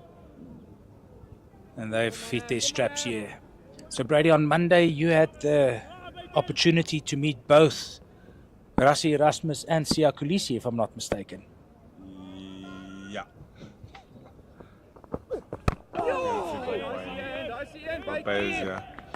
Yeah, and I actually just threw it out to Rassie that I am available for the next World Cup if he. And I said, well, I actually didn't throw it out. I said, listen, pick me, bud.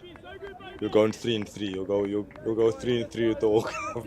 He just laughed at me, literally. And at what position? I told him that you put me at centre, fullback. I think I'm a running fullback, you know what I mean? Or hooker. Again, by a Swanepoel, really good bowling here. Tying down, just stringing those dots together. This is really Pressure really mounting here on the Dragons. They got to understand, these batters, that they are the key. That partnership that we've been speaking about. So you did throw it out to Rassie there, and why were they here, Brady? So fortunate enough, we had the privilege of obviously, I'll tell you now, I'll finish up now. Beautifully ball and knock back to mid-on for no run. Yeah, so we've obviously, the rugby side of our residence has been named after Siya Kolisi. And then the sporting side with the different sporting codes has been named Invictors. And Rassie was here to obviously open up Invictus, and Sia was there to open up the rugby side, which was Dinner Dorp. Beautifully bowled, yeah. And yeah, so we were fortunate enough to have those guys, and I'll tell you something right now, I never thought it was actually that big, but it was a really, really big occasion. Yeah, some of the university's top management was there, the Vice-Chancellor, campus rector was there. I think I saw some officials from the Northwest Education Department that was involved. So yeah, it's a fantastic opportunity for those young men in the rugby residence as well as in the all sporting residence, where you find yourself one of the residence masters. Yeah, and it's good to see the caliber of a Rassie Erasmus and a Sia Kolisi and Potchefstroom to come and do that in their Springbok blazers. Yeah, you know, it was actually, and he pointed out something. He pointed out to the guys that, you know, if you want to do it, whether it's rugby, cricket, in any sport, that if you want to make it in this, you have to be dedicated. You have to get up every morning. Beautifully bowled, and it's been worked down to third man for a single by Matthew Kleinveld. Yeah, and he just really iterated about how important it is to get up every single morning, and you have to be better. You have to be better than what you were the day before. And he obviously reiterated about, you know, yes, it is varsity life and those type of things, but the jawline and all those type of things, it has to come to a stop, you know what I mean, in order for you to be successful and have a long career in any sport. So I think when you speak to some of the boys, beautifully bowled here, and it's just squirted down to third man for a single. Ran hard, but they thought of the second, but unfortunately got turned down. But just speaking to the boys, and that was one of the things that they took out of that. I really hope some of them do obviously take those things out of there. And Sia also mentioned that not all of them are going to become professional rugby players, you know. But what you can obviously guarantee yourself is for you to study and leave this place with a degree and make a difference in this country, which I think is really, really fitting from a guy. He did mention he had the opportunity and he didn't take it, but he was fortunate enough to become a Springbok captain, and that's why he's in the position that he is. And it's obviously got a lot to do with the people around you and that help you along this journey as well, you know. That's a big question asked again by CJ King. Against two sounds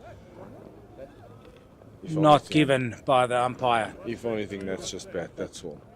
Yeah, Brady, that's wise words from, double World Cup winning coaches and a coach and the captain. And yeah, it's an absolute privilege just to meet them, you know, and to be in that, even if it was for an hour or 2 hours, and I know they were both at the Varsity Cup game on Monday evening, but it's a privilege having them in Potchefstroom. And wise words and something to live by. King again. That's good, well played by Matthew Kleinveld. You can just see Matt is going about his business here quietly. He understands what's the importance of this partnership. Got to wait for the ball in the right area, and maybe also allowing these two bowlers to bowl the deliveries that they are bowling, because they're bowling really well. No, spot on there. I think that's what, and I think these two, with the experience that they have, I think they will know that. Like, if they are bowling, let's respect that, you know. Let's respect the lines and the lengths that they obviously are bowling. It's short and wide that he missed out. Cut by Matthew Kleinveld. Not the connection that he wanted, but still trying to get used to the pace of this pitch. Yeah, you speak about, just buying your time and respecting what these guys are obviously doing, because they do have the ability to get you out. It's their job to obviously bowl good balls and get you out. As a batter, sometimes you got to respect that. Oh, it's beautifully bowled. He's really, really bowling so well, yeah. He's bowling really well, yeah. What I like about CJ and that over that he bowled is not once did he leave the wicket line. Every single ball he bowled was possibly hitting the wicket. Yes. So two deliveries of both batters left-handed went down to third man, asking questions they had to play. Janneman, the next ball, very straight. Open him up, ball went down to third man. All 6 deliveries, and that's what you want to see. Is there's a reason why we say, as coaches, hit top of off. Okay, if you err in length, don't err in line. 100% spot on there, because if you're earning earning in line, it's very easy for them to capitalize and put the ball away. By a Swanepoel to continue again. Again, hard length by Bayer Swanepoel. 12 runs off his 4 overs so far. CJ King, 2 wickets of 5 after 4. The rate achieved at this stage is 2.3 and it's climbed the rate required to 6.2, but that should not worry the Northwest University Dragons at this stage. It's about consolidating. Yes.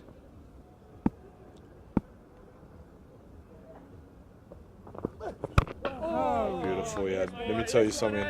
These two seamers here have really hit this wicket hard. They're running here with good energies. What I like and what you're saying is you can actually hear their feet hitting the wicket. You know, both of them, not big jump going into their gather, but they're really running in, hitting the wicket hard, and that's why they're getting that bit of lateral movement. And you know, because they're obviously hitting the wicket so hard, it's so hard to put the ball away all of a sudden. Yeah, and they not really anything has been overpitched. There were 2 boundaries, and of which one was an absolute cracker of a cricket shot by Yana Malan on the up, off the back foot, straight down the ground, on the leg side.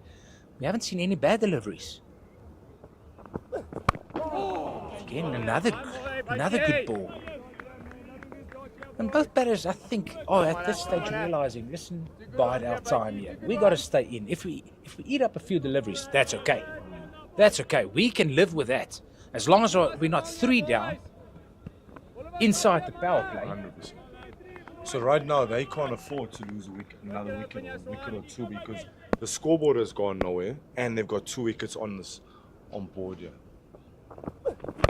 Waiting! Again, trying to hit it on the up. Not timing it well, does Yanaman Malan.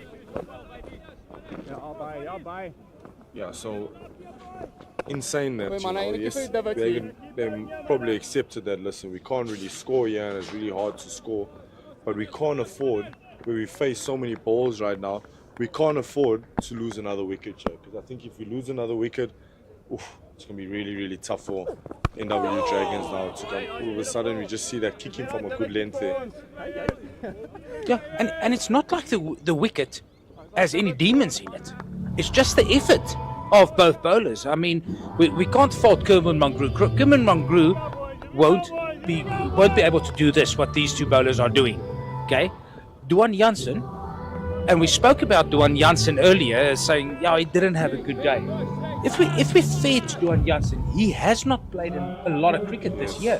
He was injured for a very long time. I think he played his last game in 2024, sometime in October. Then had a broken foot, if I'm not mistaken. Didn't play any other 4-day cricket. Didn't play SA20, and then he came back basically with very little cricket. Good shot by Matthew Kleinveld. That is a cricket shot of class. Ball on the up, through extra cover for 4, and it just shows you if you wait for the right delivery, there's always runs to be scored. Beautiful shot there by Matthew Kleinveld, and he deserves it. Like, you know, I think both of them do deserve. They've bowed their time for quite a while now. You know, they've played the situation when there was a little bit of pressure on, 2 wickets down, and then you're bound to get something like that, and you just put it away beautifully. It's just a conventional, old school, from the book cricket shot. His weight transferred so well into that delivery, even though the ball was just back of a length.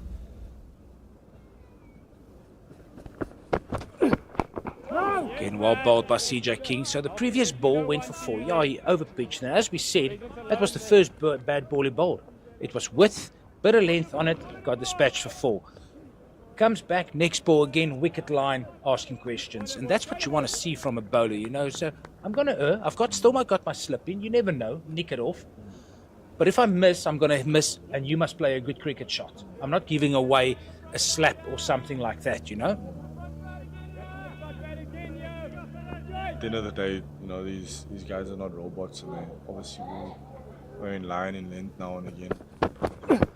Beautifully back on it, and it's just a matter of them coming back and saying, yes, I did overcompensate over here, and if they continuously do it, then it is a big problem, you know.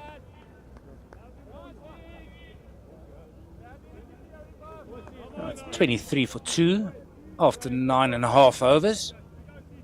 CJ King in his 5th. Well, Matthew, beautiful, good line, good length. Well played as well by Matthew Kleinfeld. There's who's out the forward defense.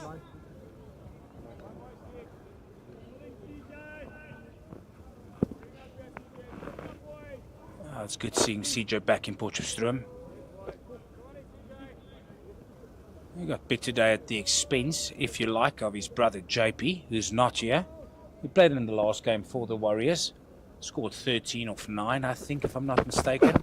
Again, good delivery to Matthew Kleinfeld. Tries to just punch it off the back foot, but the contact not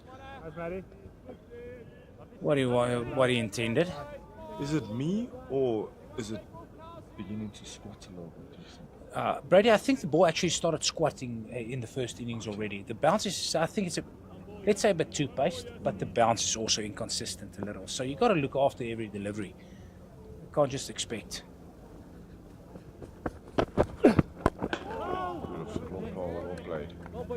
And that's the end of the power play. With the score on 23 for 2 after 10. That's the power play gone. Excellent start here by CJ King and Bayer Swanepoel. And now in commentary, I'm again joined by a local boy, it seems, Gert Maloney. Gert, you know what? Welcome back. Thank you very much, Conrad. Had a good dinner? Had a good rest, yes. Had good dinner. Had a good catch up on all my admin that I had to do as well. I had a bit of a chin wag with CJ's dad and them as well. Are they here, Kobus King? Yes, they are here. They are part of the Rent a Crown, as you mentioned earlier. They are sitting there in the bleachers. Now, Gert, I know a residence master here. If you play your cards right, I can always put in a good word for you. And one of our staff from Pitch Vision also asked if I could put in a good word for him. Because they're so often in Potch now that they might as well stay here. But I'm not sure if your wife and your kids going to like that. My wife wouldn't mind. My kids might have a bit of an issue. All the grannies are back in the vaults. So, yeah, that might be a bit of an issue. But the cricket I would love. I always love coming to JB Marks. Constantly joke that it's my second home, but it really does feel like it. I think ever since I've been doing this for the last year and a bit, I've only missed one game at Potch. Yeah, now from the city in, change of arm and change of speed as well. Send with the Sammy into the attack. Shortish, cut away by Janeman Milan to the sweep boundary. That's quite square, just in front of point, making some good yards there, does Robenheimer. I think this is going to be the important part of their innings, just like it was for the Warriors, is how they're going to play the slower bowlers, how they're going to play the spinners. Are they going to allow them just to bowl at them, or are they going to be a little bit more attacking? One thing that I think they should not allow is just the bowlers to settle. Here we go, Senna. Here we go, boy. Especially with the right-left combination. Down! That's a good shot by Kleinfeld down the ground to long on. Yes, Gert, I totally agree with you, because sometimes we do give bowlers that opportunity to settle. Okay? My father always said to me, don't try and hurt a spinner with big shots. If you can take him for 4, 5, 6 singles and over, if you go 10 overs, it still 60 runs on the board. The odd boundary will come. But if you're going to force a pace, because as the Northwest Dragons spinners, with the exception of Caleb Seleka, Senna's not bowling it very quick. He knows the wicket is slow. He's not giving it any pace. And also, apart from him bowling it slower than Seleka, and apart from him knowing the pitch very, very well, I mean, he was here for 3 years, is also he batted for a long time against those slower bowlers, so he knows exactly what to expect from the deck. And he knows how difficult it was to get the flighted deliveries away. It's difficult to get under it, and if you're going to run at it, you've got to make sure you know your areas that you're going to hit. If you're going to try and swing across it, you can always get yourself in trouble, losing your shape, getting leading edge or being very early on the delivery. Now he's bringing in a short attacking, catching cover. That's well played by Janeman Milan, just dabbing it to the point area. I almost feel that's a much better fielding position than the slip is. We have hardly seen a ball, even along the ground, go to slip. But we have seen a couple of deliveries pop up. Very difficult to actually force the pace. So once you play a bit of hard hands, that man at short cover comes into play the whole time. Yeah, Brady and I actually mentioned this in his commentary stint, that I can't remember in all 50 overs that the Warriors faced of one traditional cover drive being hit. As soon as someone tried to hit it, it was either stopped by short catching cover, or hit in the air, or going to long off to be caught. So it's difficult to drive the ball on this wicket. You got to make sure that you got to wait long for that ball, maybe get past you to get it square to the sweeper boundary rather. But no cover drives were hit in the innings of the Warriors.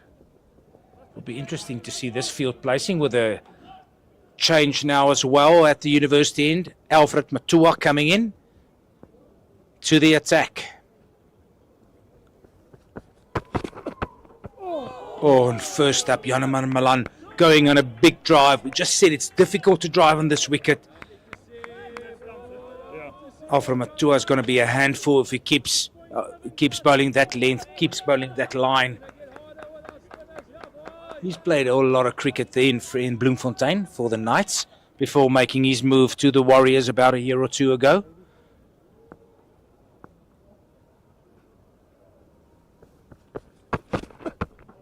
That's a touch wide, and it is signalled by the umpire. That's got to be bowled again. That's the third wide in the innings so far. Yeah, he's one of those guys that's been around for quite a while. He said he was with the Whites for a couple of years as well. I was actually very surprised when he did do the move.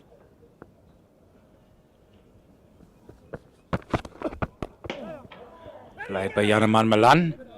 Just knocking that into the vacant pocket there at cover area. Now, if you look at Alfred's numbers, he's picked up 43 wickets at an average of 35. Runs per over close to 5.5. Best figures for the Knights against the Warriors in the 2021-2022 season, 4 for 45. And it looks like this is his 40th game in 50 over cricket division, in 50 over cricket, or List A cricket as we call it. Well bowled by Alfred Matua, again very straight lines, getting a thick inside edge of Matthew Kleinveld's bat. Going through for another single, just making sure that scoreboard keeps ticking. Now the 35-year-old, Mauricio from Hammanskraal. Now that's just outside Pretoria. Yeah, he actually played Northern Southern 19s back in the day. Then he had the Knights before he made his new home at the Warriors. You'll be very flattered with the bowling style they have for him. It's a right-arm fast medium. That's driven by Janeman Milan. Goes for a boundary, backward a square. Don't think he got all of it though, but one thing he did well was he waited a long time for that ball to get past him, as we said.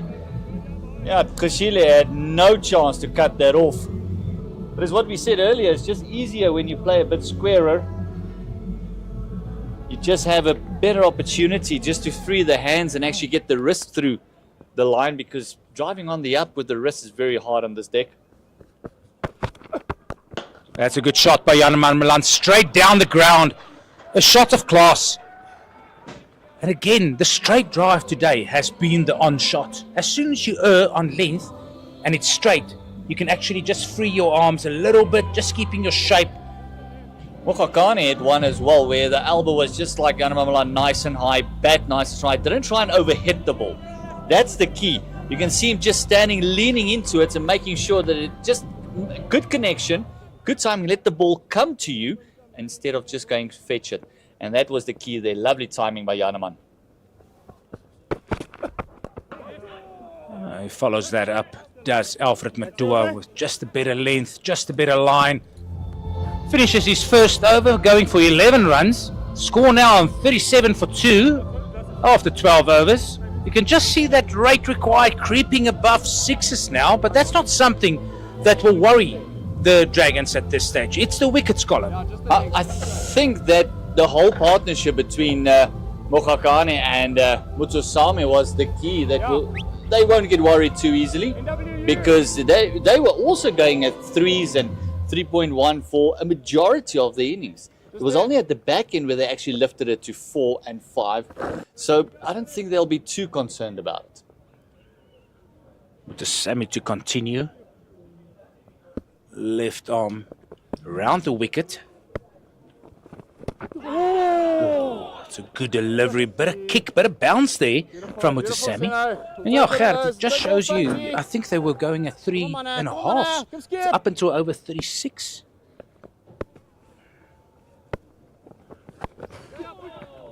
Fine by Kleinveld. Got to be cleaned up at the fine leg area, short fine leg. Fielder coming in from the deep square position. Very surprised that Kleinveld didn't go with Janeman Malan. They've been building a nice little partnership as openers. I was very surprised to see him not coming out, because they just had that chemistry, didn't they? Just had that something going between them that just worked. Yeah, it's, me and Brady also actually discussed that at the start of the innings, is why the selection committee decided to give Ruben Herman a go up front. I understand the selection of Tahir Isaac there as gloveman. That's fine, but they had such a good start in the first 2 games. Why change it? Ruben Herman is a 4-5 batter. Get him into that position rather. He's more used to, more accustomed to that position. You can see Sen Mutusame here just playing with the pace. He's also, just like Caleb Seleka did from that city end, just getting a little bit of kick on that 5-meter mark. Again, good over by Sen Mutusame.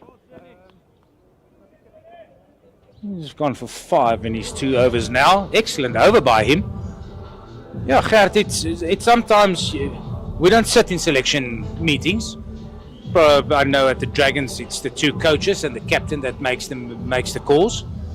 And I mean, every province for themselves. Everybody decides how they want to do it. In the end, you've got to be honest with yourself. And if there's any questions asked, you as a selection committee takes responsibility for that.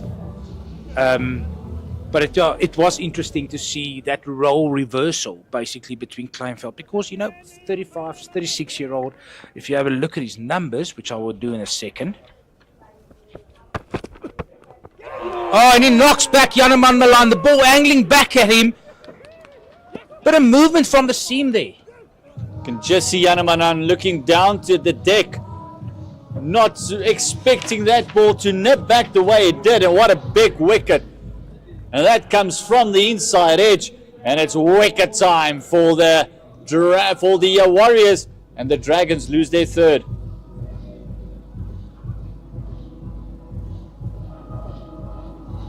You can just see the absolute surprise as Janeman Malan looks down at the crease. Gone for 19, a bit of a start, just not able to kick on in Potch. Yeah, the last game Janeman played here made a good 90 for the Dragons. Not today though, going for 19 or 37. Difficult to get it away.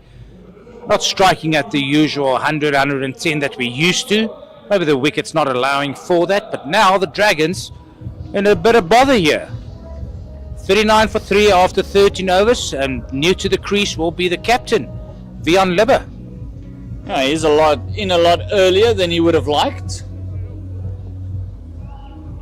He's got a couple of 50s, couple of 100s to his name. Average of 32, so a very, very handy middle order batter. But I say again, in a lot earlier than he would have liked. Yeah, it's a bit of pressure now on Vian here. How's he going to play it? He had a good knock on Saturday. He had a good knock on Sunday rather against the Lions, scoring 80, scoring freely. I think it was a different pitch that they played on there as well. We get used to nice and true Wanderers wickets. Just having a look here at Sunday's batting lineup for the Dragons. And they did actually on Sunday open with Ruben Herman and Janeman Malan. Reinhard van Tonner was at 3. Of course, he's not available today due to injury. So they tried it in the previous game. Ruben Herman scoring 47. Bit of a partnership that the two of them did have there. It's just interesting why they changed it from the first 2 games. You know, it's something they possibly saw differently than we as commentators do. But what you said, I totally agree with Gert, is it felt like they had this kind of connection, bit of aura about them. Yeah, Matthew also batted 3 and scored 4 on Sunday and scored 64 of 61 deliveries. Of course, Vian Libbe 80 of 64. Oh, such a good ball, Alfred Matua. That ball just completely died on the keeper. That ball was about a meter short from him. On the bounce, that makes life very difficult. Ball's definitely keeping low, squatting, as the players call it nowadays. Not too far from the off stump. Yeah, Vian's feet not really moving well. Just happy that wasn't straighter. I know they call it squatting these days, but that ball died. That's a good cricket shot by Vian Libbe down the ground, but well fielded by CJ King. Is he having a game and a half here? It's all set up by that little cameo that he played, and then those 2 quick wickets. 2 in a row for CJ. And from there, you just feel like Superman. Everything is going your way. He's going to dive in the right direction. So he is definitely putting his hand up for maybe a impact player of the match. Matua just going a bit wider, just keeping it inside the red line there, as you can see on the monitor. Of course, that's the indication, just gives the umpire an idea of where the wide delivery should be. It's still his prerogative to call it wide or not. Of course, that line belongs to the umpire, as does the front line for the no ball. Fuller by Matua. And these 2 players now, Gert, has one big job here to do for the Dragons. We saw a bit of a partnership there between Malan and Kleinveld. Yeah, but 3 wickets down is the problem at this stage. How was that chemistry that I'm talking about? As soon as those 2 get together, there's just something happening between them. The calling is good. Everything is just clicking. Big wicket of Janeman Malan because he knows how to construct a run chase. Straighter and missing leg stump called wide by the umpire. It kind of looked like that was clipping the pad. Batter won't mind. Yeah, the bowler doesn't look too angry about it either, so he'll just rock back. Just apologize to the captain. Sorry, Skip. The wrong side of the batter. And I'm not tired yet.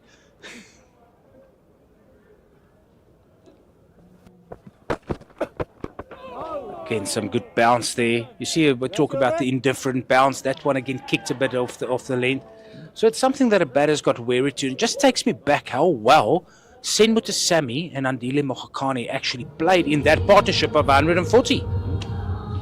They batted phenomenally well, and the trouble that they were in is the key. As we see the grass embankments having a bit of a jaw, enjoying the cricket. Those ones with the colourful shirts. Saw them coming in nice, bright and early. I think around about the 4th or 5th over, they came in already. A nice crowd in. Thank you. Just look at there's a bit of football practice as well. I'll tell you about that in a second, Gert. We've seen with the Sami continuing now in his 3rd over. Here we go, Senna.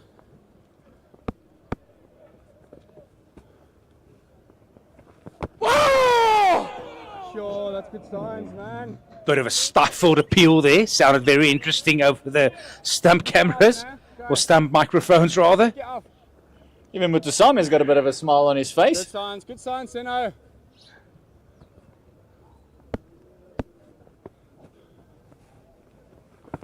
Oh, yes, Played by man, Vian Libbe. yes, man. So Gert, yeah, that is across there what we can see. Not sure whether the cameras can pick it up later. That is first year's football that will start in a few minutes. Shot by the Unlibber, but hitting the mid-wicket area fielder. So last night we had the first round of the first year's rugby tournament between residences. Last Saturday we had all the first year's netball for ladies. Bowled by Senmutter Sammy, not giving anything away to the Unlibber. Yeah, so playoffs, I reckon this tournament will be over 2 or 3 evenings.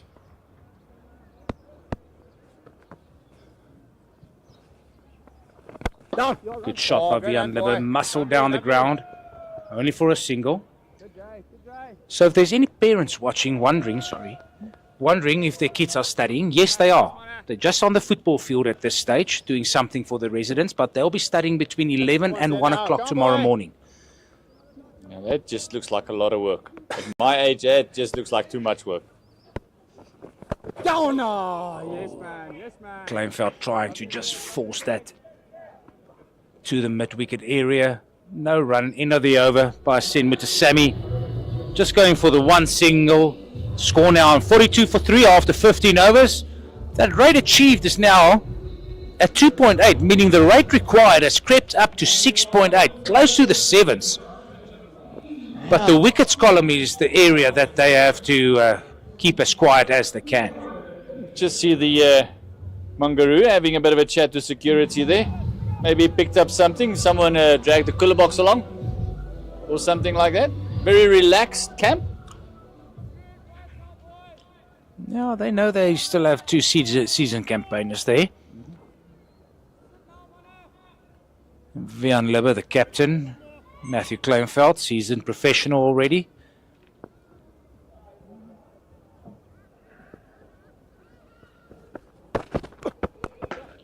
Good shot by the Unlibber. Only for the single. That's the one thing they don't want is these two to really settle in. Both of them coming off good scores. Kleinveld is 64, also started off very slowly. Then he got it off 61 deliveries, and then the Unlibber started off almost in similar fashion, then ended up on 80 of 64. Again, going down the leg side does Alfred Matua. Just trying to see Kleinveld. One Day Cup Division 1 career record says he made his debut in 2021-2022. Is that possible? Because I know he played a lot of cricket overseas. Is that only making his debut in South Africa? Only One Day Cup. That's probably for Province that he played for, or Free State.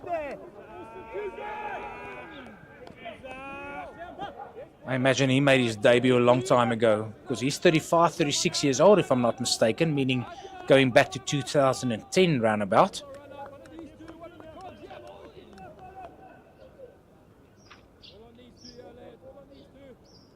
Of course, related to Rory Kleinveld.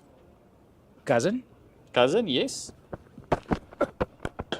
great shot for no run. Just hitting the fielder there at extra cover.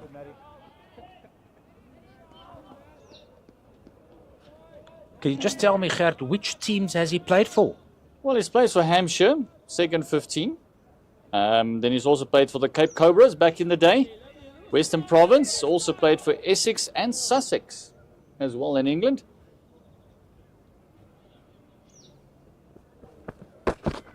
So hence the reason why he made his debut so late in the One Day Cup. And, if I'm not mistaken, he's actually born in England. Yes. I think he was born in Hampshire, if I'm not mistaken. Southampton, Hampshire. Southampton, Hampshire, okay. Yes. And he was down in the Cape, where his family probably is from. Then went to Free State, played a season or two there. Last season he was at the Titans, and now applying his trade here in Potchefstroom at the Northwest University Dragons. Oh, and he chipped it straight. A full delivery by Alfred Matua. The Unlibber not picking it up and hitting it straight down the throat of Senmutter Sammy. That's 4 down for the Northwest University Dragons. And it's the big wicket of their captain, Vian Libber. We saw 2 of the Warrior players playing the exact same shot, chipping it into mid-off hands. And very nearly Mokokane going as well to this man, Vian Libber. Just got dropped, and this is now a little bit of danger signs for the Dragons. Matua picking up his second. And oh my word, it's a fully. That could have gone anywhere. That's a low full toss. Definitely Vian Libber not picking that up. Maybe got to him a bit slower than what he expected because of the full delivery. And just chipping it straight. That's a big wicket. And now in all sorts of trouble are the Northwest University Dragons. 45 for 4 within 16 overs. And really exposing the middle order here to this run chase that looks a major upset tonight here in Potchefstroom after the Dragons beating the Lions on Sunday with a bonus point. Yeah, that was a big win for the Dragons. And after winning the toss and electing to field first, they were very confident. Just look at the shots again. He just chipped it in. And well read by the captain, Mutusami. Another man that scored a half a century and played a lovely little innings, almost similar to what CJ did tonight, was Lasiba Ngwepe. On the game against the Lions, he had 53 to the scoreboard of 39 deliveries. But his role is changing completely in this game. And interesting again, Gert, we saw this, even though the Dragons has lost more wickets inside this period of play so far, both sides, both innings, is no partnerships to speak of. There was only one big partnership for wicket number 7. Big shot to get off the mark by Lasiba Ngwepe, hitting the sweeper on the offside boundary. That's the over.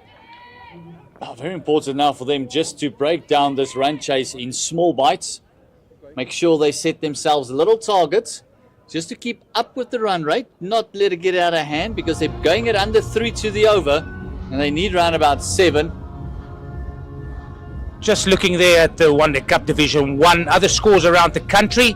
The Momentum Multiply Titans scoring 337 for 7 in their allotted 50 overs. And currently Western Province, is on 100 for 1 after 13 overs with Valentine Kitimi and David Berryman doing the majority of the damage there. It looks like that game can go all the way.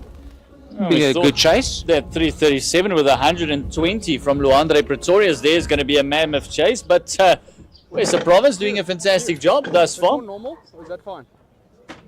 All right. Here we go, Seni. Back here to JB Marks over with Sen Mutusami again. No. Of course, Lasiba Ngwepe playing against the Warriors, where he played the majority of his career. Come on, Seni. Lovely squeeze from you, yeah. See a little release shot. This is vice captain of the Dragons. He's got a big role to play for them here. Sorry, Gert. Sweeps. But airborne for a long time, but picked up by CJ King only for the single. Hey, Yeah, it's interesting to see in this professional era how players play against their old stomping grounds and that sort of thing. The opportunities opening up a lot more for players.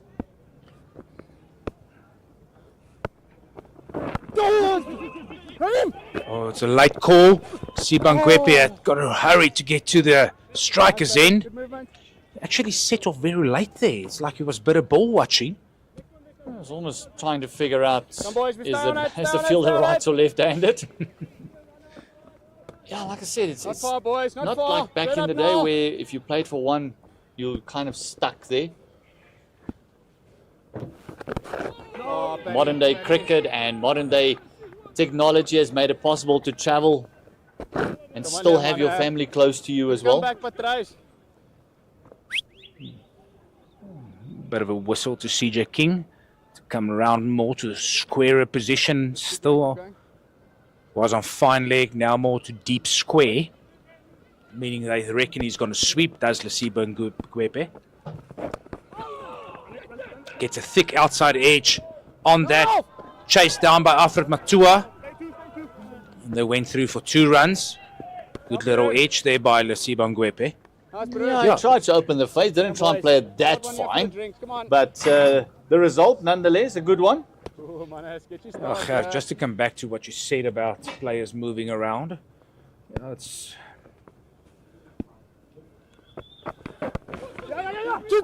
That's a good run there. Hits the stumps, no chance for another run. Yeah, if you go back to the golden years, let's say when I was a little boy, and maybe you as well, I'm not sure of your age, but I think we look the same age. But if you talk about players like Garth Leroux, played all his cricket at Province. Talk about Chris Morris's father. He played his cricket at Northern Transvaal. Yeah, look at all the legends. Look at Dean Lang, who played mostly in the good old Transvaal. There was very few players that moved around. Clive Rice. They kind of stuck to where they started. Yeah, but there's also a reason for that, Gert. It's because the game wasn't professional. Just coming back to another game in this one-day cup, Division 1, where the Knights scored 249 in 49 overs, and currently Gold Rush Boland, who's topping the log, is on 102 for 2 after 21 overs with Aviwe Mkajima in front of the wicket. Bit of an inside edge there again by Lesiba Ngwepe. Good areas by Alfred Matua, who's really been bowling well. So yeah, it was outside the professional area. Just coming back to that scorecard, Boland. So it's Nkajima on 28, joined by Gavin Kaplan. They're going close to run a ball, and it's going to be an interesting chase on a slowish, I reckon, Boland Park Stadium. And aren't they a bit of a surprise package in the one-day cup thus far? Top of the log. Shot, yes, 3 from 3. Currently, Dragons sitting on 9 points. Then the Lions on 8, or possibly 9 as well, because they picked up a bonus point. And then it's the Warriors on 7, having won 1, lost 1, and 1 rained out against the Knights, if I'm not mistaken, in Bloemfontein last week, Wednesday. Cut by Kleinveld. That looks a good cricket shot. Well fielded there. It's just when it's short and wide, it's a lot easier just to slap the ball. It's when he's really pitched up and dug into the crease on that 6.5 to 7 meter mark. That's where it gets tough. So we do see players now moving about where they are needed, where there's possibly a contract. You know, it's still a professional game. Got to make a living.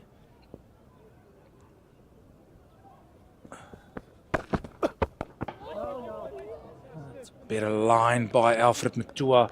It's been very tidy yet. Picked up 2 for 19 in 3.3 overs. Of course, the big wickets there of Janeman Malan, who chopped the ball on. Ball bouncing a little bit, jagging back into him, and then Vian Libbe, who just lost his shape. You can actually see his head falling over a little bit and just chipping it. Easy catch to the opposite captain, Senmuta Sami.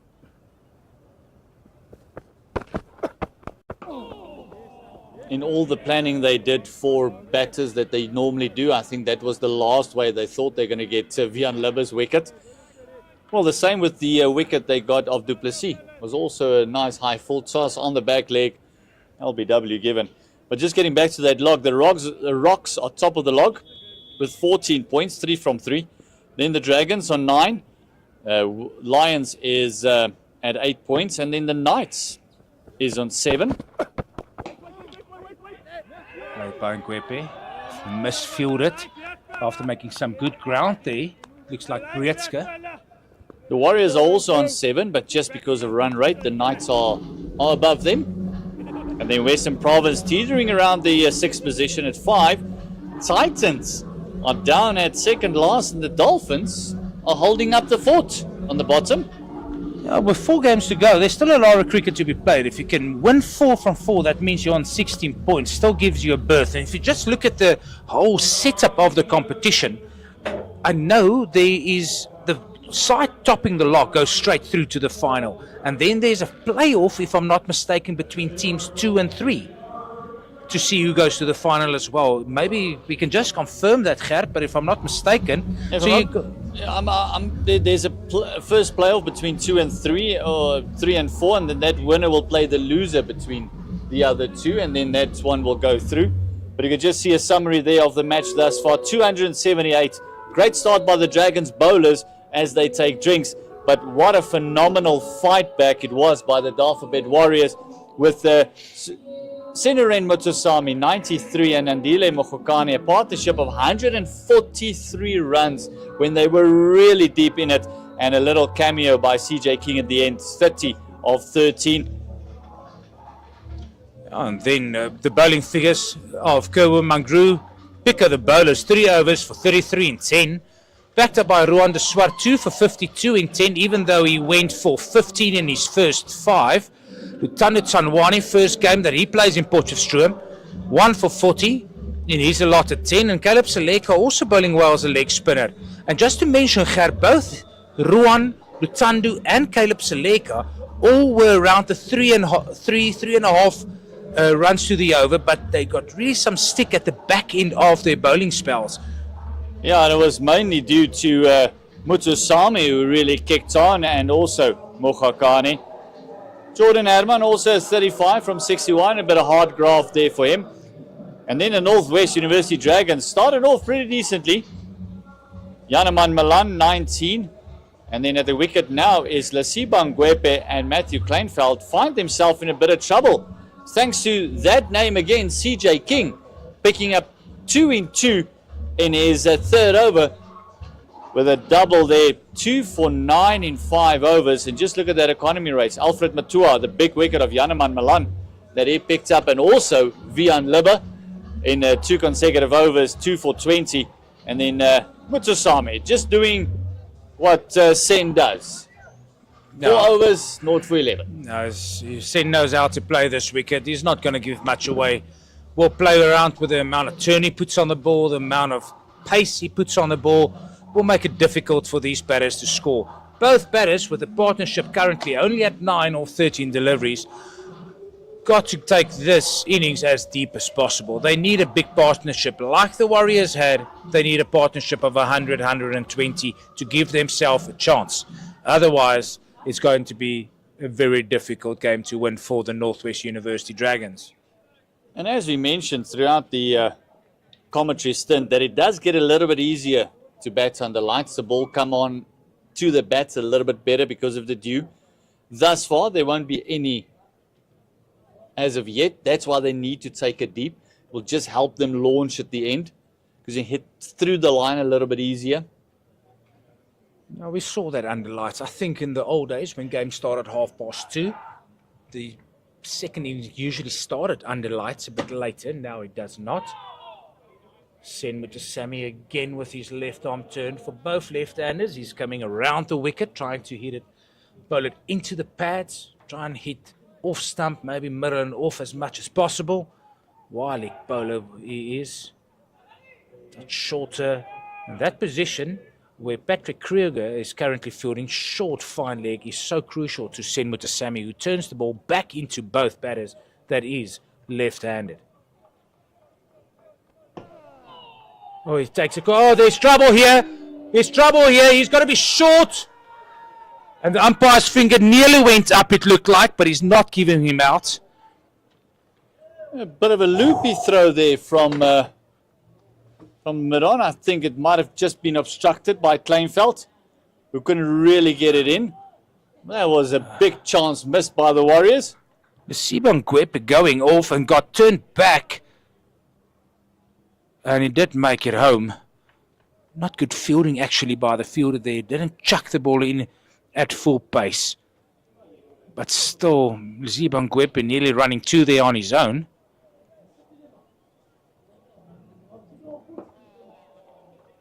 Kleinfeld just had absolutely no interest in that run whatsoever. Just put his hand up, the old stop. That's the first single off the over, off the 5th ball. So tidy is Sen Mutusami. Currently only going for 12 on 4.5 overs. And you can see the rate achieved with a partnership currently at 10. The rate required, rather, is 7.2, and the rate achieved is below 3. Just shows you the quality of this bowling attack so far of the Dafabet Warriors. Not giving anything away. Yeah, bowling brilliantly. One more ball to go in his fifth. Good shot by Kleinveld down the ground, showing some intent. Yeah, Kleinveld just looks the part, doesn't he? So very compact. But Lesibo and Ngwepe has also been around for a while. 31 years of age. Very nearly his birthday is on the 14th of April. From Vosloorus originally. Has played Easterns under 19 as well as played for Easterns. Also South Africa under 19s. He represented as well. Then had a stint at the Titans before he went to the Warriors. And now he's visiting Potch. No, he's always welcome in Potch. Everybody's always welcome in Potch, Gert. Even you. You know there's a big issue if I'm welcome in Potch.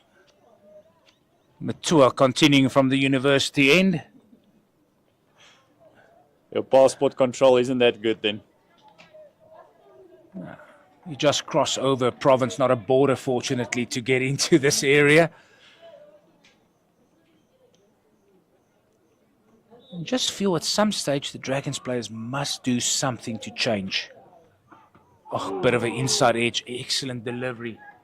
The only thing, beg your pardon for interrupting, the only thing that I'm scared of is that they're going to bat themselves into a little bit of a hole. They might not be able to get themselves out. They're just allowing Matua and Mutusami to bowl at them. And you still got 5 overs of King left. You still got 5 overs of Bayer Swanepoel left.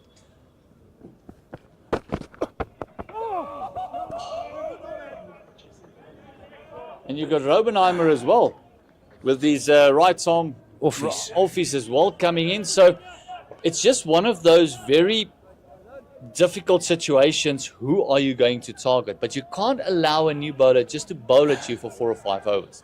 You see, the big problem that they sit with is that wickets column. Even though at number 7 for the Dragons will be Ruan de Swart. 8 written down as Duan Janssen, so it's not like they have a lot of batting left. So you can understand the situation that these two batters find themselves in. Another wicket lost means the game is done. Except if you have the same situation where they could bat around that one in batter, make sure of a bit of a partnership, take it as deep as possible. But it's very difficult as a batter to understand when to go. Short. Does not get a lot of that on the bat, does Kleinveld. Looks like he actually got a bit of glove on it in the end. That's one of those situations where even if you're not getting the boundaries, even if you're not getting the 8s and 9s to the over, at least get it up to 6. Try and get a single the ball. It'll be a lot easier at the back end of your innings. Matua continuing, 2 deliveries to go in this 5th over. And it's almost if when Matua's floating it up, it's almost like a all spin. It's dipping on the batters. Exactly what happened to Vian Libbe. He just popped it up to Mutusami.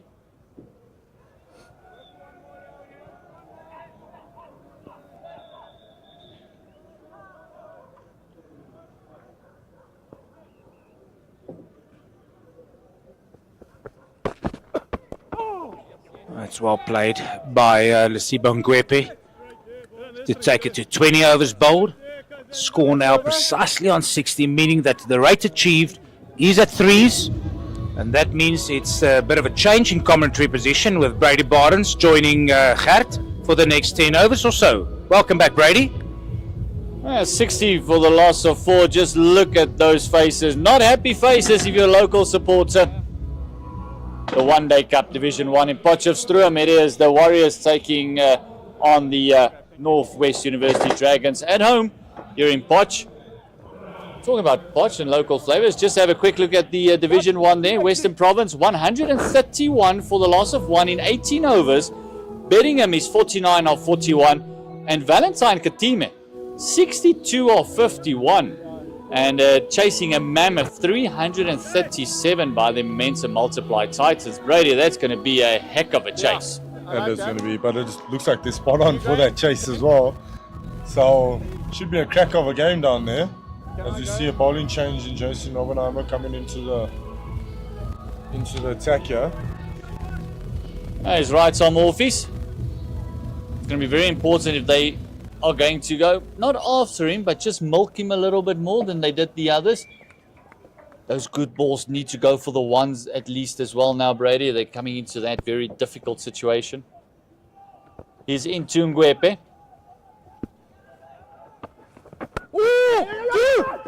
Oh, immediately miscommunication once again. Oh, it's the second time that Kleinveld and Ngwepe has not understood each other. Yeah, first one was Ngwepe did really well to get back there. As you see, another game there, Division 1, Boland Park. Boland Park 117 for 4, chasing 249. Also looks like quite a close one there. Into Kalipa. Beg your pardon, Kalipa. Siba Ngwepe. It looks like he's got a little bit of turn there. He's getting a lot of turn, and just look at that gold rush. Boland is halfway through their innings, 117 for a loss of 4.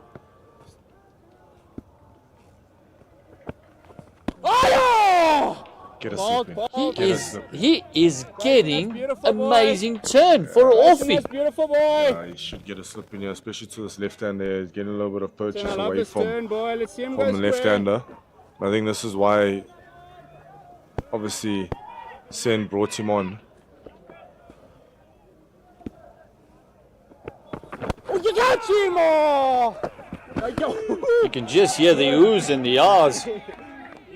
Yes, man. A lot of chatter Go, Matty! going towards the batters at the moment. Boys, it's not going anywhere. Let's send you, boy. It looks like the Warriors bunch has obviously got their tails up here, and they feel there's a little bit of a window of opportunity that they can cash in here. Oh, Sen, you beauty! Yes, man. Yes, boy. Excellent fielding at point, making life very difficult at the moment. Mutusami leading from the front, not just the bat and the ball, but also in the field. Yeah, doing really well as a captain. That's what you want from your captain, just to lead from the front here. Catch. Beautifully bowled. Absolute brilliant here, Ruby. And that is a maiden bolt by Jason Oppenheimer. What a start for him, and it's again those very dangerous signs is don't allow a bowler to settle. The score has gone to 60 for the loss of 4. 21 overs gone. Great start by the 26-year-old, Jason Oppenheimer. Just look at that, even the scoreboard's flicking of excitement. The equation is 219. Required 174 deliveries still remaining. 140. Oh, this one played through mid-wicket. It's going to be cut off by deep square. Run him out. And what a throw that is. Duplessis very excited. Everyone's got hands on heads. You've got to feel that that would have been referred if that was an option. I must say, that was an absolute bullet of an arm from the fielder down at square leg. I'd love to see who that is. I can't really see. Oh, it's Jordan Herman. That is an absolute bullet of an arm. He actually good call. Very good call. Great call by the umpire in his 50th game.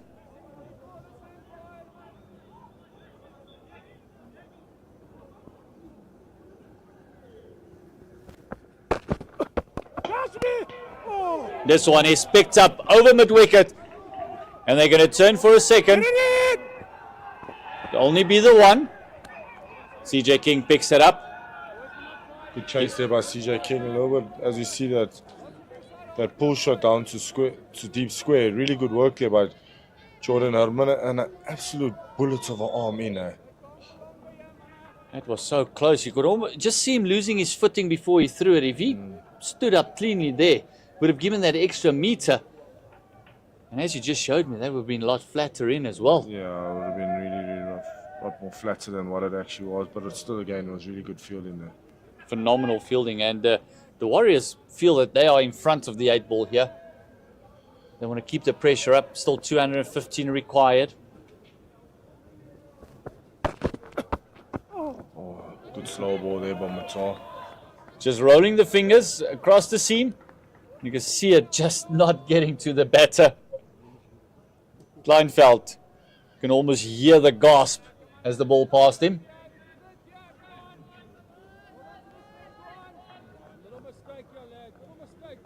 It's going to be really interesting here. That run rate just keeps climbing up here.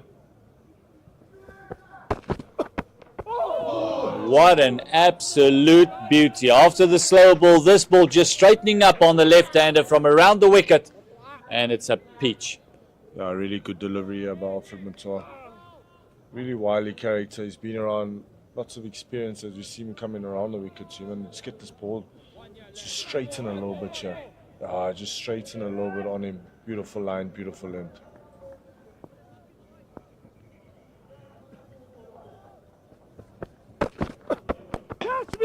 This one lifted up over mid-wicket. Still no real clean contact. Will just be another 2. So now is obviously the stage of the game where they probably have to take a little bit of a risk here, and you can obviously see it with Matthew Kleinveld here, because you don't want that run rate to climb into the 8s and then the 9s, and then once it's in the 10s, then obviously it's completely gone away from you.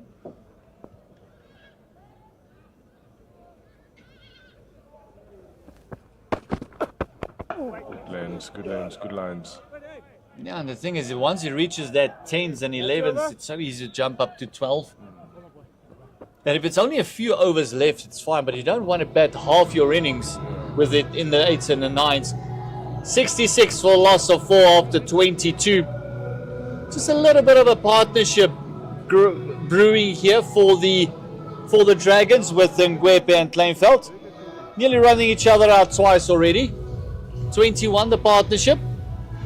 Yeah, the partnership of 21 was a bit of dodgy running in between there, where Wepe could have been run out twice, but luckily he's still there, and something that they can build on, that can obviously get them back into this game. It's not all doom and gloom for them, I still believe they have got the ability to score at a 7 or above 7. Well, in the previous over, gone for 6. Raubenheimer continuing to Ngwepe.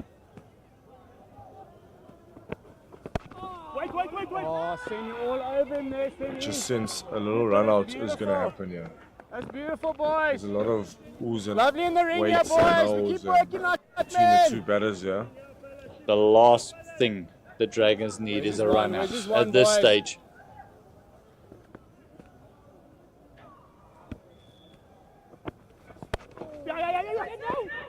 Oh, this one. If Mutusami picked that one up, that would have been a very close one again. So let's call it a good run. Finally, just get a bit of rotation going. Here's the batters.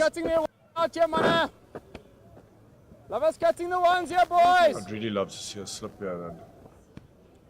Especially because Kleinveld has not faced Raubenheimer. He's been on the non-strikers end. Man, Jay.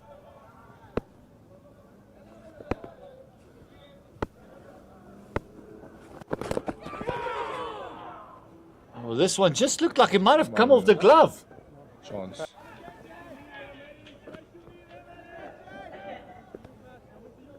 Brilliant production crew, just showing us that it is Come on, Jason. pad actually, not glove. Oh, He's getting some beautiful drift here. Drift and turn that he's obviously getting, which is so good to see. It's going to be such a handful, especially from that end, that city end, where the ball's just biting a little bit, it's just bouncing a little bit more you would expect.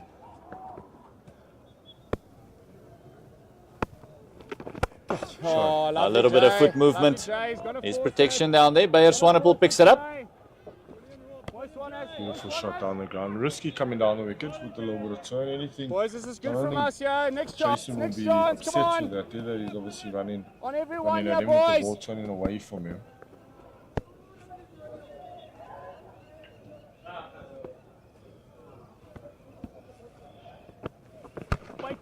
This one a bit more intent. Slice through the covers. Again, just the one. Another fantastic over. Only 3 runs coming from it. Jason Obenheimer's completed his second. That means 23 overs gone. 69. Good old 69 for the last of 4. Kleinveld is on 21. And Lesiba Ngwepe 11.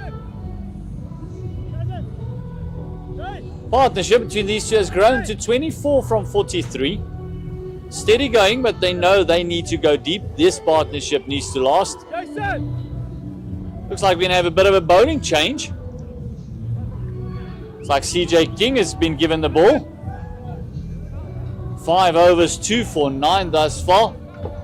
And 2 big wickets that he did get for the Dafabet Warriors. Bowling change with that right Both time around. beautifully up front there. Now we saw one drive from Yanaman Milan, which was an absolute beauty.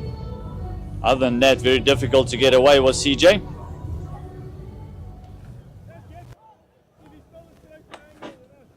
Coming around the wicket, and it looked like when he came around the wicket that he hit the wicket so hard that he got an uneven bounce. So it'll be interesting to see now with the lights on. Oh, fantastic hand. Lovely half stop there by Point. That was going to the fence like a tracer bullet. Yeah, Phenomenal fielding. yeah, he timed it really well there. He looks really upset there for letting it go, but he did really, really well to get a hand onto it. Kashile, not happy with himself there, but just shows you what high standard he puts in for himself. It's a really, really good hand that he got there.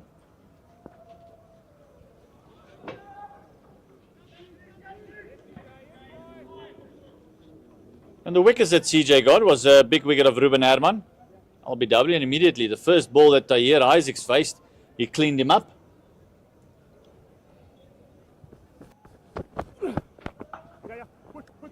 Back of a length, lovely placement.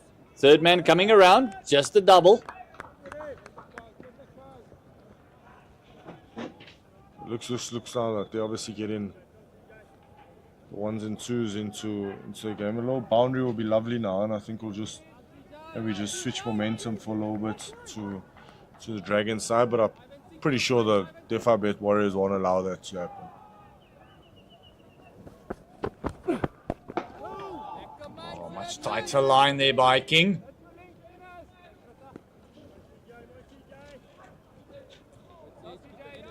I think the Dafabet Warriors know they need one more wicket here to really put on the pressure and turn the screws nice and tight on the Dragons.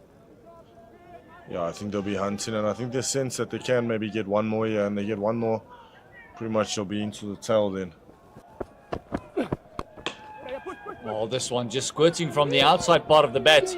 Sweeper coming in. Great running there by Kleinveld. No doubt in his mind there was 2.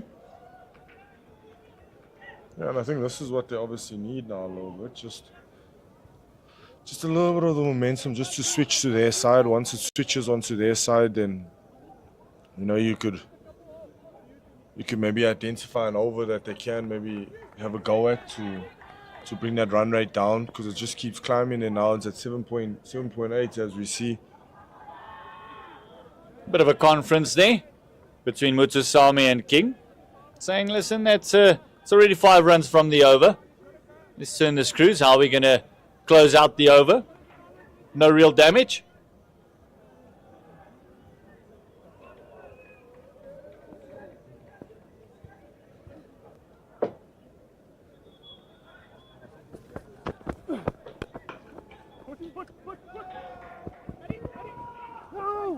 Good field in. Really good fielding there by Andile Mokuka. Is it Andile? Or substitute fielder? Sia Plaiki is obviously coming onto the field there. Really good fielding by him there. Cut it down to 1. Phenomenal anticipation by him. As soon as he hit that ball, he was off like a bullet. making sure that's only one.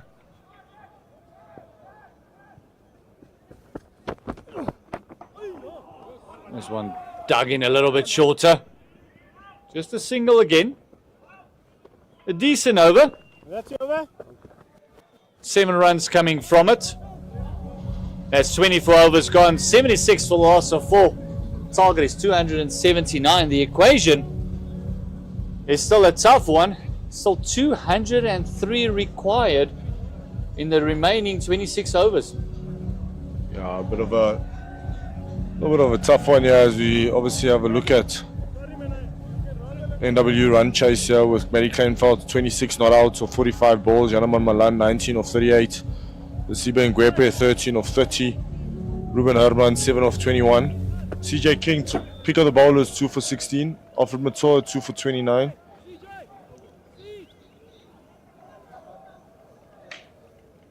But I'll go back to what I said is about obviously that run rate is just going to keep climbing and you don't want it to get out of hand.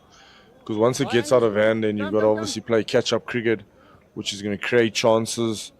From those chances, obviously, comes wickets. And they're already 4 down, so a bit of a climb, a little bit of an uphill climb for the NWU Dragons. Oh! And what turn is Robenheimer getting? Ruby! When was the last time we saw an off spinner Come on, boy. getting turned like this? We're going to grab a He's couple bowled a dots here on beautiful the line soft also. I side. He's think going his to go pace across is it. actually really good, Jan. But I'll tell you now, I'd love to see a slip here. Down. Excellent, This one excellent. just worked into the covers. I got to agree with you. Slip's got to come in. He's been dragging these Here we go, left-handers Ruby. forward and he's One in been the turning at a fuse. mile. Straight up, Ruby.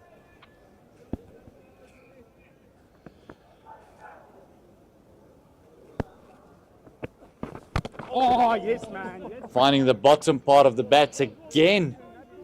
Robenheimer only busy with his third, but he's only conceded 3 runs. He's made it so difficult for them to actually milk his side as well. 203 from 153 deliveries. Catch. Decides to go a little bit. He goes airborne. And finally the shackles, you got to feel is broken a little bit. It's a forfeit for the Dragons. Yeah, beautiful shot there by Lesiba Ngwepe down the ground for that boundary, and a much needed boundary for the Northwest NWU Dragons. Beg your pardon as we have a look at you. Just over pitching and just straining a little bit of line, and he's just hit that straight down the ground for the boundary. Yeah, now it's 199 needed. It's come down the psychological 200. Oh, you're bowling. Again, just coming down the wicket and a big shout of no as he turned away. Yeah, just, you know, Warriors are still in the pound seat here, and I still feel they can gamble with a fielder. Catch him. This one hit down the ground once again, and a great work by Bayer Swanepoel done. Swaners. Can't stop the second. Mooi Swaners. Not bad there, yeah. That's the end of the 25th over. Halfway through their innings, it is the Northwest University Dragons 82 for the loss of 4 with a Matthew Kleinveld 26 of 45. Lesiba Ngwepe joining him 19 of 36. This partnership is 37 of 56, and Brady, one of those important partnerships for the Dragons. Yeah, a really important partnership for the Dragons, I think. They'll definitely feel like they're not completely out of this game. Yes, it will be tough, but I'm pretty sure these 2 serious campaigners can maybe get them through this little bit of a hiccup here.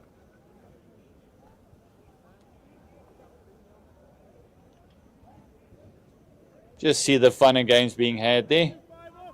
2 little ones playing on the grass embankment. The locals not very happy yet. King continuing. He's into Matthew Kleinveld.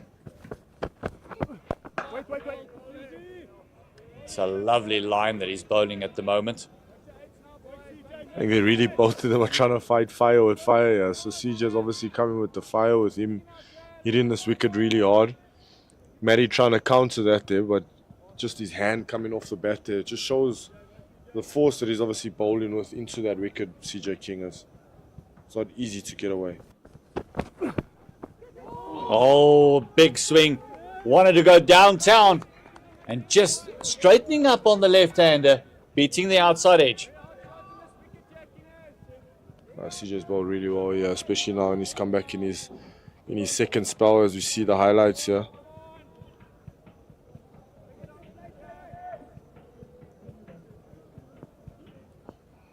Just straightening up, as you mentioned there.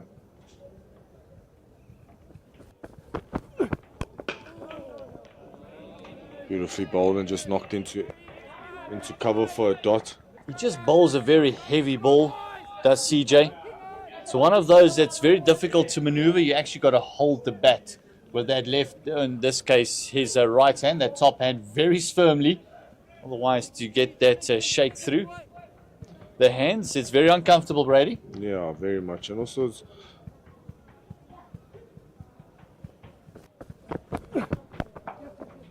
this one just squirted down to sweeper for one. yeah, it's also very important as well that you obviously get into good positions as well with someone that's running in and hitting the wicket as hard as what CJ is, because you never know. One might just kick on you, one might just squat on you, and if you're in a bad position or if you just get caught off guard in any way, you can easily get cleaned up.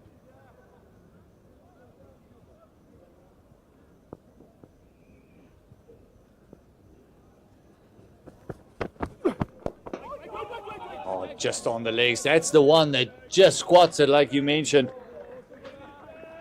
Oppenheimer picking it up. One more delivery to go. You can just see Ngwepe and Kleinfeld just talking to one another there. Yeah, they'll probably try and guard until the next drinks break, and probably reassess after that drinks break, where I'm pretty much sure that they have to have a dip at it now. Third man being sent out. Fine leg coming in. Beautiful. Again, just those hard lengths. Closing out the over brilliantly. Just the one from it. And that's really going to hurt the Dragons because there's been a couple of good overs. 26 gone. It's 83 for the loss of 4. Another good over here by CJ King. He's bowled 7 overs, 1 maiden, 17 runs, and 2 wickets. Really good work there by the youngster. That's great work there by CJ King. Oppenheimer continuing. But one boundary taken from him in the last over. But for off, he's been turning it brilliantly. Just look at those scenes. A lovely evening here in Potchefstroom at JB Marks Oval for the CSA One-Day Cup. Look at that, Western Province making a chase of it halfway through the innings. 169 for the loss of 1. Bedingham 69. Katime on 77, chasing that 337 from the Titans. Bit of a surprise package, Katime there. Swept around the corner. They look to double up. CJ's got a bit of work to do after the couple over he's bowled. What's CJ? What's Siege? Right in line there, right in line there. I think that's a really good option there with no 45 that Matty's just employed there. Nero. Happy. Come on now. I think a hard sweep could be on here.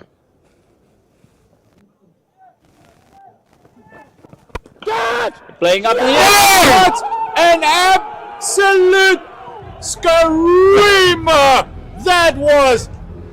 Take a bow. Oh my word. I am speechless. That is an absolute hell of a grab, that hurts. Mid-air, in the air, and he just plucks it out of there with one hand. What an absolute screamer that was. Talk about things changing again. Kleinfeld just wanted to lift it up and over, and what a grab that was. You got to have a look at this.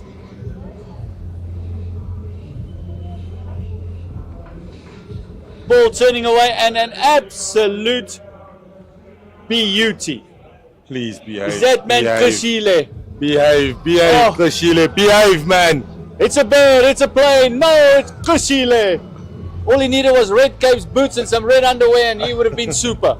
It's a beautiful catch. You know, you always speak about moments in the game, and I think one of these, as we have another look at it, and I can keep watching this, this is a really hell of a grab, this. He gave everything there, and obviously stuck, and you need those ones just to stick when you do go. Oh, my word. That's taken our breaths away up in the com box. You could see how surprised he was when he hung onto that one. But now we know why he was so upset when he palmed the other one at backward point earlier on. Jason Robenheimer, the big breakthrough coming from him. And just that ball just gripped and really turned away from the left-hander as well. Yeah, he's definitely getting grip in this wicket. I'd love to see a slip now coming in, especially to the new batter.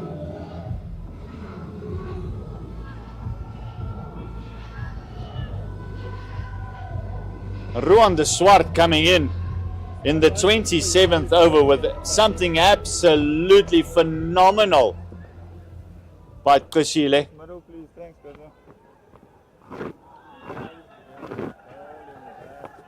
That's got to be one of, look at that man, look at him, composed, waiting for the next one. Jay. First up here, boy.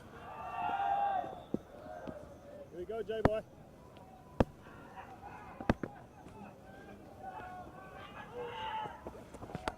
Oh, you called for a slip and it just passed the slip. And it's run down to the fence. Everything is happening.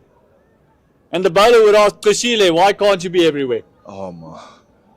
It would have worked out perfectly well there if that went to hand. But fortunate for Ruan de Swart, he obviously didn't find the fielder and obviously found the boundary.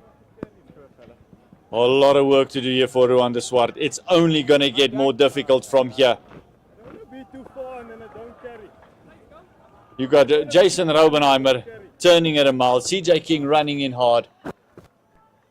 Ngwepe and de Swart. A lot of work to do. 89 for the loss of 5. Half your team back in the dugout. Really attacking now. They've actually added another slip here. Yeah, good, Matt.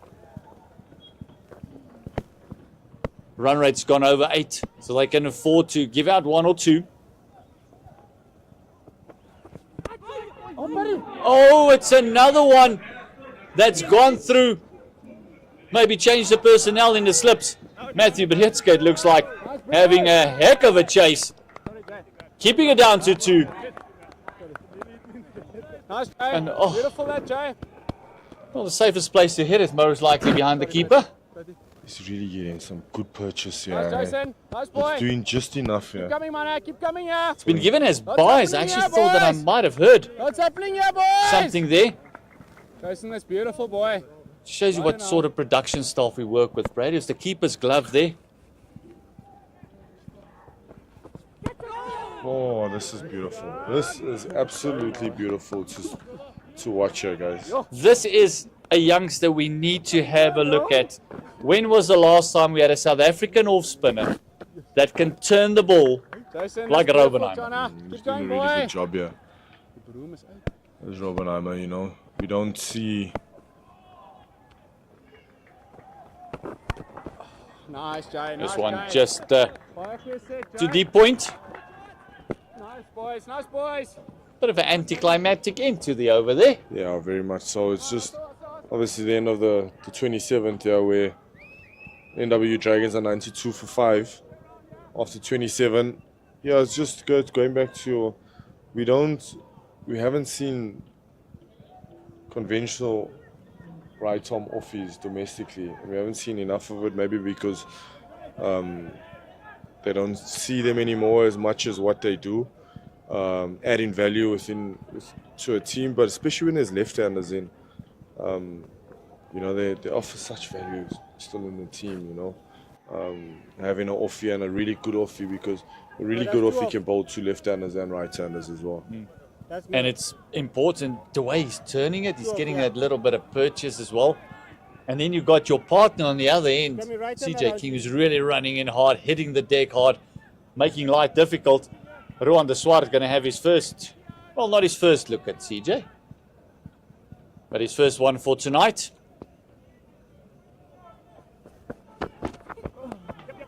Just straying onto the pads of Rowan de Swart. You'd just be the one. Ngwepe not interested in even remotely coming back for the second. How does the mindset change now, Brady, when it comes to your chase? Do you still keep up with the targets that you've set yourself, or do you revisit it? No. You have to revisit, obviously, the targets that you have. Your next goal is get into drinks. Beautifully bowled by CJ. Good lines, good lengths. Yeah, you probably got to reassess, get to drinks, reassess at drinks.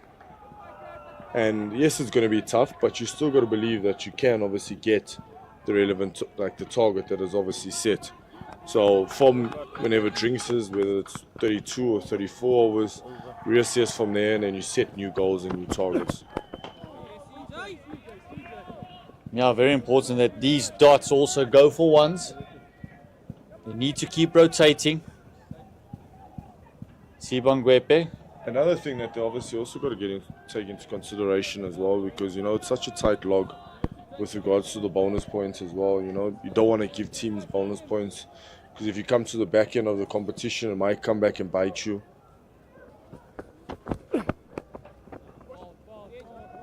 Nicely played, angle down to third man. Keeping the ball as far away from Kushile as they possibly can. Yeah. It's not all doom and gloom for the NWU Dragons. I feel this pair here can obviously hold a bat and they can bat. They are genuine batters. You've got Duan Janssen coming in next, which can also hold a bat and is a decent batter as well. So we've seen funnier things in cricket happen. Lovely stuff at the moment by the Warriors. Got to take your hats off to them. They've been on the money from the get-go. 185 required of 133 deliveries. One more delivery to go in the 28th.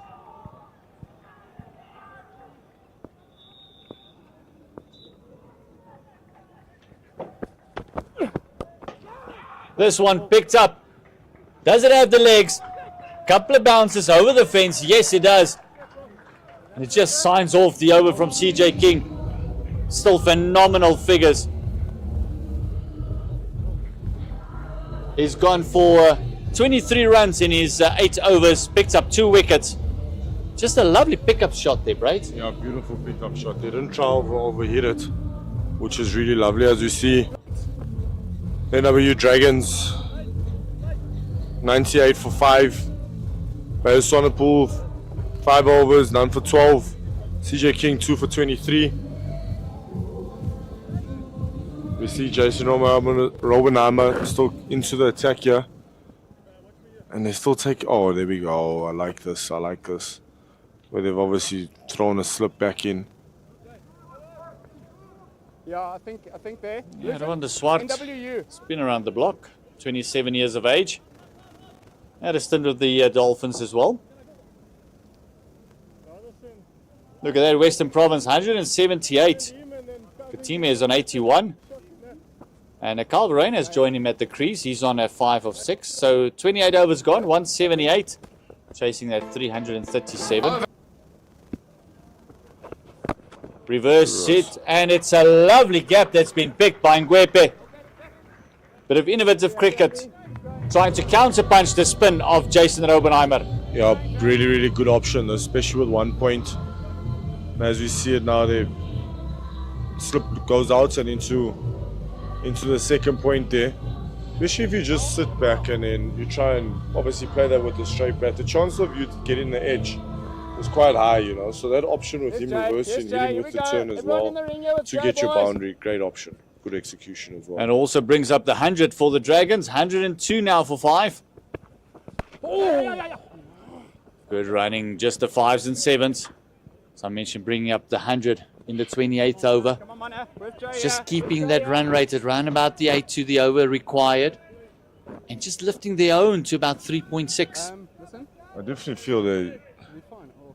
the only thing that could kill them is obviously the wicket column, but from ability-wise and Just, them come a bit. going at between 6s, 7s, Happy?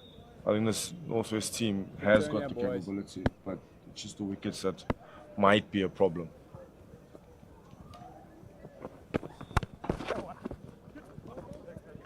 And again, Jay. And again, Jay. Come on, boys. Come on, boys.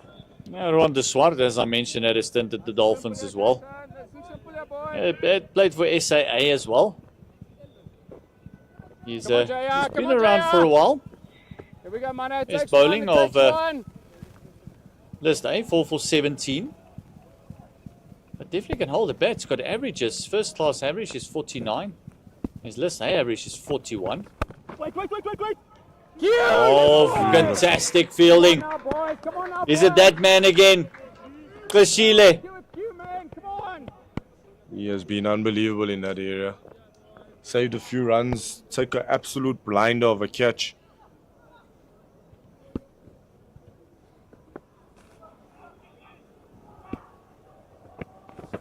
Oh, and he's castled him. An absolute beauty. Is Laziba Ngwepe, the set batter, 25. Wicket time for Jason Robenheimer. Yeah, really, really good wicket here. Just looked like there wasn't much turn then. I think he was playing for the turn. I think it looked like probably an arm ball there. Let's have a look at this.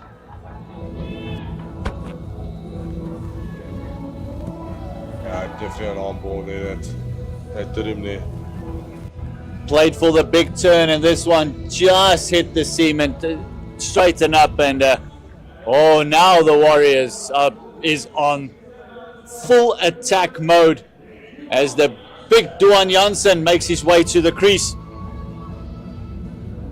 And again, just like the other batters before him, a lot sooner than he would have expected. Yeah, definitely not. He probably is banking to obviously come in here from 40 overs on to finish off the game, but he's obviously got a job that he needs to do. And that's and the good thing is that he's got an opportunity to bat a long period, and you just never know. You've got to take this really deep. You just never know what could happen. Yeah, he's got an average of 14, which doesn't whatsoever shows his ability with the bat.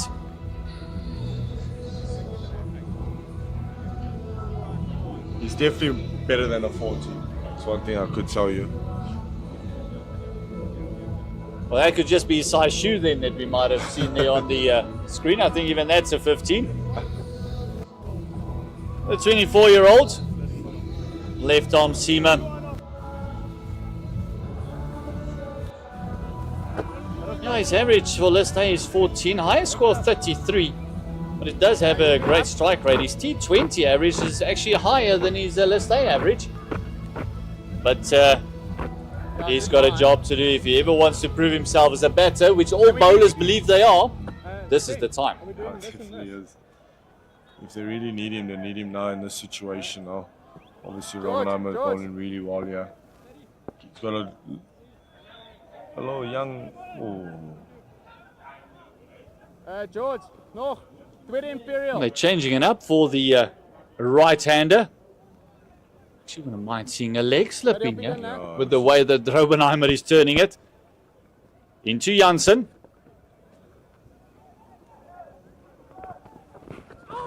Oh, and he's beaten everything. He's beaten the bat, he's beaten the stumps, he's beaten the keeper, and it's a 4 very fortuitous buys. I think Duan Janssen was hoping that it did not hit the wickets there, but this was an absolute pearl of a ball here that we bat and pad here on the inside as well. Off spinner's dream, but unlucky he didn't miss the stumps here as we have a look here. Oh, Look at that. It went through absolutely everything, including the keeper. Duplessis was, if you actually look where Duplessis finished up, that was still going. no, it's still going and going quite a bit as well. 29 overs gone. One more over in my commentary stint, and I'm going to need to have a lie down. These guys have excited me. Yeah, they've got you really excited after the catch. It's a good fielding, to some really good bowling as well. So we've seen it all actually. Yeah, Bayer Swanepoel replacing CJ King is not going to be making life any easier for the Dragon batters. No, not at all. He had a really good first spell where he ran in, he hit the wicket really hard as well, bustle in. It'll be interesting to see how he goes about his business now in the second spell. Just a quick update. Gold Rush Boland, 153 for the loss of 4. Clyde Fortuin on 26 and Copeland is on 19. Chasing down that 249 all out that the Knights made at the moment. Dane Peets continuing in his last over. He's 1 for 37. It's a bit of a looster by Swanepoel. A bit of a wide loosener there by Bayers, but pretty sure he'll come back with a straighter line, yeah, because I think that also looked like it died when it got to the keeper. So, and if there's any lateral movement still in the air, Bayers will be the one to find it. once again, hard back of a length, which is very hard to score, and it's been the order of the day today. Just that length has just been really hard to score. Especially when we saw that with Mangaru as well, when you bowl it into the deck. It's really hard to score off. And CJ King and Bayer Swanepoel has exploited it to perfection.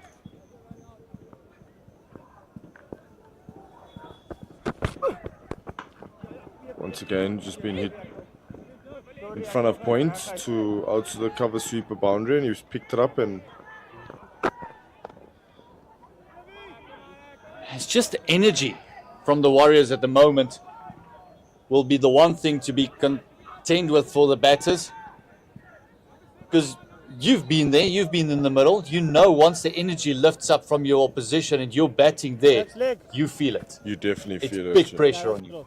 You definitely feel it, where all 11 are on top of you with their energy, with them obviously showing their energy towards you, and you out there all alone, you know. So the pressure will definitely be on, and I'm pretty sure these two batters will feel their pressure as well.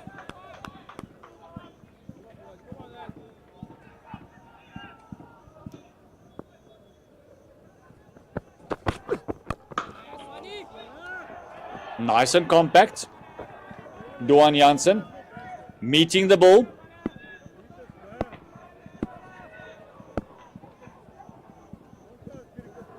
Just see someone else warming up here in the on the bottom. It looks like Mutusami, the spinner, warming up like a seam almost. Oh, it was going down leg. It was only the keeper that was interested. Also hitting above the roll, so that would have missed the stumps by about 2.5 meters. Especially with Duan's height as well. You don't realize how tall he is, and don't sell Mangaru short. He's even taller than Jansen. If you stand next to those, I mean, myself are 6'1". Just see that going down leg. And Jansen is off the mark with a nerdle around the corner. I myself am 6'1", but I feel like a midget when I walk amongst those guys. They are very, very tall indeed. They're really not small guys at all, to be really honest. I'm pretty sure Duan can take up a spot there at a lock or flank in a rugby team. If I'm not mistaken, he is actually the same height as Victor Matfield, if I'm not mistaken.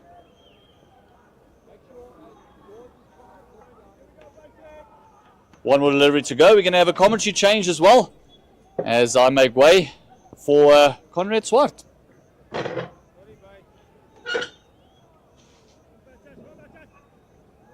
As we see a false little start there from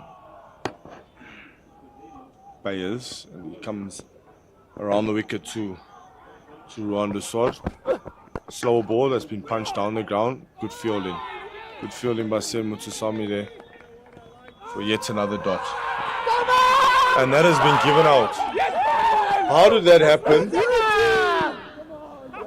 How did that just happen? On Nelson, just casually picks up the ball, throws it in, and Rowan de Swart gets caught napping outside of his crease. Let's have a look here, Brady. Excellent fielding by Mutasami. Chucks the ball in. Fortunately, we can't see the visuals.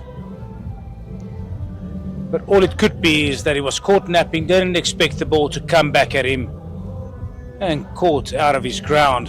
And that's the 7th stick down for the Northwest University Dragons. They're having an absolute nightmare with the bat in hand, Brady. Yeah, it hasn't been a really good day for them with bats in hand. But in saying that as well, the Dafabet Warriors have bowled really well. And they've backed it up with the fielding as well. Their fielding have been really, really good. Yeah, a lot of intent in the fielding. Took all the chances that came their way. And with 68 to win, 7 wickets down. It's a euphemism if we say this is our uphill battle. Yeah, I think it's tickets from here. Yeah, this is probably going to be a bonus point victory to the Dafabet Warriors. Very early to call still, 3 wickets in hand, but as said, it's going to be an uphill battle from here. You know, I was just telling Hertz offline, while you were offline, sorry, is that there's one thing losing, but another thing is giving the opposition a bonus point win, which you don't want to be turning around in the back end of the competition, and even though you've lost, but you gave this team an extra point and you lose by not going through with that extra point. Yeah, and especially at home. You know, at home should be your fortress, place that you know how to play the game. Of course, the Dragons earlier this afternoon won the toss and decided to bowl first. Of course, the last game they played here was also under lights against the Knights. They won that game in the last over or so. But tonight, the batting has just let them down. No partnerships to speak of. No batter really settling in, scoring any innings, any number of runs to speak about, actually. It's a beautiful sweep shot by Duan Janssen going. For a lovely boundary that beats the deep square, which is really backward. I think that's a good option with Robin Hammer getting a little bit of purchase off the wicket. Yeah, Duan Janssen, tall, lanky fellow that he is, got down nice and low. Ball's just outside off, but with a turn, sweeps it to deep fine leg area for a boundary.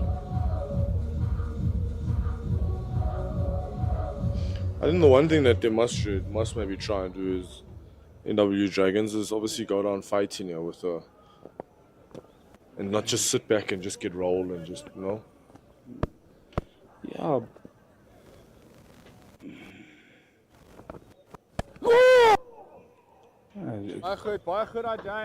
I totally agree with you, Brady. With after there's 3 games to go, of course they're playing the Boland Saturday in Paarl, and then next Wednesday they have the Titans at home in Potch, and then the Dolphins as well at home in Potch, I think on the 9th, which is the Sunday following that. So with 2 home games to go, you win both. Takes you up to possibly, 17, maybe 18 points. You still have a chance in getting into one of those playoffs. Going to be difficult beating Boland away. They're a very strong team on their home ground, especially with Sean van Berg bowling really well. Good. Here we go, J-Bye. Yeah, I don't think it's all doom and gloom for them. I think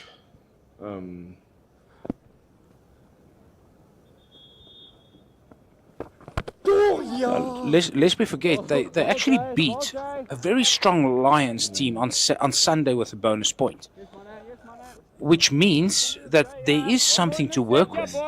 It's just like, all I'm saying is it's the second time that their batting has failed. 8-9. You know, the first game they came okay off against in that chase with Janeman Milan scoring a 90-odd. 1 or 2 batters chipping in. Then they had that complete rolling of their batting attack in Cape Town for 130. try to go for a big slog sweep there was Duan. So it's in the inside edge there. So there's a lot to work with. It's just about consistency. You know, it's one game you come good, One under the sweep then you here, fail. boys. One game you score down. 300 plus against a strong bowling attack from the Lions, the next you fail. So I think the coaching staff, with Craig Alexander as the head coach, will just focus on, you know, just be more consistent. You know, And I'm not a big fan of obviously putting a number on a certain total, whatever. But I just think they need to identify what's really par for them and just be consistent with that par and how to obviously go about getting to that par score, what they believe they can obviously defend.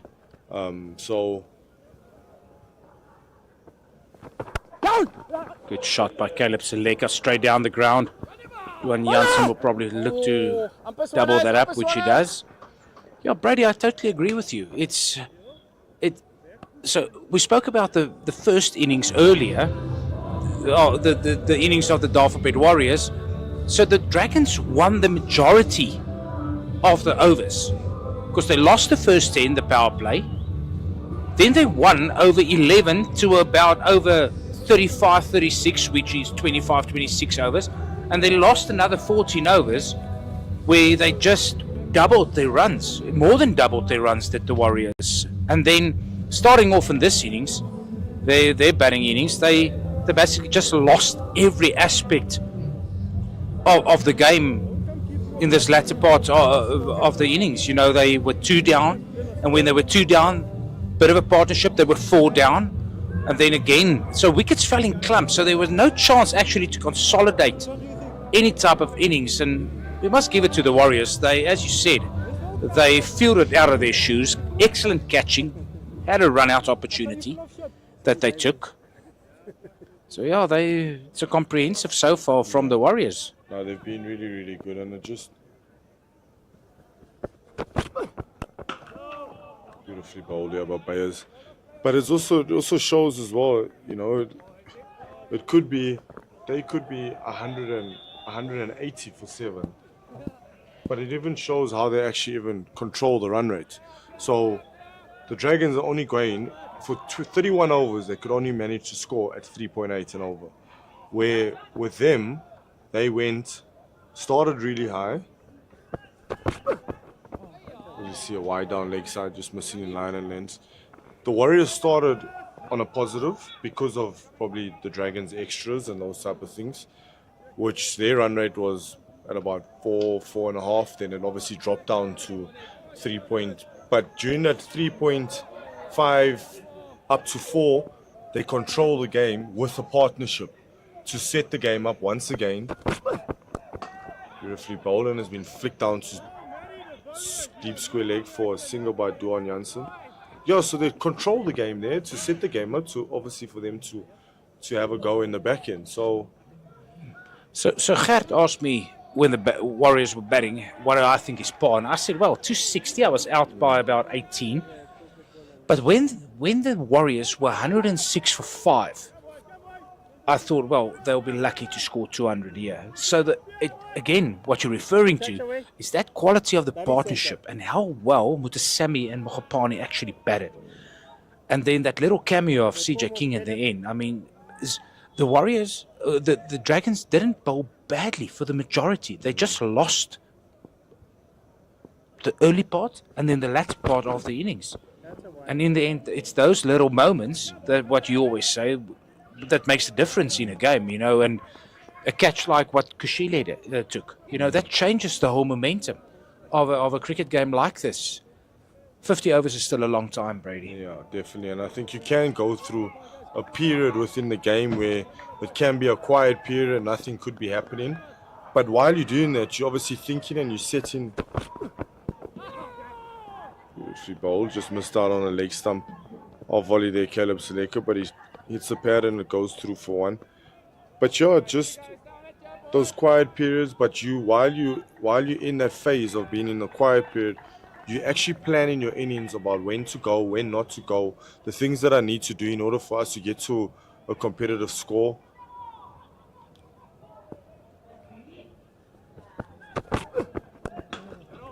Yeah, cricket is a funny game. We all know that. Everybody watching knows that, So things like what happened today is that big partnership. How often do you see a 140-odd run partnership for wicket number 7? It's not often, and that was game-changing. And kudos to those two batters. The thing is, there's no time to relax in any game. Whenever you've got a team 5 down, pulled by Duan Janssen, it's probably going to the boundary for 4, which it does, to the deep mid-wicket area. Good shot. Takes his runs up to 8 now. Score 128 for 7. Busy with the 32nd over. Oh, you can't for one moment just relax and think, listen, we have this. Because then partnerships happen. And it's a team that wants it more. That's what it is. Do you want this enough? Do you understand? Beautifully bowled there by Bears. That a win here, even if it's not a bonus point win, forget about bonus points. If you win, keep winning games. You're going to see yourself in a playoff or in a final. Yes. And it just felt to me, and what it looked like, that after they were 5 down, we just sat back and said, okay, we're going to wait. We're just going to wait for the next one. The next wicket, it will come. And it didn't come. It didn't come for a long time. I think Mokopane only lost his wicket in over 46, 47 roundabout. Yeah, there was a first baller for Beyers, Swanepoel. And looking at the scorecard there of the Dragons, Ruben Herman being LBW to CJ King for 7. Janeman Malan chopping on from Alfred Matua for 19. Isaac's first baller. What a pitch it was from CJ King. Kleinveld batted well for 29. Libber scored 3 and not really much to talk of after that. So it's those little moments. Got to want it more than the other team. Get yourself in positions to win games instead of in positions to lose it. Yeah, just, we saw a period now where there was a little bit of a partnership between Kleinveld and Ngwepe that was at the crease that was building. And I could sense and I could feel the Dafabet Warriors were still in it. They were still encouraging. They were still in their face. They were getting the ball into the keeper. Because they still felt that they can't just let this partnership just build and build and build. Then all of a sudden you get them back into the game, which becomes a problem. As you see a change in bowling as well. Send Mutusami into the attack from the city end. But even having a look now at the monitor, you can just see the body language of the Warriors. Yes, they are up in this game. They've got the Dragons 7 down. But they were like that from ball 1 today. Okay, never did they expect to have them 7 down within 33 overs. Excellent bowling, excellent bowling. That's a really good line and length here. That's Senna's bowling. He's literally trying to stop the ball. Senny. Not far, Senny. Middle and leg here and hoping that it finishes on off stump.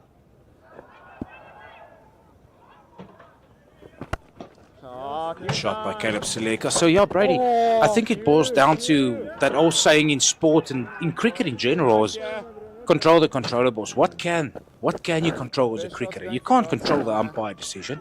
You can't control the weather, the heat, anything, but you can control your body language, your attitude, your thought processes. Those are the things that you can control. So a lot of work. What's the plan here, man? I'm not saying this game is done. It will take a miracle. But you've got to go back to the drawing board and say, listen, how are we going to get better and be better against the Boerlands on Saturday?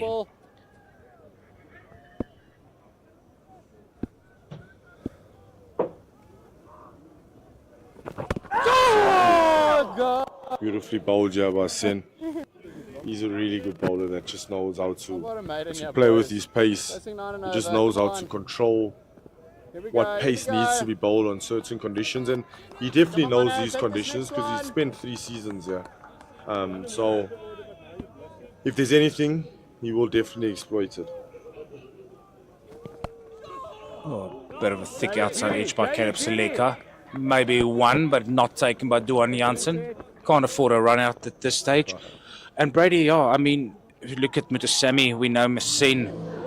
You can't buy international experience. This guy's played two or three tests for South Africa, made his ODI debut the other day against Pakistan in that tri series. He's a class act. So to have that in as captain, brings a calm calm demeanor, calm way of captaining a team like the Warriors with many youngsters in it.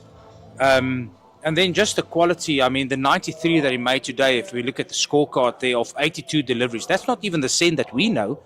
The Sen that we know maybe will score 93 over 120, but he knew if he stay in, he will pick up the ante. With him, Andile Mokokpane, 58 of 62. In the end, they scored 278 for 8 in the allotted 50 overs. Currently, the Northwest University Dragons 128 for 7 after 33 overs as drinks are taken, with Kleinveld top scoring so far on 29. Sibang Gwepe chipping in with 25, as did Janeman Malan and Rowan de Swart. CJ King, absolutely brilliant. His first game back in Potchefstroom, 2 for 23. Alfred Matua, steady customer as always, 2 for 29. And Jason Robenheimer, the new signing to the Warriors from the Free State, 2 for 31 in 6. So the Northwest University Dragons need 151 more runs to win off 17 overs. Yeah, quite a big uphill here for the NWU Dragons. Brady, we don't have hills in Potch. It's maybe a dam to swim. With the current. With a current, with the water coming in. Yeah. It's more of a dam to swim.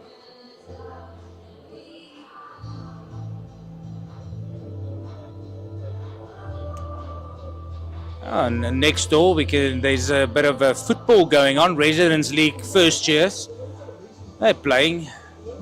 So tell me now, so how long, well, obviously our residence was involved in it last year, but they didn't do it particularly well.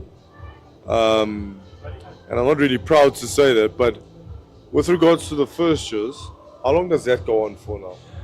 I'm actually not sure. I think it's a very short tournament, like all these tournaments are.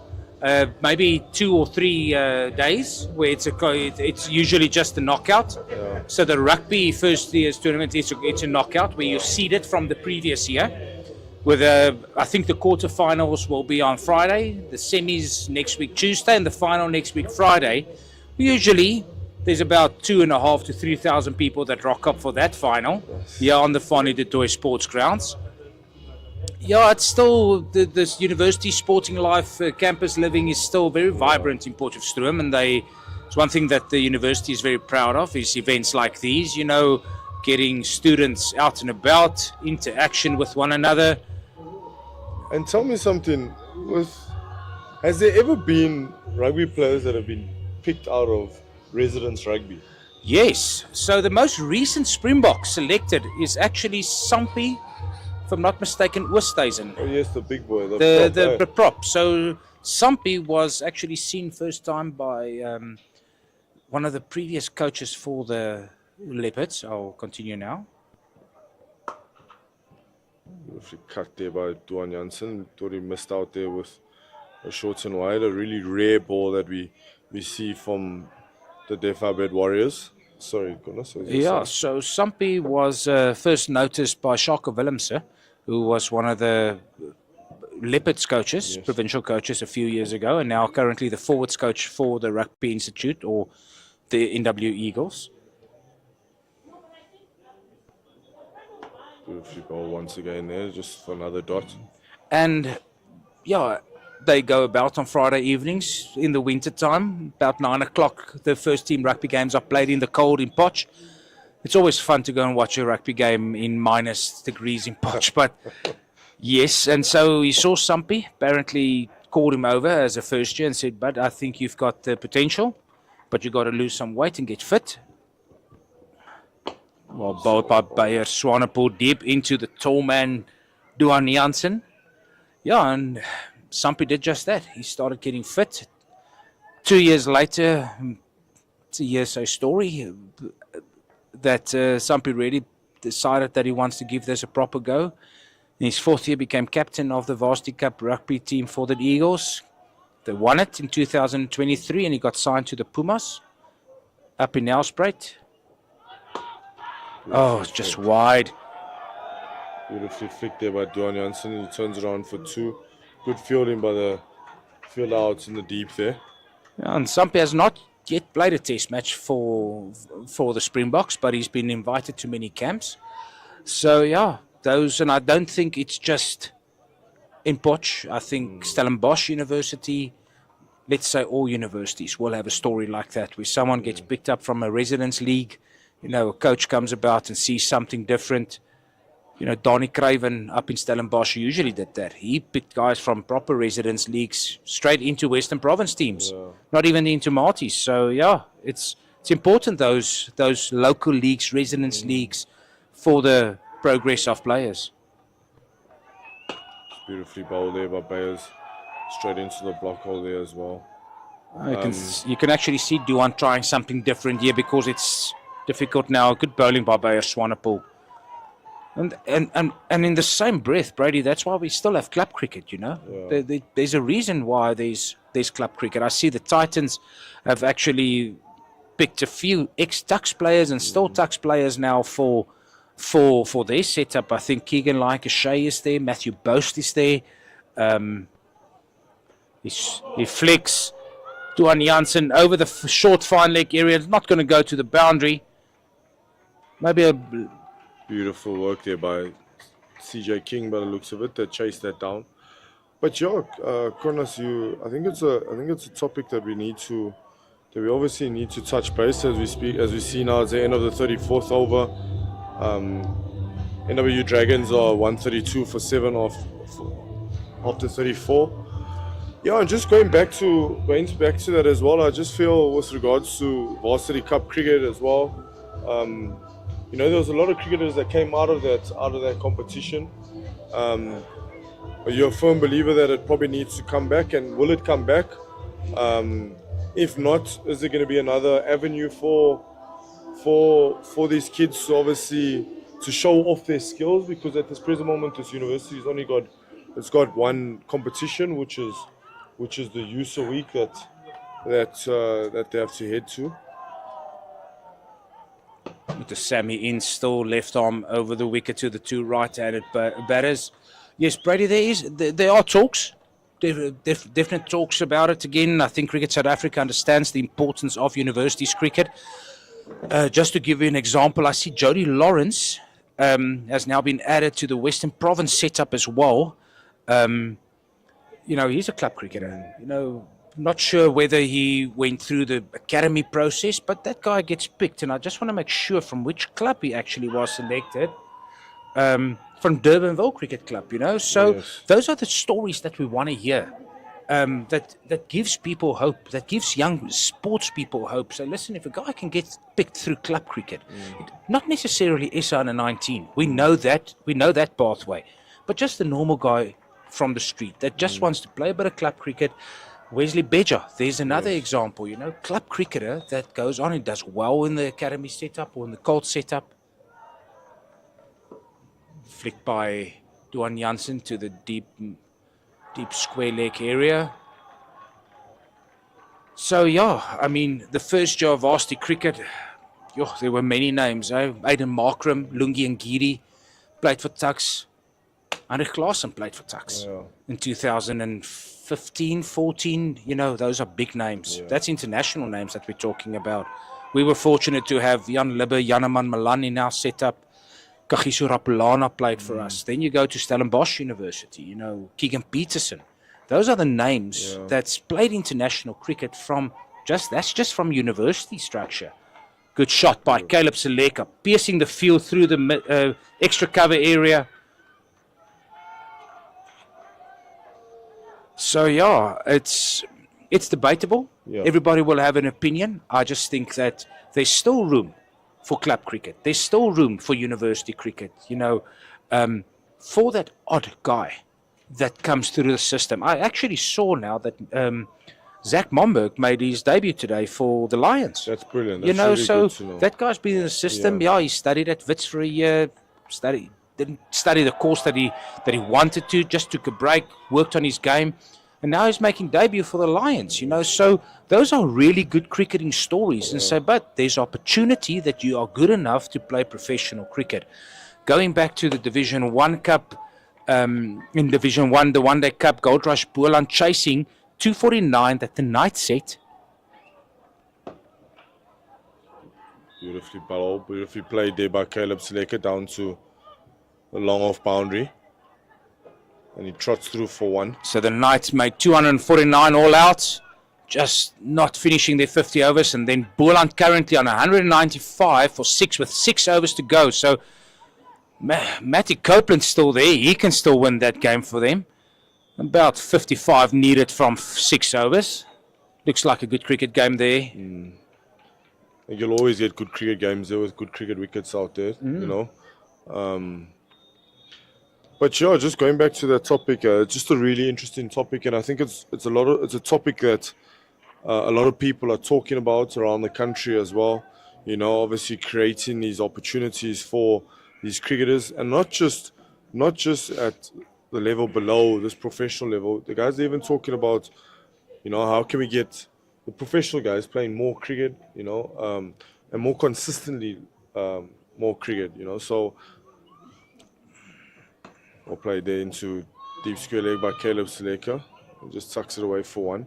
Yeah. So yeah, just a lot of these guys, you know, just how can we get these guys better? Because it also feels as though there's a good crop of young guys that are around on the circuit at this present moment that can stick around for long periods, you know, with the amount of games that they're obviously playing from first-class cricket. If you look at it, what are they playing, 7 games a year, first-class games? Are they going to get, you know, some people want to really get to playing first-class, 100 first-class games, you know. Will they ever get there if they play this amount of games? Probably not, you know. So, yeah, I think it's an interesting conversation. Just tucked down by Duan Janssen. No run there to Kishile, who has been absolutely brilliant in the field tonight. Brady, don't get me started, because let me put it to you this way, and I mean, we're waiting for something to happen in this game. We can commentate on it, but we're just waiting for something. So between World Cups every 4 years, we've got professional cricketers in our country. Again, Matua in. Janssen just tucking it down. Fielded there for a single. So we've got, barring the Protea, the regular Protea players, we've got 8 professional teams, Division A in our country. Between World Cups, they've got 28 50-over cricket games to go and win a World Cup. If this was India, that's a good season, if you understand what I mean. We've got 28 games every 4 years. He's been scone there on the head there. Looks like he's all right. Let's hope that he's okay there. As we see a little bit of a pause in the game here. So, 28 50-over cricket games. And then they expect us to go and win a World Cup. And this, remember, I'm again saying, this is my opinion. In India, in England, that's a good year, maybe year and a half. You play 28, let's say 50-over cricket games. So the powers that be must make a bold decision here and say, listen, what are we focusing on? Yes, our test setup is doing really well. We made a final, okay, but are they even playing enough tests? Difficult to decide how many tests we should play because we don't make the call. I mean, I think our cricketers, our test cricketers would love to play 12 to 15 tests like England, Australia, those type of those big 3 countries. But something that you can control is in your own country. You can control how many first-class games are played. You can control how many List A games are played, how many 2020 games are played, irrespective of SA20. We should not count SA20 because there's overseas pros. Only so many guys can play in 6 franchises. I'm going to put another thing for you. So during the SA20 competition period, which starts this year, it starts sometime, I think, on Boxing Day to the 26th or 25th of Jan. But for that period, many of our pro cricketers are not playing cricket. Some of them had a break of 45 to 50 days without playing cricket at all. And that can't be good for your game. You can't have a holiday of 50 days. The normal guy gets 21 days a year. Janssen chipping and just clipping that into the deep mid-wicket area. He's timing ball really well here. It's good sound that the ball is making off his bat. Yeah, so it is an opinion that I have, and I may be wrong, but I'm a big advocate for more cricket. And that is at all levels, even from Test cricket, and I reckon Shukri Conrad will say the same. We got to play more tests. How are we preparing now for this World Test Championship final? I think I heard we're going to play 2 tests against Zimbabwe, which is good. At least it's cricket before we go to England to play in that. So, just want to see more cricket at Test level, 50 over level. Then you talk about domestic cricket, and then you talk about club cricket. Second one. Everything costs money, unfortunately. You know, if you can't fund it yourself, you got to get in the sponsors, and sponsors need to buy into where this game's going, because it's become a big part of our country's culture. Cricket is like rugby; it's a culture. It's a culture for the people in our country, and the more cricket we play, the more people we will see into stadiums. Beautifully bowled, and it just gets the outside edge of Caleb Seleka, and once again Kashila at backward point defended, as you see the end of the 36th over here, where the NWU Dragons are 142 for 7 after 36. Yeah, Connor's very, very interesting, and you know, some good chats as well that you've, and some good things that you've brought up as well. But I'm going to go back to where you mentioned that, you know, during that break where a lot of our cricketers are obviously not playing cricket. What do you think we can maybe do during that break? Do you still think we should be playing a certain competition during that break? Whether it's 4-day cricket, you continue with the 4-day cricket. Do you use people that are on the verge of your cold structures and your academy structures to obviously give them opportunity to play in those competitions? What do we do in that period? Sen Mutasamy just continuing with what he's been doing all evening, being on the money, not missing his areas really. Currently it's going for 18 and 7.1. Brady, that's the last thing that I actually wanted you to ask me, because and he knocks him back. Ladies and gentlemen, that is an absolute peach of a delivery by Sen Mutasamy. Looks like a pitch to a middle leg, which he's been trying to do, and it knocks the off stump out of the ground, and that sees the back of Duan Jansen for 19 runs. Oh, Sen Mutasamy, you are absolutely gun left arm turner. This one, he angles it in, a bit more pace to it, but he just grips in the wicket, pitching about middle and leg and knocking back off stump. You can see it's a bit, also a touch wider, his action, bit wider of his ear, but I think it was the pace of delivery that caught Duan Jansen there unawares. Good little cameo there by Duan Jansen. Hit some good shots, difficult to get it underway. His innings underway with already 7 sticks down, having the tail with him. But Brady, to come back to your question, yeah, I think there should be cricket. How are we going to decide, the powers that be, because we have promotion relegation in our country, domestically. I think we should have some form of cricket for those guys, even if they play in a 50-over competition, just to keep them going, because, a break, as I said, some of the Dragons players, for example, played their last first-class game on the 1st of December. Their next competitive cricket game is on the 15th of February. So that's a long time not to be playing strong competitive cricket. Some of them did play club cricket, but is that the competitive cricket that you really want for these guys? It's a good thing, but you want them to play competitive cricket. So you're asking me that question, I'm just thinking there should be something. What that is, maybe I'm not, that's above my pay grade. I understand, I totally understand it, but it's I think, as you see, Sen into Kerwin Mangru, he just defends that.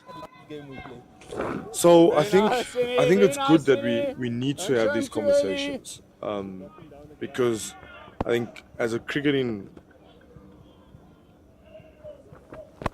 beautifully bowled there, and it's just been flicked to short 45, but Alfred Matoro picks up and gets it into the keeper. And only trot through for a single.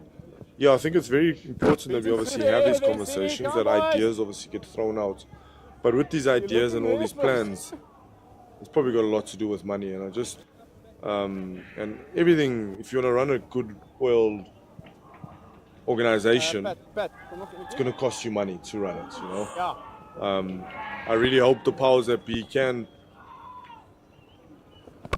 Beautifully bowled, beautifully played. Well played by Caleb Seleka, just knocking that past Mutasami. You can see him after that long innings he played earlier this afternoon. Just struggling to get down to that, but we'll forgive him for that, Hopu Sen. Yeah. He's had a great day with bat and ball so far. Yeah, he's come back here to haunt the Dragons with his beautiful 93, and so far 1 for 20 in 7.5.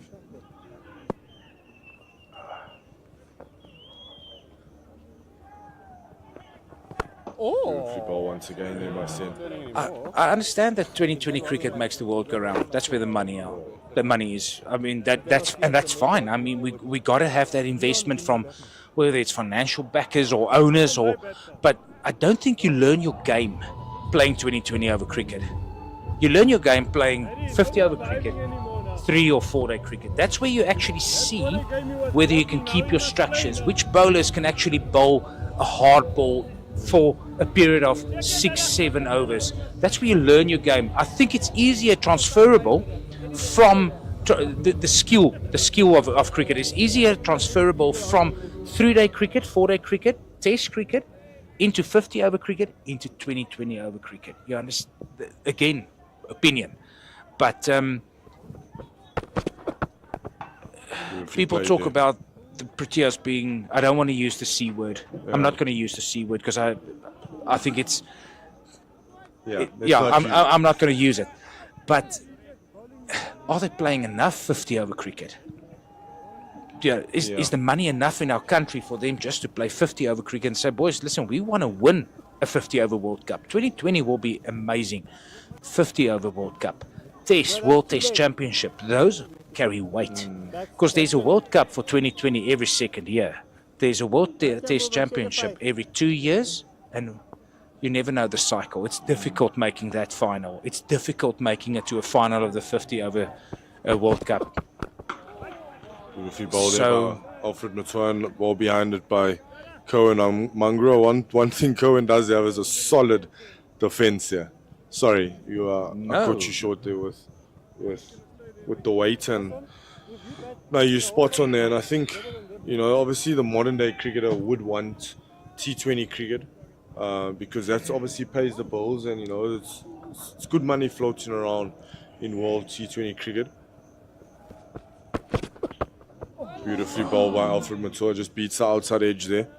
It's kind of like for like here, bowling to one another. Precisely what Alfred Matua's bowling is what Kerwin is bowling, and it's been difficult on this wicket this evening so far. If you look at his figures, 2 for 34 and 7.3, he did a fantastic job here for his captain. Just hitting those areas, very little bad deliveries that he's bowled. That just angled in Brady and just nipped away from the wicket.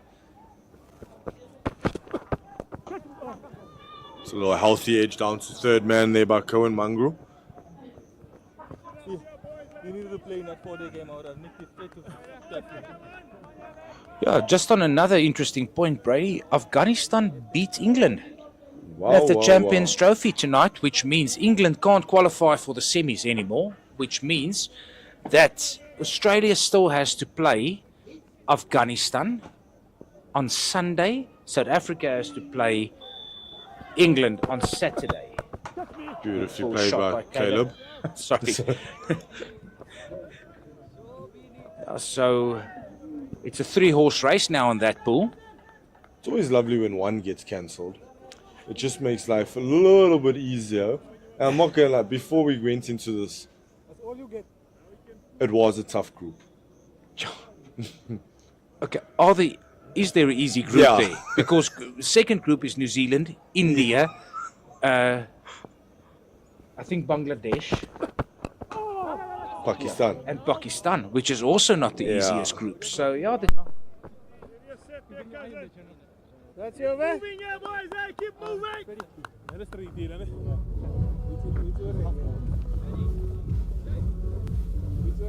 Thanks, Matthew.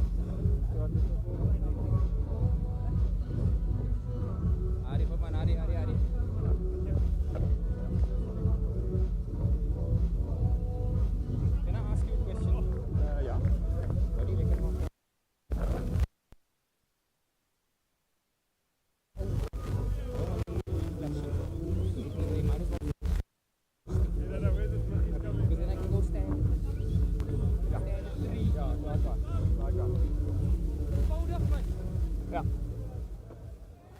now. Come on, buddy. Well done.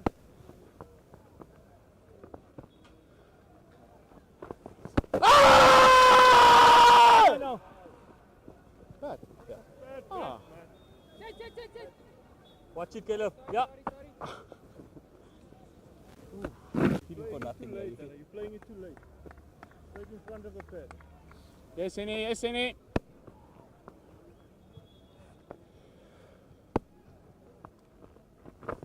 Ooh, yes, boy. Yes, boy. Good sea movement.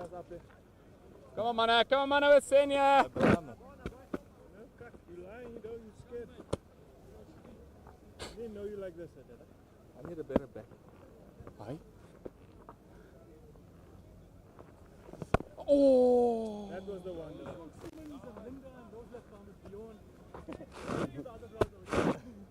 Sen, he says he's only blocking because you're a friend.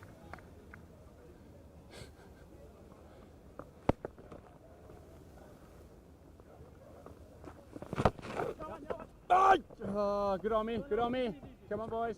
Come on, boys. We stay on it. We stay on it. Danny, I think I must be straight up and look square. Okay. So get Matt on your outside or what? Do you want Matt on your outside?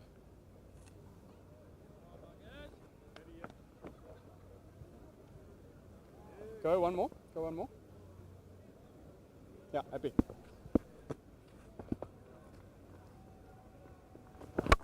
Right on. Mooi bias. Mooi bias. Keep coming, Mutu. Keep coming, Mutu. Come on here, boys. 19, yes, Senna. 19, boy. 19, yes, Senna.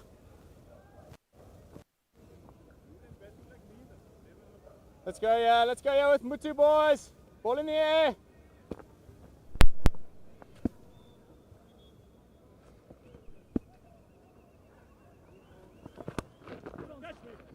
Great shot by Caleb Seleko.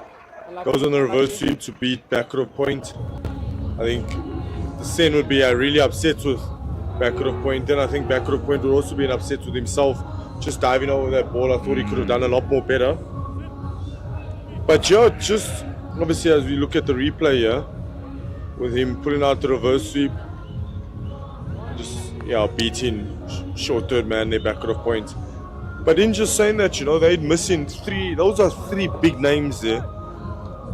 But the guys that just come in and they just have these guys and just the replacement just shows that their structure of them just producing cricketers must be really, really good. Yeah, no, that's a very good structure. I think everything down there, it would be interesting to see what their model is, how they work it out, how it works from school level into club, academy level, how much cricket they play in relation to what we play, if I can use that as an example. So, listen, I'm just one thing, shots like that bother me from Caleb Seleko, because this is the second time he's actually scoring a few runs, and that's the type of shot that he will tell you about for a year. Over and over. Yeah, and over he will tell you, again. listen, I actually reversed send for 4. Okay, thanks, Caleb. Have a good one. Robenheimer back into the attack now. And it's given him out. First ball of his second spell. Jason Robenheimer already on 2 wickets. Make that 3. And he's picking up another stick there. And this is the last rights for the Northwest University Dragons being read now. 153 for 9. Still 10 overs to go, and being bowled out on your home field is just criminal.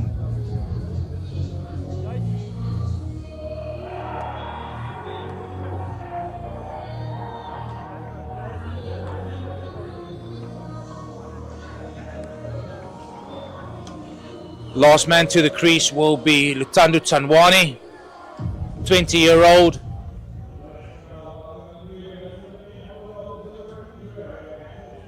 Just to sum up, Brady, again, very little partnerships to speak of for the Northwest University Dragons tonight. No real big score, anything to bank on. Nobody actually staying in and making it count for the Northwest University Dragons.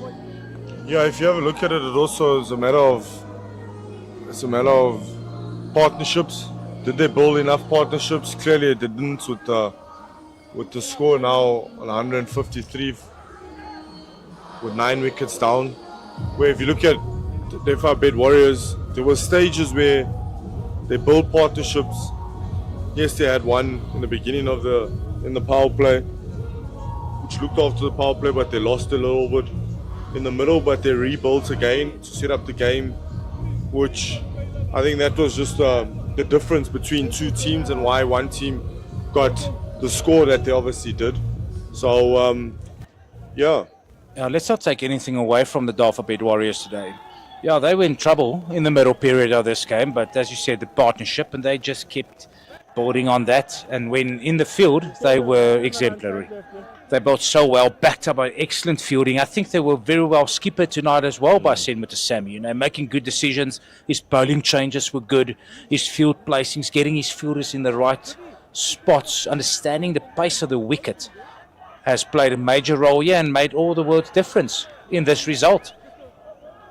Oh, they definitely did, and you know, we must say that the seamers obviously ran in. They hit a really good hard length. 3 wickets in the power play made a world of difference. Hit better areas, gave very little away.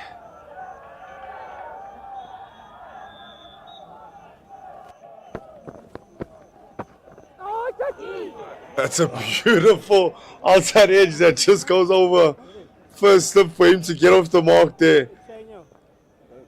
He's definitely going to remind us about that shot. Yeah, no. And the funny thing is, apparently he's batting with one of his residence mates' bats. He told me that. Yeah, so he's happy about that little jab down to over the keeper's, over the first slip's head, getting himself off the mark in domestic List A cricket. Yeah. Well, on his debut, he just came into the crease. He looked very confident walking to the wicket. For him to just chip the first ball to mid-wicket. Every team's got to have a proper jack. Yeah. You got to have it. Robenheimer. Caleb Seleka making room for himself. Ball high in the air. Mokhapane couldn't get there. Got some hand on it. Couldn't take it in the end. It's actually the captain with the Sammy. Caleb making a little bit of room for himself. You're trying to go over mid-off there. A very difficult shot to play on a wicket like this.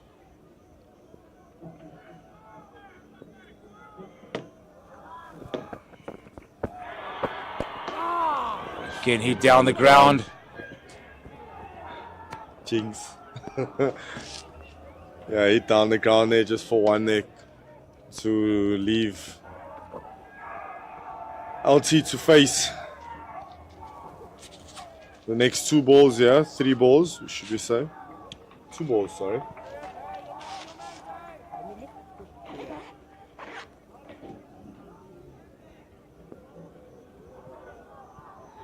Robenheimer around the wicket too. Lovely forward defense there by LT. Solidly behind the ball there. Johnny? Brady, while this is going on between balls, I'll just comment quickly. World Sports Betting Western Province still needing 83 to win from 8.2 overs against the Momentum Multiply Titans. 5 sticks in hand. That's going to be a close one. And then the Dolphins are currently on 141 for 4, chasing 183 in a rain-reduced game. So they need 43 from 11 overs with 6 sticks in hand. That looks possibly like a win for the Dolphins to get them off the mark in the wins column. And then the Knights playing the Boerland. Lovely forward defense there, LT. Looks like the Gold Rush Boerland's going to have their first defeat for the season. They need another 31 runs in 1.2 overs with 1 wicket left in the bank.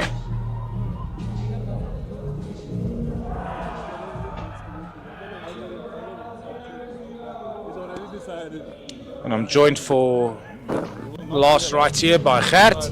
Welcome back, Gert. Thank you very much. Thought you and Brady was going to wrap it up, to be honest. I thought so too. Tanwani having proper defence there. Showing the top order, how it should be done. Got to defend the ball first. And There we making go. You got to have it. I said to Brady, you got to have a jack. Got to have a It's, jack. He bowled so well today, Tanwani. He's not expected to do anything more tonight. A little bit. If there was 2 to win, yes. Not 122. Almost feel that the last wicket has got to go to this man who played an absolute captain's knock of 93. Got the Dafabet Warriors in this position where they are on the verge of winning this game away from home. And here it is. There's a miscommunication between the two batters.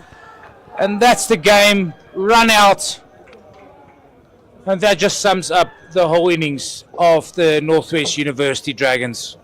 Oh, and it just sums up the day the Dafabet Warriors have had. From difficult start to an absolute brilliant finish.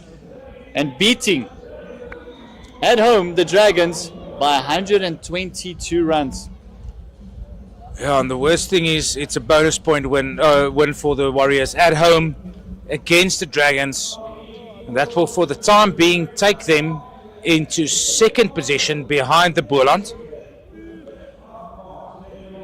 With the Boerland at this stage looking that they will lose their game against the Knights in Bloemfontein. Yeah, a couple of results going in different directions than we anticipated. Just blows up everything again. That log becomes so important. The bonus point becomes so important. This competition is still wide open after this, 3 rounds to go. Got to make sure, and if we look at this, the summary of the scorecards, Dafabet Warriors 278 for 8. As mentioned, Senmuta Sami, absolute brilliant innings, 93 off 82. Andile Mogokane occupied the crease so well with Senmuta Sami, 58 off 62.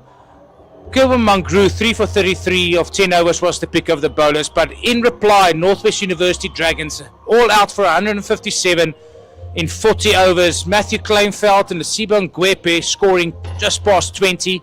Excellent figures for Jason Robenheimer as well as for CJ King and Alfred Matua. Yeah, very important to mention that they got them in position because of that 143 run partnership between Mutusami and his batting partner. So that was absolutely brilliantly done. And also CJ King, that little 30 of 13 balls that he played up really swung the momentum back in the Dafabet Warriors' favor. And then also he's got that 2 for 23 in 8 as well. And Andile Mogokane, the partner of Mutusami there for that 143 run partnership. Oh, thank you, Gert, for joining us here again in Potchefstroom today, and to all the viewers and listeners, thank you for joining us. The Northwest University Dragons, just to finish up the scorecard, Ruben Herman started off okay with 7. Got a good LBW decision from CJ King. Janaman Malan, 19.